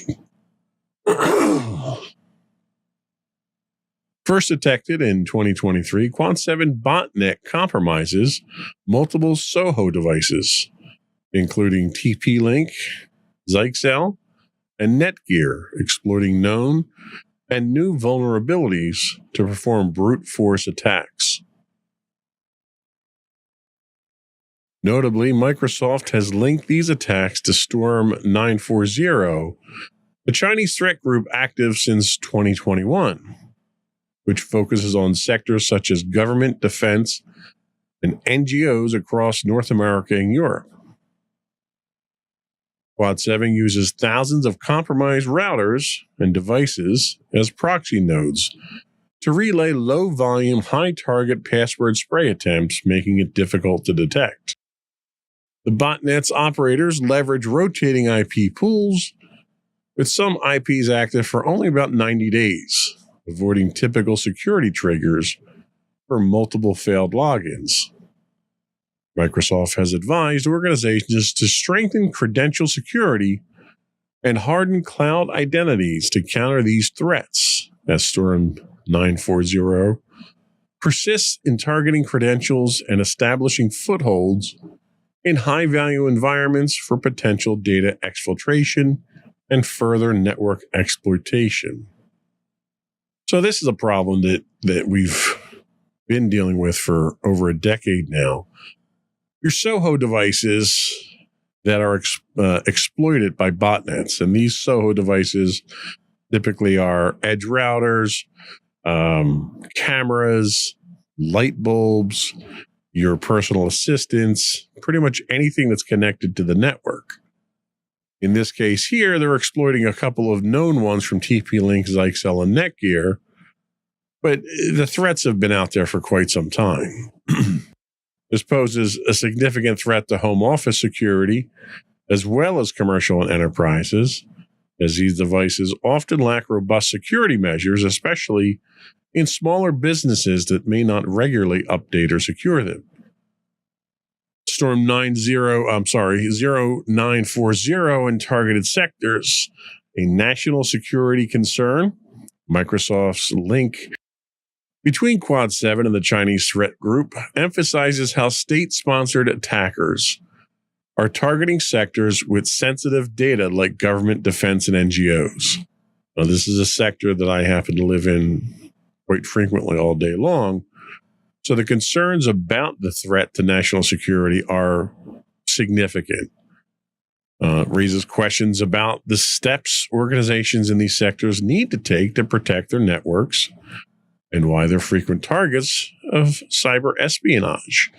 There are platforms out there. There are cybersecurity platforms out there. NIST 800-171, 853, ISO 9002, I think it is.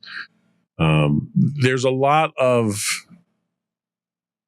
defined guidelines out there for how you should manage your network. That doesn't necessarily mean that it's not going to stop every threat that's out there, but I think you have to have that fundamental baseline in place before you can start looking at one-off exploits like this.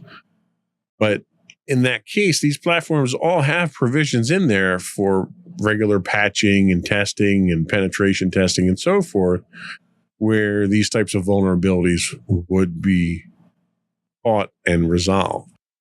Now, this particular exploit is what's known as a low-volume password spray. Typically, what happens in brute force attacks is you'll have a device or a bunch of devices that are targeting, say, a router, for instance, and they'll brute force it by overwhelming it with login attempts. And eventually, they'll usually get through, they'll gain some level of administrative access, and that little foothold they get in the door allows them to exploit further bugs that are in the firmware or software, or just do account takeovers or man in the middle, or, just start exfiltrating data. Now, those types of mass login failures throw up red flags like crazy in log analyzers. Alien Vault and so forth would pick something like this up fairly quickly, raise a flag. Most of them will automatically implement some type of preventative measure. If it happens to be a Windows domain, group policies will prevent a certain number of lockouts. They'll disable the account for a period of time. All kinds of mitigations happen when you have these large scale brute force. With these low volume ones, they slip through the cracks very easily because they're not setting off any flags. You don't want to set your tolerances to the point that you're even going to pick these things up, because on a regular basis, people mistype a password when they're logging into these devices, and you don't want to generate an excessive number of false flags. So the technique of using low volume password sprays will hopefully get by a lot of those mitigating circumstances that you have. This also brings up the challenges of tracking and mitigating distributed botnets. There have been dozens of botnets that have risen in the last 10 years and been taken down. There are hundreds more than that are in existence already, that are, some of them are even cooperative between each botnet. Some of them have enough intelligence built into them so that they'll go dark for periods of time, and then they'll come back online to try to avoid detection. The level of intelligence in the botnets is increasing significantly, and that's largely to do with the hardware. A lot of the hardware that's out there from a consumer standpoint now, which tends to be the target for these exploits, That technology has increased significantly in computational power, memory capacity, bandwidth utilization. So the more sophisticated that newer technology gets, the more effective it is in these botnets. And, we'll remind everyone to keep in mind their password hygiene. Make sure you're using strong passwords. You're rotating your passwords. You're using password managers so that you're not reusing passwords. And make sure you're using your multi-factor authentication, especially when it has to do with cloud identities. Make sure you're using, at a minimum, an SMS second message. But you can use passcode. You can use Authenticator app. You can use YubiKeys. We just implemented YubiKeys for two-factor authentication at my office. There's a lot of options out there. If we only use passwords and we never change the defaults, we're in a lot of trouble. That was all we have for the first segment here. Before we go, I do want to take a moment to invite the listening and viewing audience to subscribe to the podcast. You can find all of our podcasts, video and audio, listed as Insights into Things.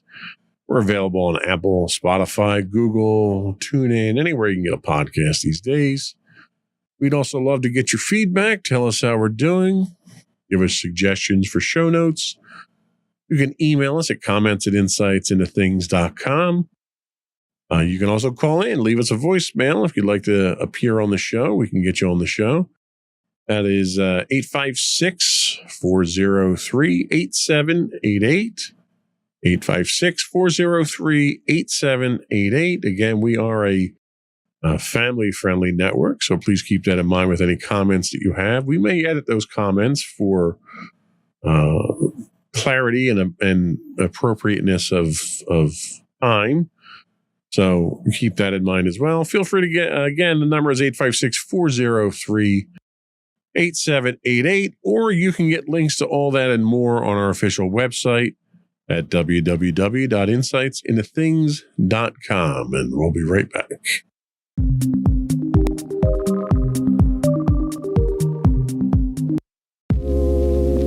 Are you tired of your favorite gaming podcast finishing with a play? Oh, no! Well, check out No Credits Rolled, where we play the games but rarely finish them. How's it going, folks? I'm Sam Whalen, your friendly host at No Credits Rolled, the ultimate gaming podcast, where we dish out the latest scoops and reviews on all your beloved video games. Hey, listen! Not only that, but we spice things up with some guest interviews and even give you, yes, you, a chance to have your say. Tune in every other week for a fresh dose of No Credits Rolled, available on all major podcast platforms, and hit us up on social media at No Credits Rolled. So why wait? Let's dive into the gaming world together, where finishing games is optional, but the fun is guaranteed.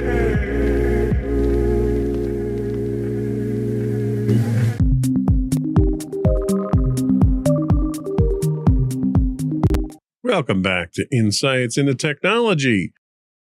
Our next article comes to us from The Verge. Timeline tensions. Why Microsoft's screenshot saga isn't over yet. Microsoft has again postponed the release of its recall feature, initially intended for October, now pushed to December for Windows Insiders on Copilot Plus PCs. Recall is designed to capture screenshots of almost everything a user does on their PC, creating a searchable timeline, but security concerns have caused multiple delays. Microsoft has emphasized Recall is an optional, fully removable feature, with extra time being taken to ensure a secure and trusted experience by strengthening encryption and making access contingent on Windows Hello authentication. The delay comes amid public concerns and misinformation, which escalated when some users found recall references in the latest Windows 11 update, sparking fears about forced installations. Microsoft's focus remains on resolving these issues and addressing bugs from Recall's initial suspension. When this was first announced, and even to this day, I still say this is a very interesting feature that nobody wanted, nobody asked for, and I think nobody trusts at this point in time.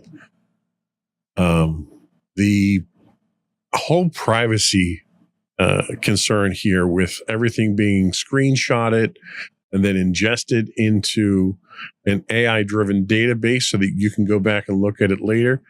I'm not sure what need this was supposed to fill. I really don't.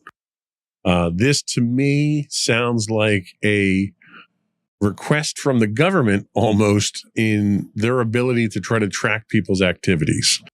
I can't imagine Microsoft felt there was a need for this. I don't think they know what the purpose of this is going to be. And as such, they don't know how to secure it. Now, they've made a number of changes to it. Your opt-in ability, which I think kind of was a no-brainer. The fact that they were turning it on by default initially was terrifying. But they're trying to come up with a balance between productivity and privacy here, but I don't know what the productivity is from a tool like this. All I see are a whole bunch of privacy concerns at this point in time, and who has access to that data? Microsoft has proven to be notoriously insecure, despite their public efforts at trying to get better at security. They're literally the least secure operating system, and they have been. I mean, they've had products that have been so bad. Internet Explorer is a great example that it had to be taken off the market. It was so insecure. It was so insecure that they stopped putting prizes up for it at Black Hat and DEF CON. I see Microsoft Recall. Who's tested this? What kind of privacy audits has this gone through? What kind of security audits? What kind of third-party review has this gone through? Is this just an internal project that somebody came up with? The impacts on the future of computing and the idea of digital timelines. I don't need a Wayback Machine for my computer. If I do something on my computer and I need to go back and redo it, that's what I have a backup system for. I don't need the computer spying on me and taking screenshots. So they can continue to delay this as far as I'm concerned. It's a feature that I don't think I'll ever want to use, nor do I even want to run the risk of having it on a computer that I own. Because Lord knows there's going to be some kind of exploit that's going to turn it on without my knowledge, and someone's going to start gathering data. That's the biggest fear out there. So thank you, but no thank you, Microsoft, on this one. One of China's most popular apps has the ability to spy on its users, and it's not the one that you're probably thinking. This article comes to us from CNN. CNN investigation has uncovered that Pinduoduo, one of China's top e-commerce apps, contains sophisticated malware, allowing it to bypass phone security, monitor users' activity, and even control settings. What could possibly go wrong? Cybersecurity experts and former Pinduoduo employees allege that the app exploits vulnerabilities in the Android systems, using these tactics to spy on users and potentially gain an edge over competitors. I guess you would with all that information. Researchers also found that the app uses privileged escalation, enabling it to access private data without consent and resist deletion. This revelation has raised significant concerns, especially given the rising scrutiny of Chinese apps like TikTok for similar privacy issues. The findings may impact the global reputation of Pinduoduo's international counterpart, Temu, or Temu, we call it Temu, which is currently expanding rapidly in Western markets. The Chinese government has previously enacted privacy regulations to curb data exploitation by domestic tech giants But experts suggest these safeguards may have failed in Pinduoduo's case. And really, are you going to trust the Chinese government to protect foreigners from their own tech giants snooping? That's not the first people I'd put my trust in. As Pinduoduo disbanded the team responsible for developing these exploits, questions remain about the app's integrity and the oversight challenges facing Chinese regulators. So this draws into question the concern about enterprise security when it comes to consumer apps in the enterprise. It's very difficult to keep private apps or private devices like cell phones and so forth off your corporate network without fairly draconian efforts. A discovery of malware on these types of devices in this case, it was literally built into the software. It's difficult to prevent these things from getting into your network and finding exploits. The discovery of malware within a mainstream e-commerce app like Pinduoduo signals potential risks for companies with employees who use personal devices, especially in a bring-your-own-device environment. If employees have apps that exploit phone vulnerabilities, it could open backdoors into corporate systems. The risk of privilege escalation, whether it's a private device or a company device. Private escalation, which Pinduoduo allegedly uses to access and control private data without consent, is typically a tactic associated with cyber attacks rather than mainstream apps. That's kind of a no-brainer. I mean, at no point in time should an app be engaging in privilege escalation, asking for access to components on your phone that it doesn't need. People need to not just okay these things. It's like going to a website that's giving you a cookie warning and everyone just says okay to the cookies and takes them. Or you install a piece of software and you get the end user license agreement. Nobody ever reads any of these things. People are blindly giving permissions. In many cases, you're being asked for it and giving it away. The impact on global business trust and regulatory pressures. We're seeing this in the United States, where you've got a large population of politicians who are interested in banning applications like TikTok because they think because it's potentially controlled by an adversarial government, they think that it is a danger to national security. Let's ignore the fact that you've got a number of domestic applications or domestic providers like Meta, for instance, who have been proven to be threats to our election systems and our government, but we don't do anything about them. So let's not be too hypocritical here. And again, we go back to the whole idea of cross-border applications, cross-border services, regional regulations. China says they're coming up with laws to govern these things, but those laws are not going to be to the benefit of anyone outside of China. We kind of have to understand that.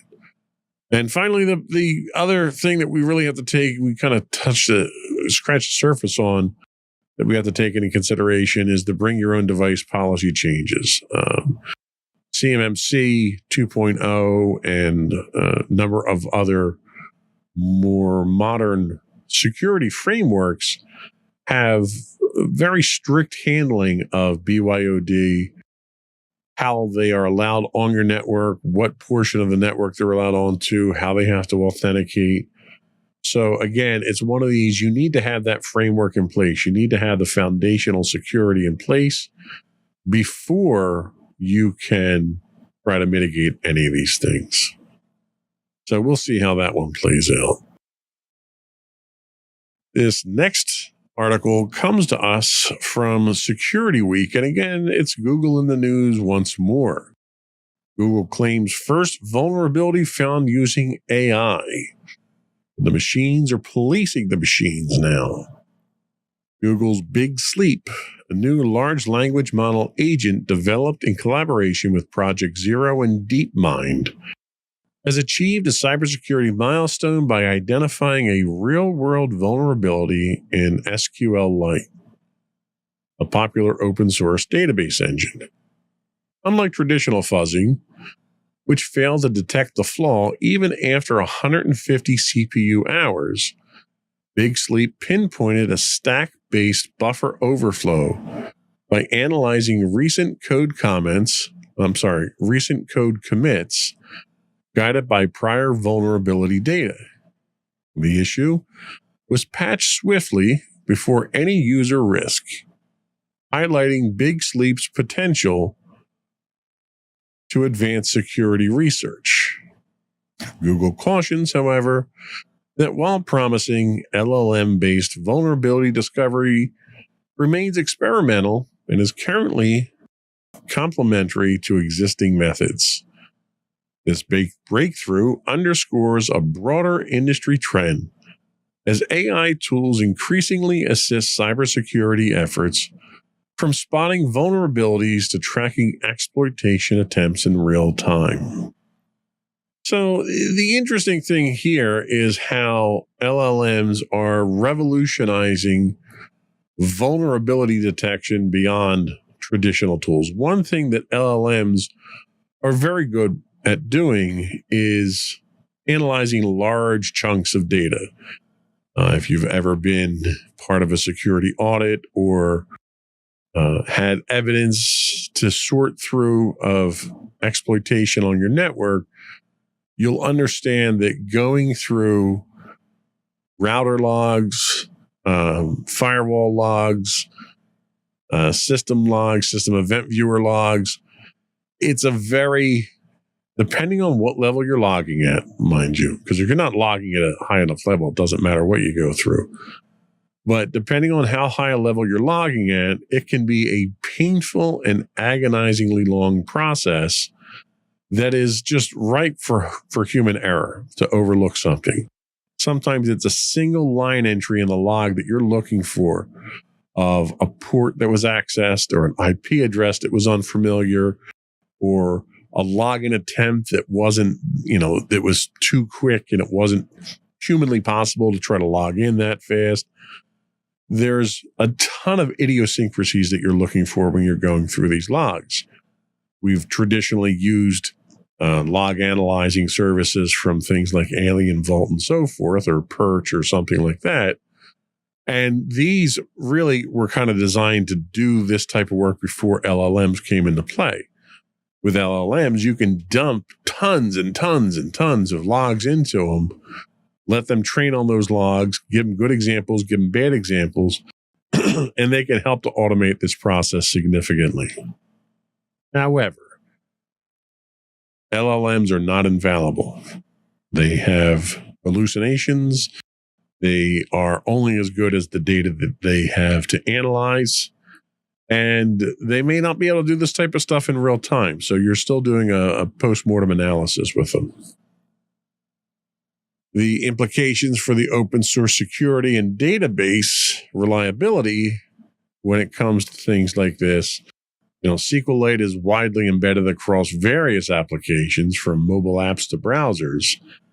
Big Sleep's ability to detect flaws in such a fundamental open source technology suggests that AI-driven tools could significantly bolster security for widely used open source components, because there's a lot of data to go over.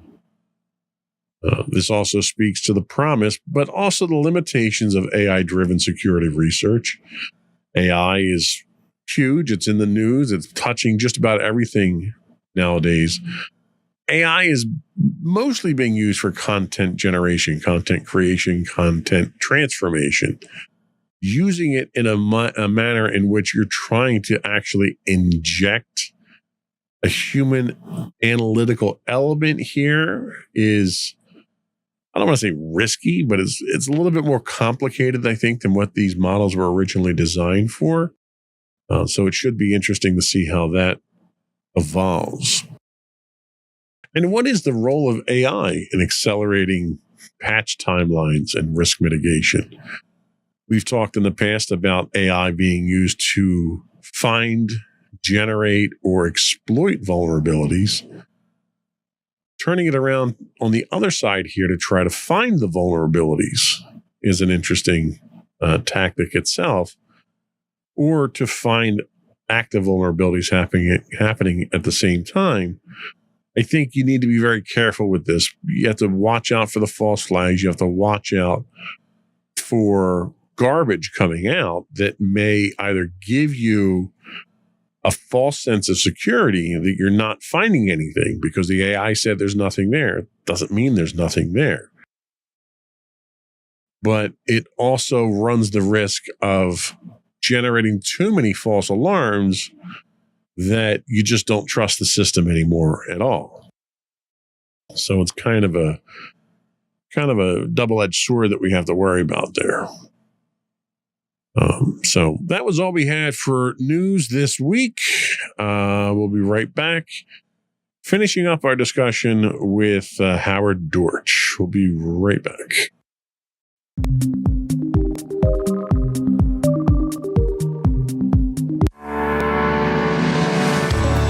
Insights into Entertainment, a podcast series taking a deeper look into entertainment and media.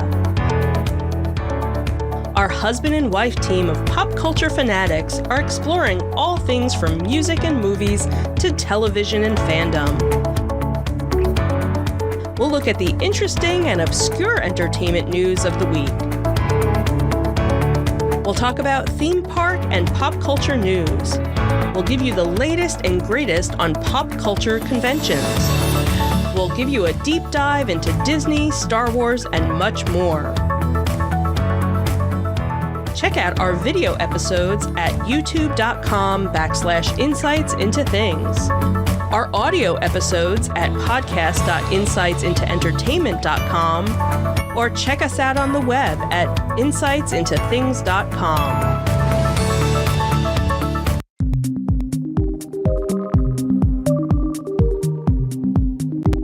Welcome back to Insights into Technology. In our fourth part of our discussion with Howard Dortch, we finished with his insights on today's emerging technology, his views on the future of technology, and some helpful advice for those looking to break into the industry. So we've danced around the artificial intelligence, genie in the bottle here that's now out of the bottle.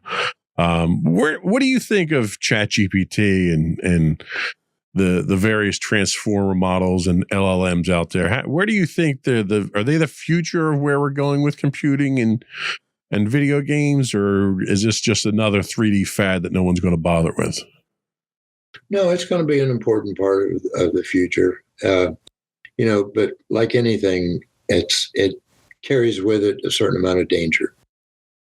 The danger, the product in and of itself, if used for intent of entertainment, great stuff. But the product then being available for other nefarious purposes becomes a problem. Right. So I see it. And how do you put a rope around it? How do you say you can't go there? There's no throttle to it. There's no rope that you can put around it to stop it. But the AI, like I said, we had this technology some time ago, and we just didn't know how to take advantage of the processor power that it took to do it. Like ChatGPT, you want it to write a story for you. So take a look at what it really needs to do that. First of all, it needs a dictionary. Right. You need to have all the words, and you need to have an understanding of all the words.